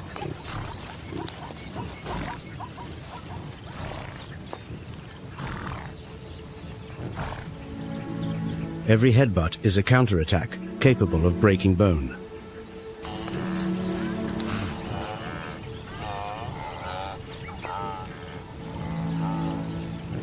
When a lion closes in, the wildebeest shows no fear.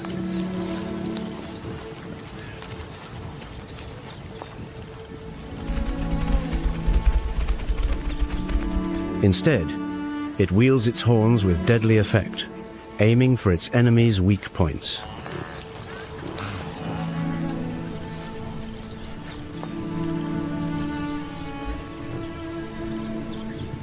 One powerful thrust can make the difference between life and death.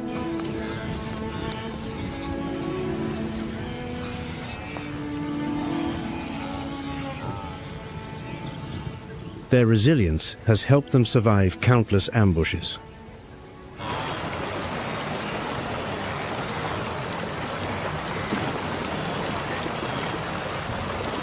This turns what many see as mere prey into a formidable adversary.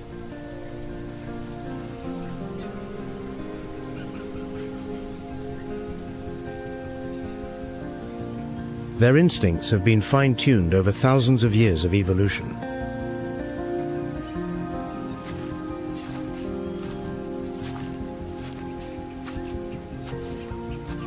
Even when overwhelmed and seemingly defeated, they fight on with relentless stamina.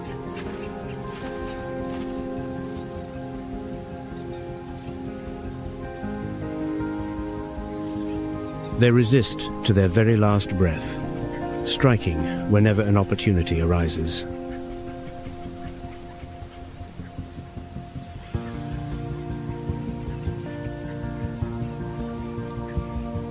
On these harsh plains, every waterhole is a battleground, every shadow a potential threat.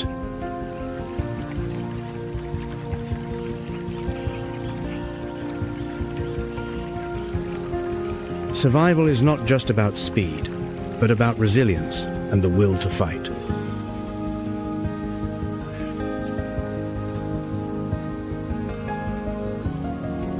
Every kick is a declaration.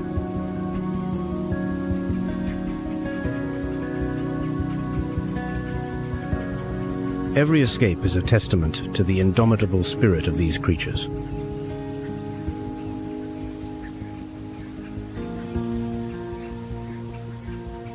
For millions of years, they have defied the most fearsome predators, proving they are never simply prey.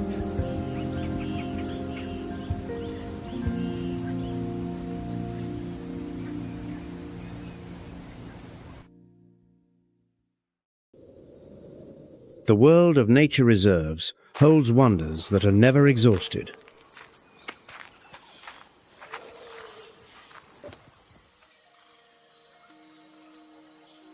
Even so, some iconic landmarks always leave a deeper impression than others.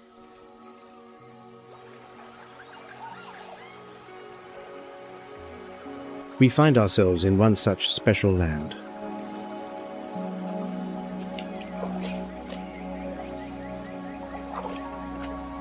This is Chobe National Park in Botswana, a sanctuary located at the crossroads of 4 nations: Botswana, Zimbabwe, Zambia, and Namibia.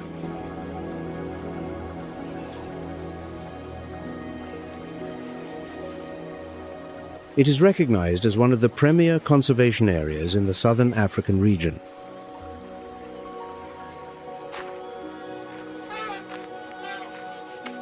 The park is named after the majestic and poetic Chobe River that flows through it, the lifeblood of the entire region.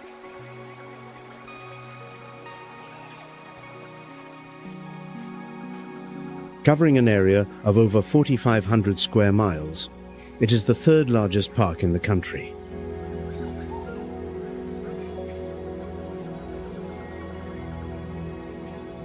Botswana boasts one of the strictest conservation legal systems, reinforced by patrol teams and stringent protection of its demarcated areas.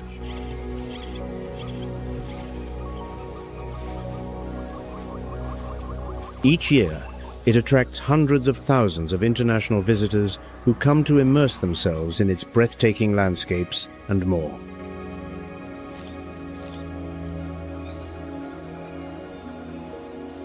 And, of course, the park is a shared home to a myriad of fascinating animals and birds.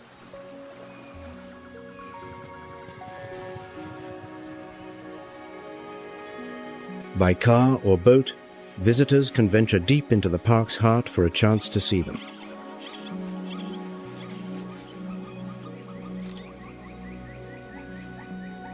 Yet, sometimes, merely being on the grounds of a lodge can bring an unexpected visitor.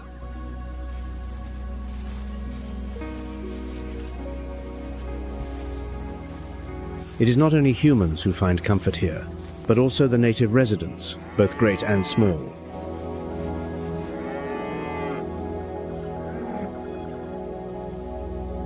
Adorable hippo calves.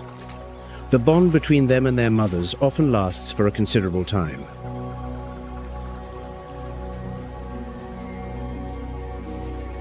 A waterbuck is grazing leisurely.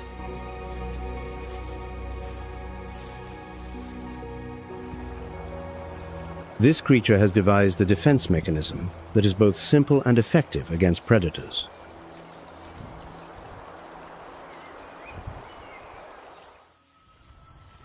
It chooses shallow waters as its primary refuge, a domain that its enemies are often reluctant to enter.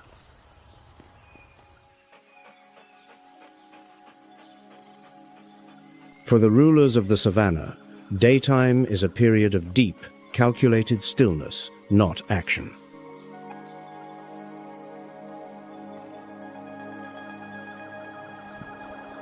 Every slumbering muscle is, in fact, a store of explosive energy, preparing for the hunt in the coming night.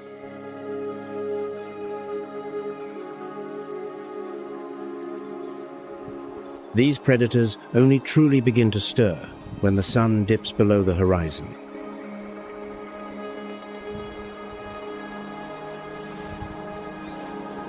Their kingdom extends from dusk until dawn.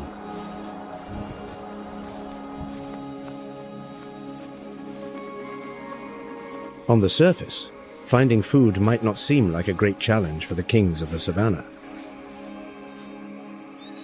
The world of nature reserves holds wonders that are never yet the reality is a harsher calculus. For every 5 hunts, only one is truly successful. Even so, some iconic landmarks always leave a deeper impression than others. For this reason, when the opportunity arises, a lion can devour up to 66 pounds of meat in a single meal.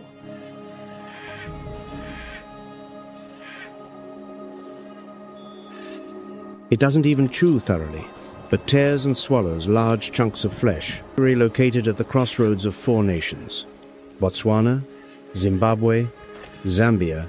If the meal is insufficient, the unfortunate predator might only consume 11 to 15 pounds. It is recognized as one of the premier conservation areas in the southern African region. It must be remembered that a pride, the term for a lion group, can number up to 40 members. The park is named after the majestic and poetic Chobe River that flows through it. The lifeblood of the... To provide enough meat for the entire pride requires an extraordinary effort.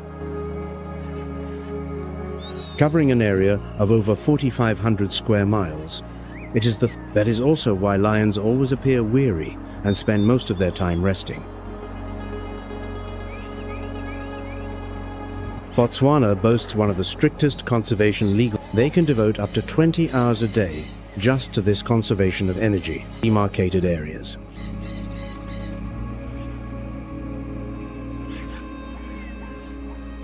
Each year, it attracts hundreds of thousands of... At Chobe Park, visitors can also admire the blacksmith lapwing, apes, and more.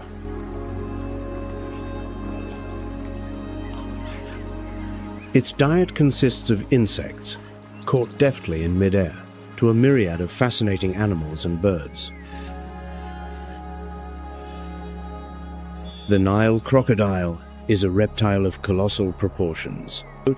Visitors can venture deep into the park's heart for a chance to see them. Its weight typically ranges from 500 to 1,100 pounds, with a length of 11.5 to 20 feet. On the grounds of a lodge can bring an unexpected visitor. However, there have been individuals, usually males, that have reached a weight of up to a ton, but also the native residents, both great and small. This predator is not just lying still, it is in the midst of an ambush. The bond between them and their mothers often lasts for a considerable time. The patience of a crocodile is infinite. They can wait motionlessly for their prey for hours, even days on end.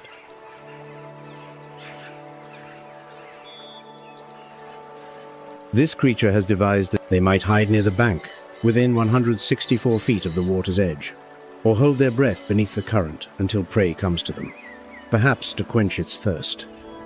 It chooses shallow waters as its primary refuge, a domain that its enemies are often... Once the target is within range, the crocodile will launch a lightning-fast attack and tear its victim apart. For the rulers of the savannah, daytime is a period of deep, calculated stillness, not action. Coincidentally, this reptile was a contemporary of the dinosaurs.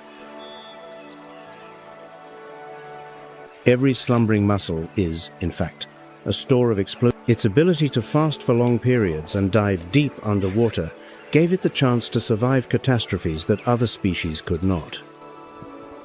These predators only truly begin to stir when the sun dips below the horizon. A crocodile possesses 64 to 68 razor-sharp teeth. Their kingdom extends from dusk until dawn. Furthermore, a broken tooth is replaced by a new one that grows in its exact place. Finding food might not seem like a great challenge for the kings of the savannah. Here, nature has engineered an ultimate weapon. Yet, the reality is a harsher calculus. For every 5 hunts, only one is truly a finishing force, delivered in a single, terrifying moment. For this reason, when the opportunity arises, a lion to be caught in these jaws is to understand the absolute, inescapable power of the river's ancient king. It doesn't even chew thoroughly. Wire-tailed swallows are perched on a branch.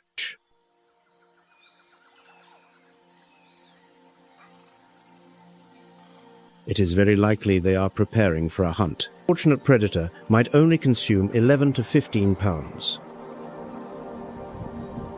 Their diet consists of insects, especially flies, which are caught on the wing. That a pride, the term for a lion group, can number up to 40 members. This elegant bird measures only about 5.5 inches in length. To provide enough meat for the entire pride requires an extraordinary effort. The male and female appear very similar, though the male's tail is often longer. That is also why lions always appear weary and spend most of their time resting. The oxpecker never passes up even the smallest opportunity to land on a hippo's back, just to this conservation of energy. African openbills are typically found in areas near water sources. At Chobe Park, visitors can also admire the blacksmith lapwing. They are busy searching for freshwater mollusks, the primary food source in their diet. Its diet consists of insects, caught deftly in midair. This is truly a paradise for the hippopotamus. The Nile crocodile is a reptile of colossal proportions. They often live in small groups of 20 to 30 individuals. Its weight typically ranges from 500 to 1,100 pounds, with a length of such an individual can weigh from 1 to 4.5 tons. However, there have been individuals, usually males, that have reached a weight of up to a ton. Elephants always move together, whether to forage or to drink. This predator is not just lying still, it is in the midst of an ambush. Such a community can consist of 10 to 20 individuals. The patience of a crocodile is infinite. They can wait motionlessly for their prey for hours, even days on end. However, there are also herds of up to 70 to 100 elephants. They might hide near the bank, within 164 feet of the water's edge. It is difficult to confront even a single elephant when there is such large support right beside it, in the most literal sense.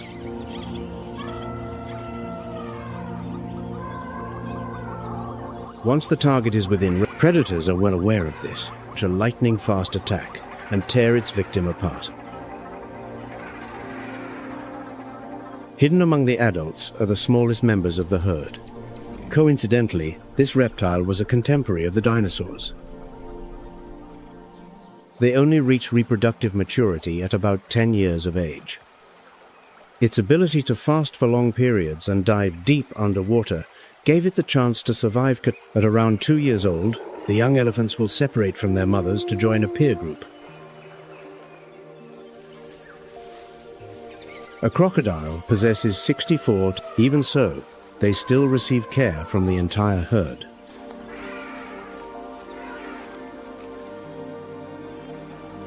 Furthermore, an adult elephant needs about 26 gallons of water per day, or more, depending on its size.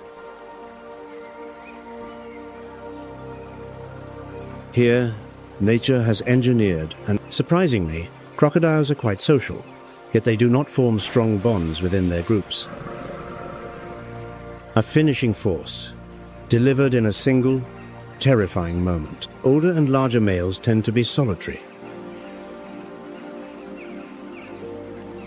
To be caught in these jaws is to understand an average crocodile group may have 10 to 12 members.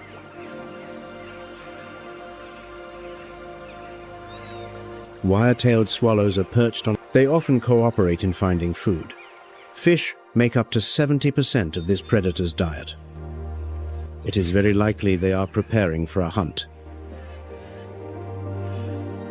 However, they can essentially eat any animal, including humans, insects, especially flies, which are caught on the wing. Regrettably, in recent years, the tendency for crocodiles to view humans as potential prey has been increasing.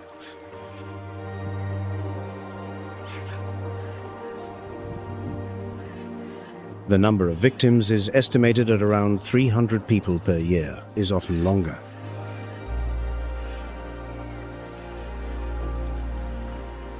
Approximately 65% of these attacks are fatal. The oxpecker never passes up even the smallest opportunity to land on a hippo's back. Crocodiles possess a very interesting hunting tactic. African openbills are typically found in areas near water sources. For instance, they can form a semicircle along the river, blocking the path of a school of fish and making them easier to catch. Water mollusks, the primary food source in their diet. Within these animal groups, a strict hierarchy exists based on age and size. This is truly a paradise for the hippopotamus. The older and larger males always hold the dominant position. They often live in small groups of 20 to 30 individuals. Any violation of this system can lead to a fierce confrontation, which may even be fatal for the offender. Of tongues.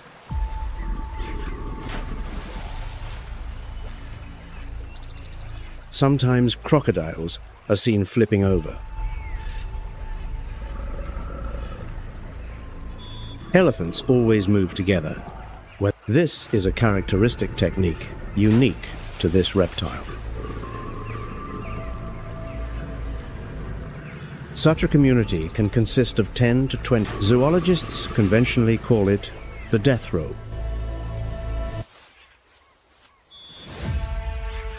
However, there are also the essence of this action is for the crocodile to tear its prey into smaller pieces.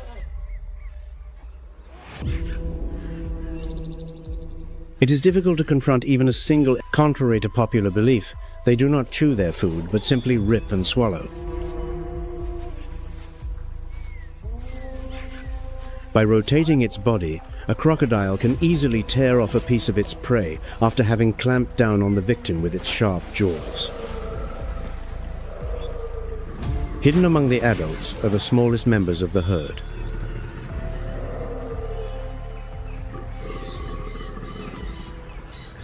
They only reach reproductive maturity at about. Besides snails, the African openbill does not refuse frogs, shrimp, worms, and small fish. At around 2 years old, the young elephants will separate from their mothers to join a peer group. During times of food scarcity, they may even eat large insects.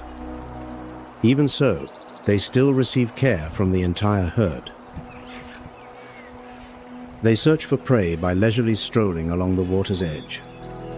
An adult elephant needs about 26 gallons of water per day, or more, depending on its size. A juvenile malachite kingfisher.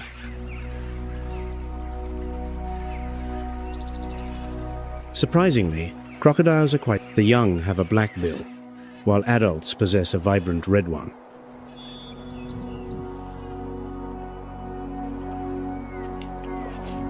The Goliath heron is an incredibly patient bird, capable of waiting for its prey for a very long time. An average crocodile group may have. The African buffalo never strays more than 9 miles from a water source. They often cooperate in finding food. In a single drinking session, an individual can consume 8 to 9 gallons of water.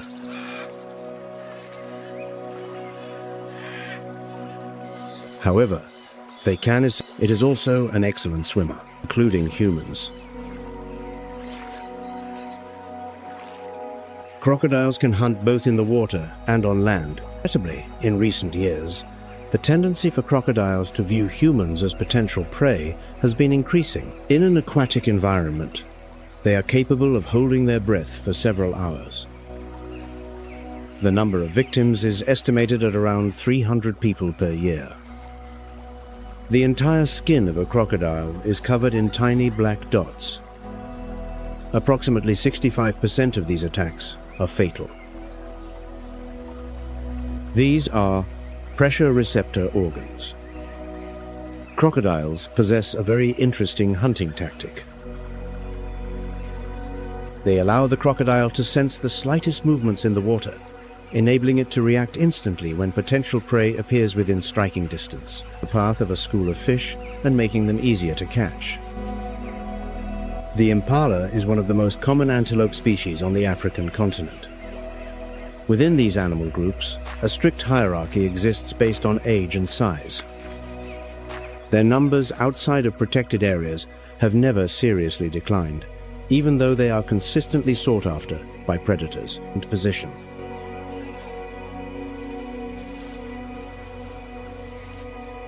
This is a herd of female impalas, as they do not possess horns, which may even be fatal for the offender. This characteristic appears only in males, are seen flipping over. The number of members in such a herd can range from 15 to 100, unique to this reptile. Accompanying the females are the young. Zoologists conventionally call it the death row. They typically begin to reproduce in their second year of life. Action is for the crocodile to tear its prey into smaller pieces. Living in herds is the safest strategy for the impala. Contrary to popular belief, they do not chew their food but simply rip and swallow. This helps them detect enemies more quickly and allows them to flee in unison to confuse the predator's line of attack. Easily tear off a piece of its prey after having clamped down on the victim. The lioness is significantly smaller than the male.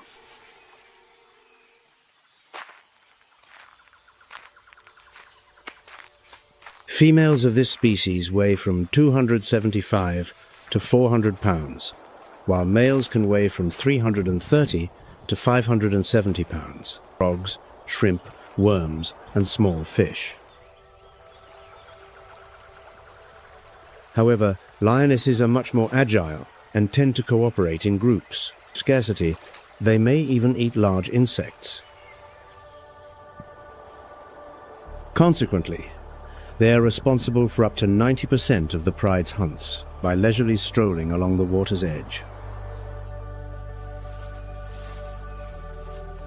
The females are also the primary caregivers for the cubs, malachite kingfisher. They are currently relaxing in an open space and have a black bill, while adults possess a vibrant red one. This predator typically attacks its prey from an ambush position. The Goliath heron is an incredibly patient bird, capable of. The white-fronted bee-eater has a particular fondness for hunting bees. The African buffalo never strays more than 9 miles from a water source, although, fundamentally, this bird will eat any type of insect it can catch in the air. In a single drinking session, an individual can consume, and then a flash of brilliant red against a deep blue backdrop. It is also an excellent swimmer. A living ember, the red-billed firefinch, seems to illuminate the space with its presence, and on land.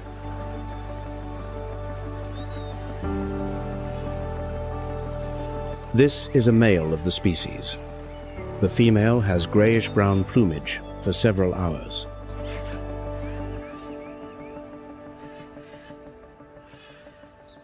Indeed, they are not as colorful, but they have no need to be. Tiny black dots.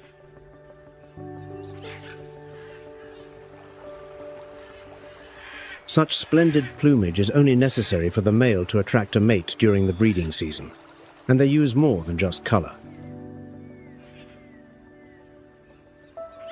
They allow the crocodile to sense the slightest movements in the water. The male will hold a branch, a blade of grass, or a feather in its beak. The impala is one of the most common They will begin a dance before the female they wish to court, and even sing while dancing. Their numbers outside of protected areas have. The weight of this tiny creature is only from a quarter to a half ounce. This bird has up to 6 different subspecies.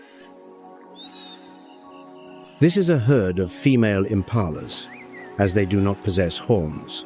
It feeds on the seeds of grasses, berries, and also small insects. This characteristic appears only in males. A giant kingfisher is resting on a branch. The number of members in such a herd can range from 15 to 100. This is one of the largest members of its family, with a length that can reach up to 18 inches. Accompanying the females are the young. It is typically found along the edges of bodies of water. They typically begin to reproduce in their second year of life. There, it hunts for fish, amphibians, and crabs, its favorite dish.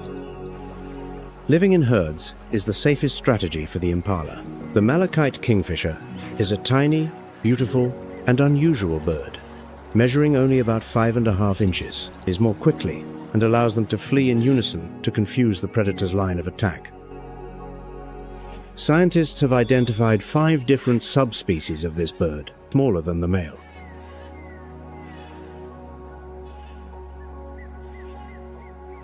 It feeds on small fish, aquatic insects, and small crustaceans, to 400 pounds, while males can weigh from 330 to 570 pounds. The African darter is a beautiful and rather large bird. However, lionesses are much more agile and tend to cooperate in. Its length ranges from approximately 33 to 35 inches. Consequently, and this is a colorful bird, the lilac-breasted roller.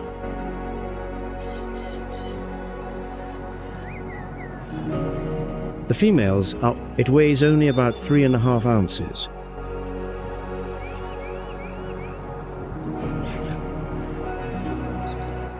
Besides insects, it also eats lizards, scorpions, small rodents, and even other birds. This predator typically attacks its prey from an ambush position. The pride's hunt for a buffalo calf has begun. Bee-eater has a particular fondness for hunting bees. Despite their formidable appearance, lions prefer weak and small prey as they are easier to bring down. It will eat any type of insect it can catch in the air. However, they never dare to recklessly approach a congregated herd against a deep blue backdrop. Even herbivores can easily band together to trample a predator. The red-billed firefinch seems to illuminate the space with its presence. Because the object before the lion is a female buffalo and her calf, the outcome of this hunt remains uncertain. The female has grayish-brown plumage. This ungulate is perfectly capable of goring a lion to death. They are not as colorful, but they have no need to be. Therefore, the predator proceeds with extreme caution. Plumage is only necessary for the male to attract a mate during the breeding. The Nile monitor can be quite light, at only 1.8 pounds, but can also reach a weight of up to 44 pounds. The male will hold a branch, a blade of grass, or a feather. Although it is a common species, it has not been fully studied. They will begin a dance before the female This reptile has a strong body and legs, a long tail, and an extremely powerful set of jaws. The weight of this tiny creature is only from its limbs end in long clawed toes. Bird has up to 6 different subspecies. The creature uses them for digging, climbing, and tearing apart its prey. Feeds of grasses, berries, and also small insects.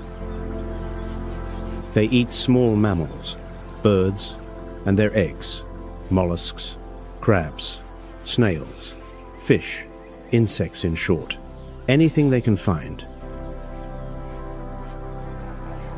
This is one of the hippopotamus opens its mouth wide to display its lethal weapons, long canine teeth which can grow up to 12 inches. It is typically found along the edges of bodies of water. These features have become a commercial alternative for poachers.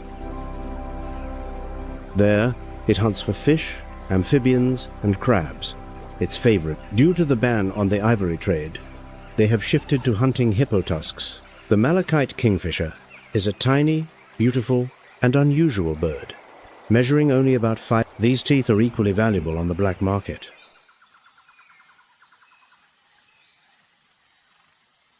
Scientists have, as you can see, the African jacana is a unique bird capable of walking on water. It feeds on small fish. It is all thanks to its small weight, from only 6 to 10 ounces.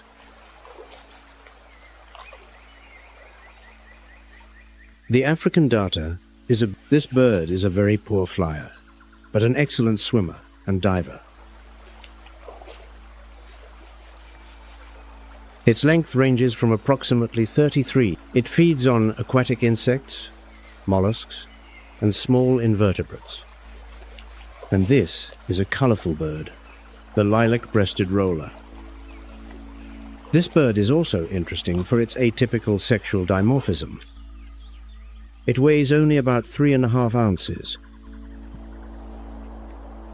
The female not only differs from the male, but is also larger than him. Besides insects, it also eats lizards, scorpions, small rodents. The primary hunting tactic of the crocodile is the surprise attack.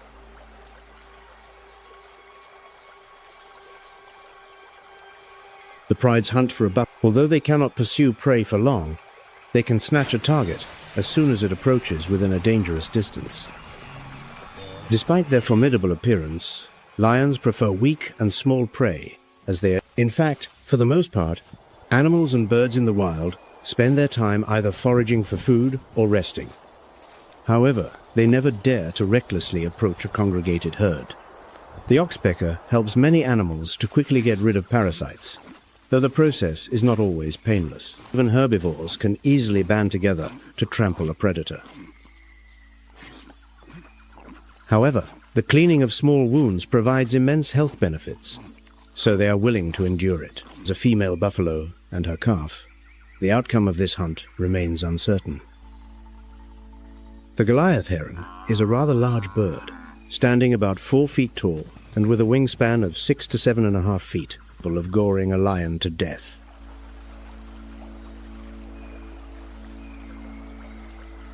It typically weighs from 9 to 11 pounds. The predator proceeds with extreme caution.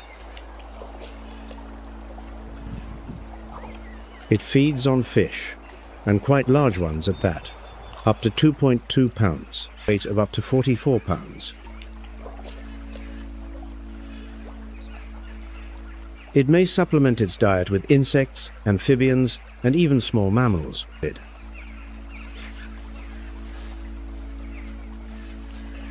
The Black Death. That is the nickname the African buffalo has earned. A long tail, and an extremely powerful set of jaws. They have unpredictable behavior and can attack humans, capable of tossing a victim on their horns, goring, or trampling them if they accidentally get in the way. The creature uses them for digging, climbing. Hunting these animals when they travel in herds is extremely dangerous. They eat small mammals, birds, and there have been cases of buffalo killing even professional hunters. Snails, fish, insects in short, anything they can find. Herds of these ungulates can range from 50 to 500 individuals, and during the rainy season, they can form groups of up to 1,000, which can grow up to 12 inches.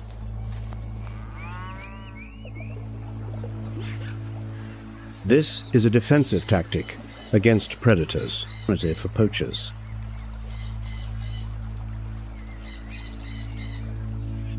The sheer number of these healthy herbivores makes predators wary. They have shifted to hunting hippo tusks. However, lions will always be willing to attack a single individual with their entire pride.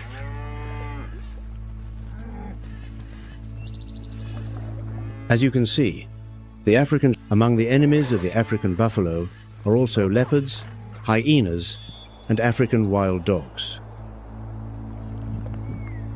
It is all thanks to its small weight, from only 6. The great egret fully deserves its name.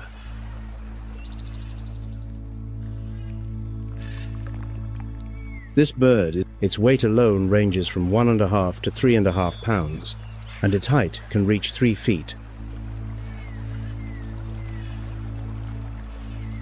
It feeds on aquatic insects. It moves slowly or ambushes its prey in shallow water.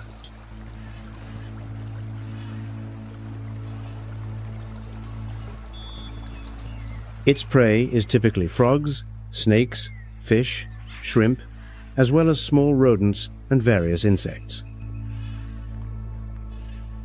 The female not only differs from the male, but is also larger than him.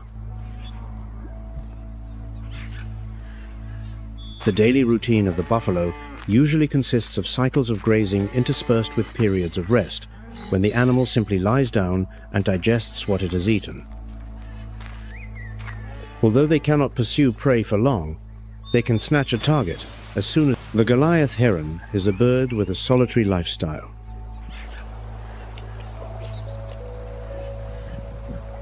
In fact, for the most part, it hunts by slowly walking along the shoreline, time either foraging for food or resting. As soon as it spots prey at a distance, where a successful attack is possible, it will snatch and swallow it, painless.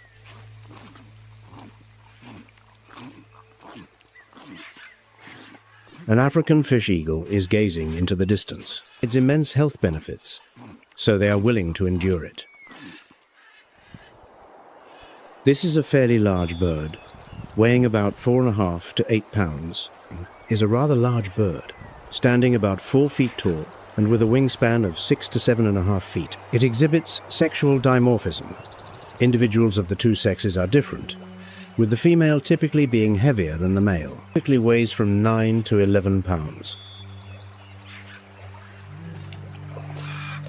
It prefers fish and catches them in mid-air, approaching the water's surface for only a few seconds to snatch the prey from its habitat.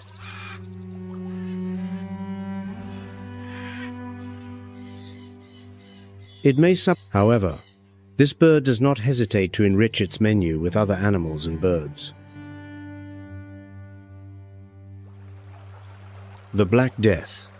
That is the nickname. Specifically, these could be small birds, turtles, snakes, and frogs. They have unpredictable behavior and can attack humans. The African jacana can walk slowly all day in search of food, trampling them if they accidentally get in the way. It eats various types of insects, including those it can catch in flight. In herds is extremely dangerous. This bird never lets its guard down so that it can quickly snatch some delicacy.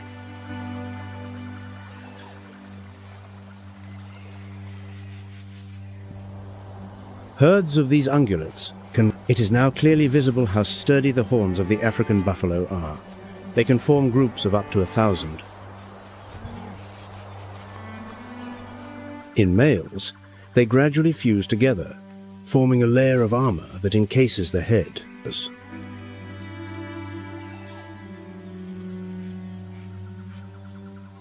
This frontal shield, a fortress of bone forged through a lifetime of combat, can deflect almost any natural threat.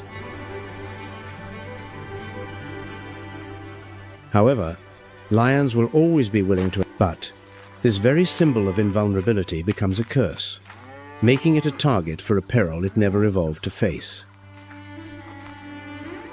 Among the enemies of the African buffalo are also leopards.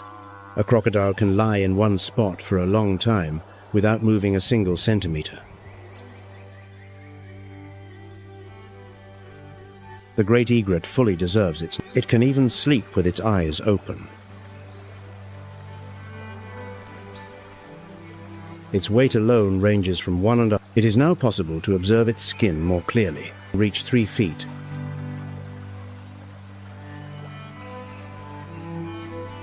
It is highly prized on the market in many countries around the world, prey in shallow water.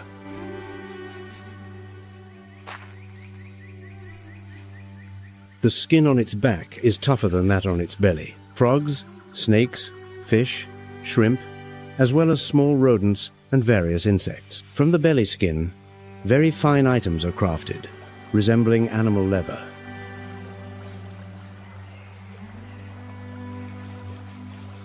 The daily routine of the buffalo. An interesting fact: the skin on a crocodile's back is so durable it can resist both a bullet and the thrust of a spear. That's what it has eaten.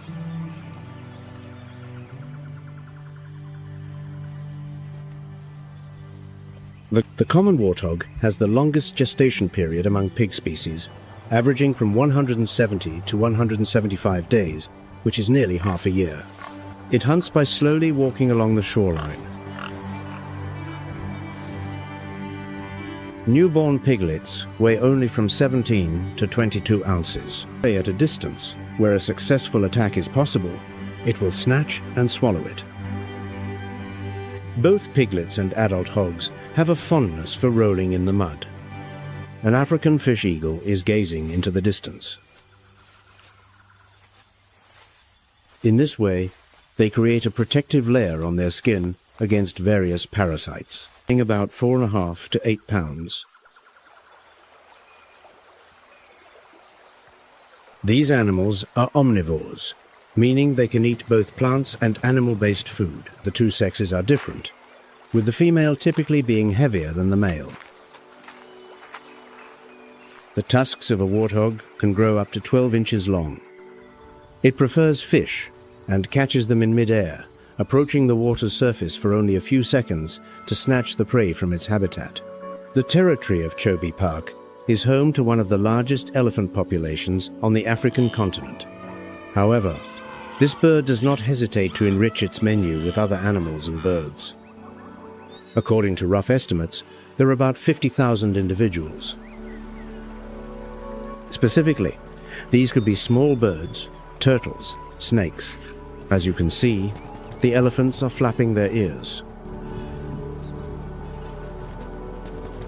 The African jacana can walk slowly all day in search of. By doing this, these giants cool the blood circulating there and thus quickly cool down their entire bodies. Types of insects, including those it can catch in flight. Additionally, by flapping their ears, elephants communicate with each other, for instance, to greet one another, that it can quickly snatch some delicacy. Both elephants and buffalo belong to Africa's Big Five. It is now clearly visible how sturdy the horns of the African buffalo are. This term is used to refer to the 5 most dangerous animals, which also include the lion, the leopard, and the rhinoceros, a layer of armor that encases the head. Interestingly, herbivores and birds, in most cases, coexist peacefully in the same territory. In fact, almost any natural threat. The malachite kingfisher is a solitary bird. But this very symbol of invulnerability becomes a curse, making it a target. It is attached to its territory and always ready to defend it.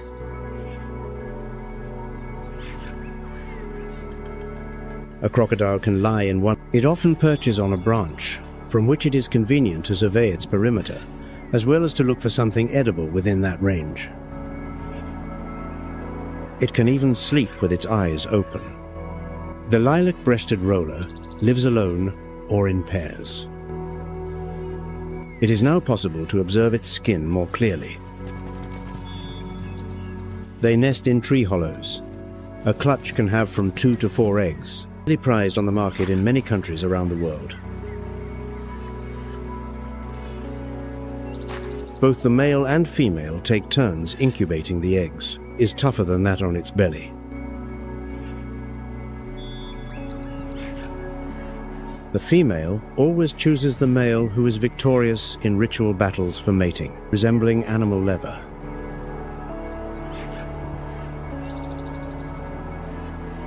The males organize spectacular aerial duels, fighting with their wings and trying to force their opponent to the ground, and the thrust of a spear.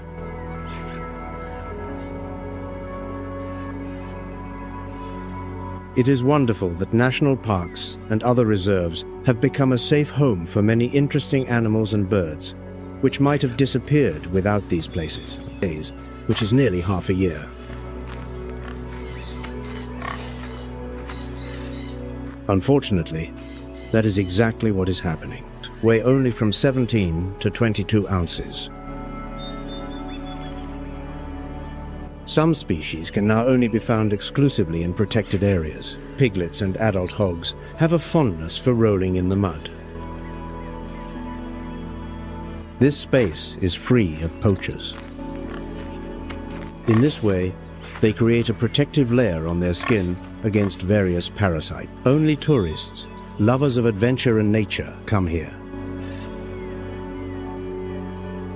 These animals are omnivores, meaning they can, and such visits are only possible under the regulations of the national park.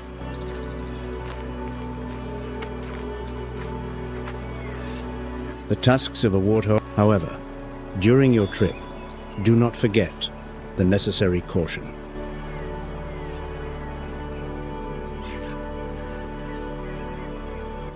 No matter how friendly and cheerful the local inhabitants may seem, remember, these are wild animals.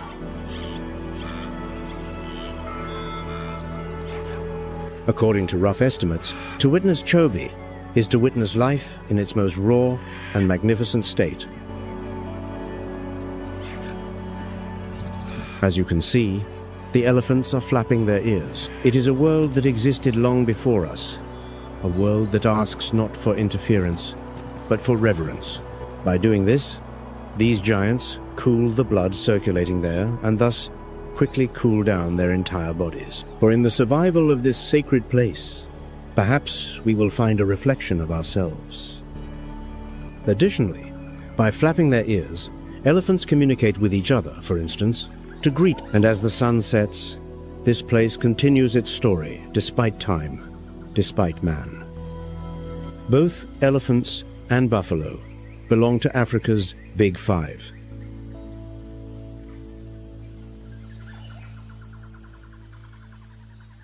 This term is used to refer to the 5 most dangerous animals, which also include the lion, the leopard, and the rhinoceros.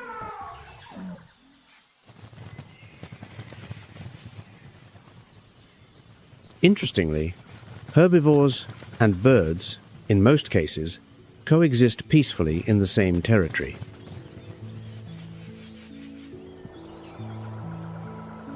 The malachite kingfisher is a solitary bird.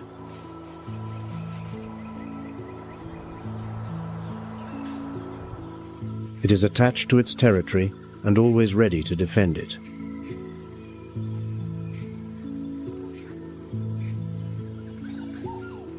It often perches on a branch, from which it is convenient to survey its perimeter, as well as to look for something edible within that range.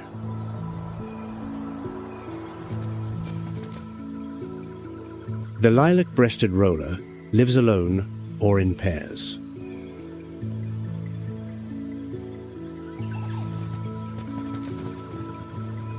They nest in tree hollows. A clutch can have from 2 to 4 eggs.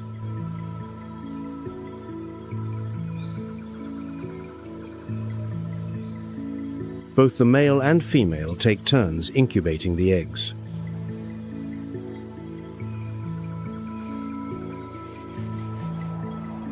The female always chooses the male who is victorious in ritual battles for mating.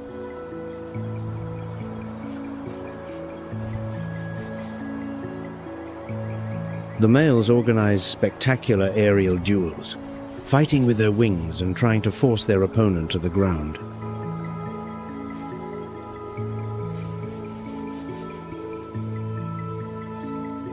It is wonderful that national parks and other reserves have become a safe home for many interesting animals and birds, which might have disappeared without these places.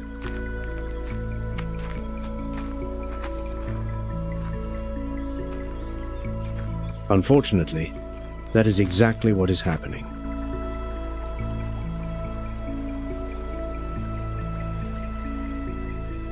Some species can now only be found exclusively in protected areas.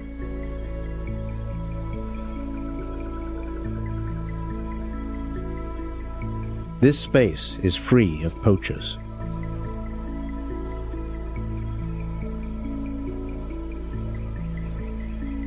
Only tourists, lovers of adventure and nature, come here.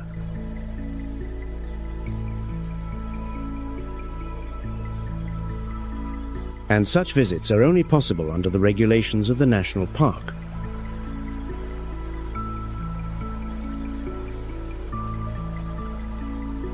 However, during your trip, do not forget the necessary caution.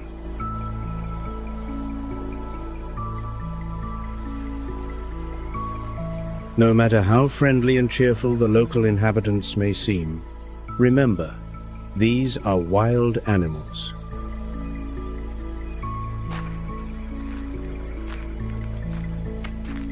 To witness Chobe is to witness life in its most raw and magnificent state.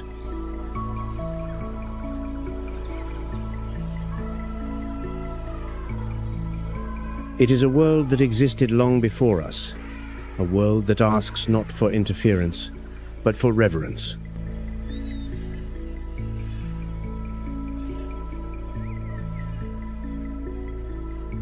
For in the survival of this sacred place, perhaps we will find a reflection of ourselves.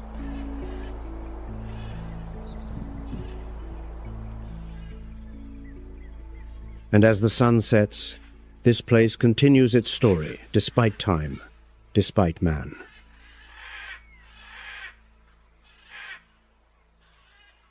Dawn breaks over the African savanna. The vast land seems to stir, awakened by a primal energy.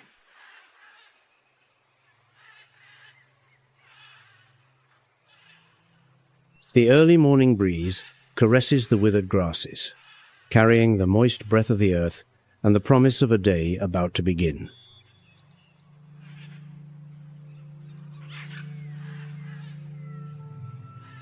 This is a tremor that cannot be heard, only felt in every fiber of one's being.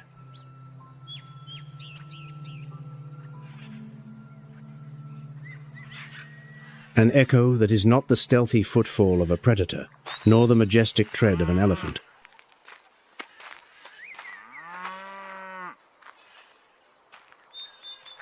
It is the earth itself speaking, heralding the presence of a true power.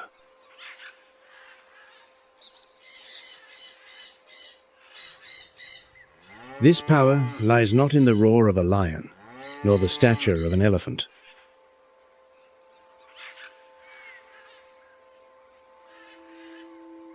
It is the presence of a true giant approaching.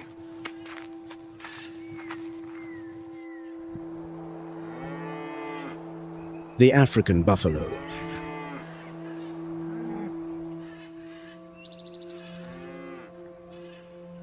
Weighing up to 2,000 pounds, they are a living symbol of strength and authority.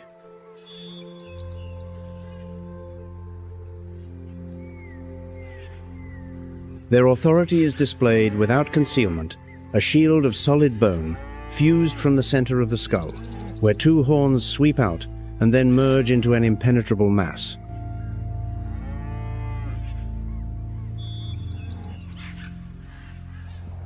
This is the boss, a crown not inherited by bloodline, but forged through a lifetime of trials.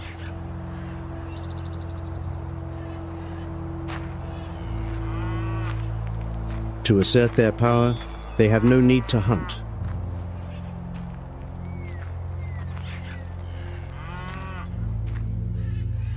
Their piercing gaze and calculated movements alone are enough to deter the most reckless of predators.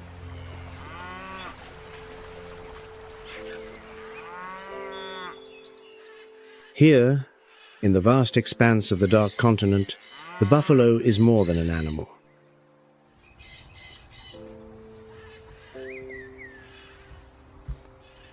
It is the embodiment of authority, of cunning, and of the will to survive.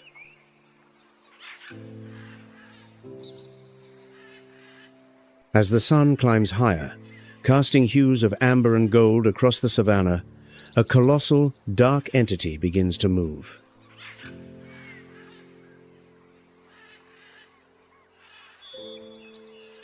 It is the African buffalo herd, giants united into a mobile fortress of muscle and horn.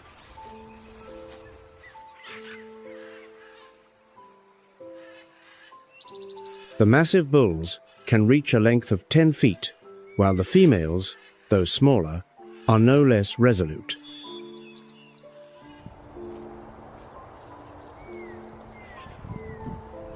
New life is sheltered at the very heart of the herd.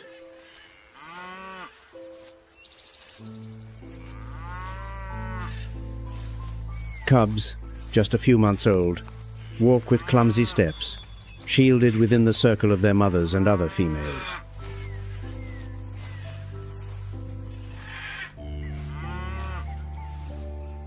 In this vast and ever-moving society, power is not seized by force. It is shaped by the turning of the seasons.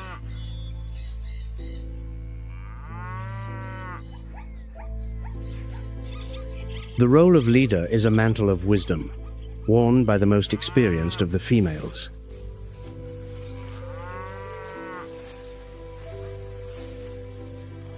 She is the matriarch.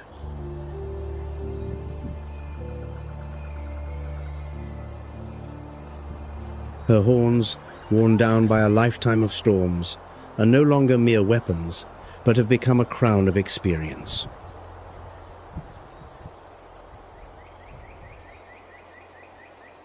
For in her mind lies an invisible map, a chart of ancient riverbeds buried beneath the sand, and of secret underground springs known only to her lineage.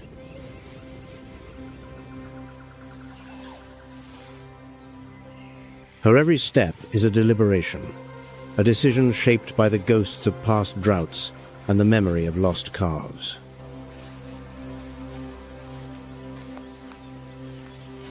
She is a treasury of memory, a compass, the living history of the herd, and upon her shoulders rests the burden of their collective survival.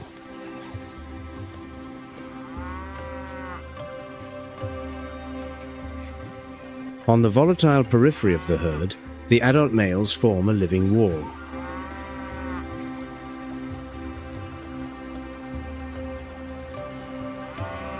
But not all gazes are turned outward, scanning for danger.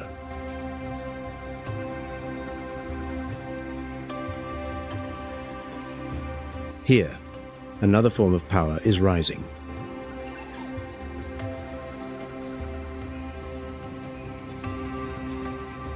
He is a challenger.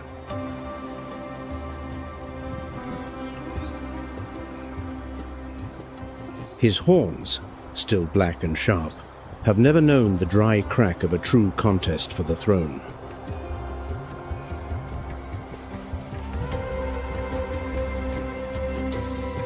His eyes are not fixed on the horizon, but turned inward, towards the established bulls.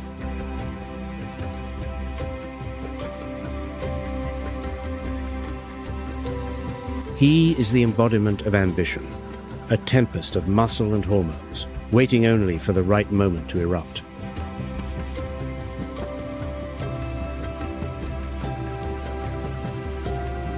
In his youthful gaze, the scars on the old bulls are not symbols of honor, but signs of weakening.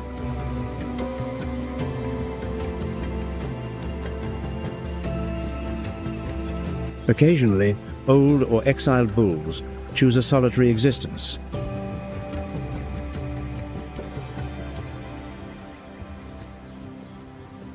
These nomads are covered in wounds, with chipped horns and eyes that are always filled with vigilance.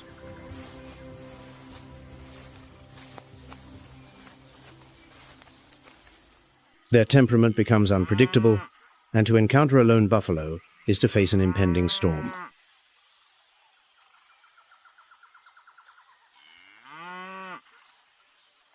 The herd continues its journey.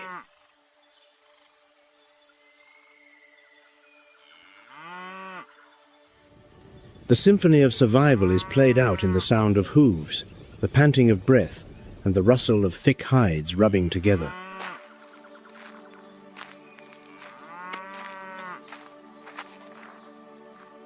And at the very heart of this world of giants, shielded from both the ambitious and the predators, is the smallest of beings.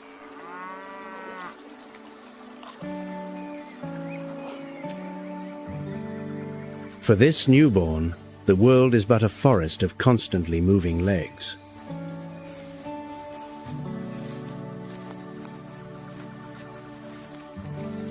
Its mother's scent is its only compass, her soft call its only command.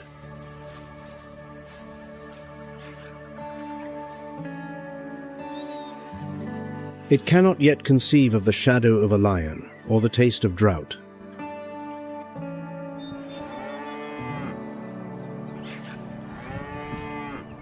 Its life depends not on its own strength, which is non-existent, but on the unbreakable bond with its mother and on the living fortress of the herd.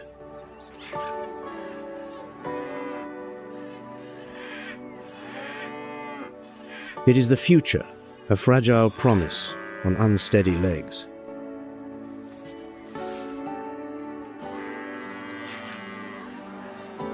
And for it, every morning is a victory.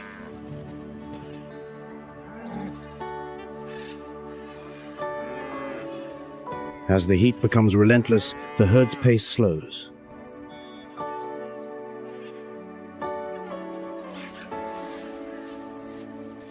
They know that the shade of the acacia trees is near, but their vigilance never wanes.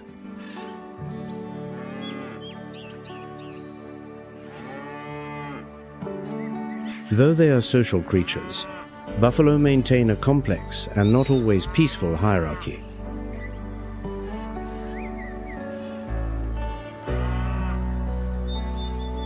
Clashes for status among the bulls can erupt at any moment, shattering the silence with a raw display of power.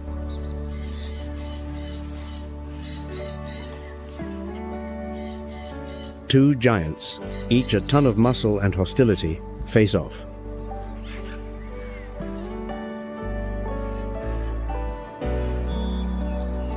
Not a roar, not a threat.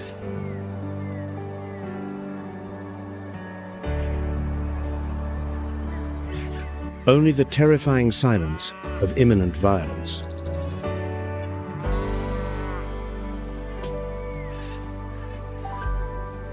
And then the earth shakes.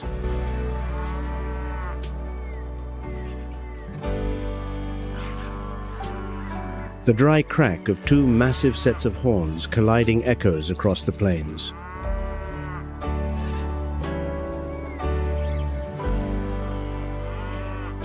The thick boss, where they fuse on the forehead, acts as a natural shield, allowing them to withstand the tremendous impact.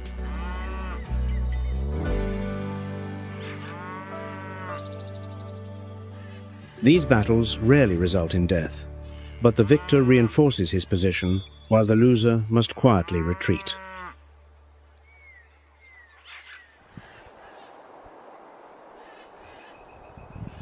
This is the unwritten law of the savannah, a mechanism that ensures only the strongest males maintain social order and pass on their genes.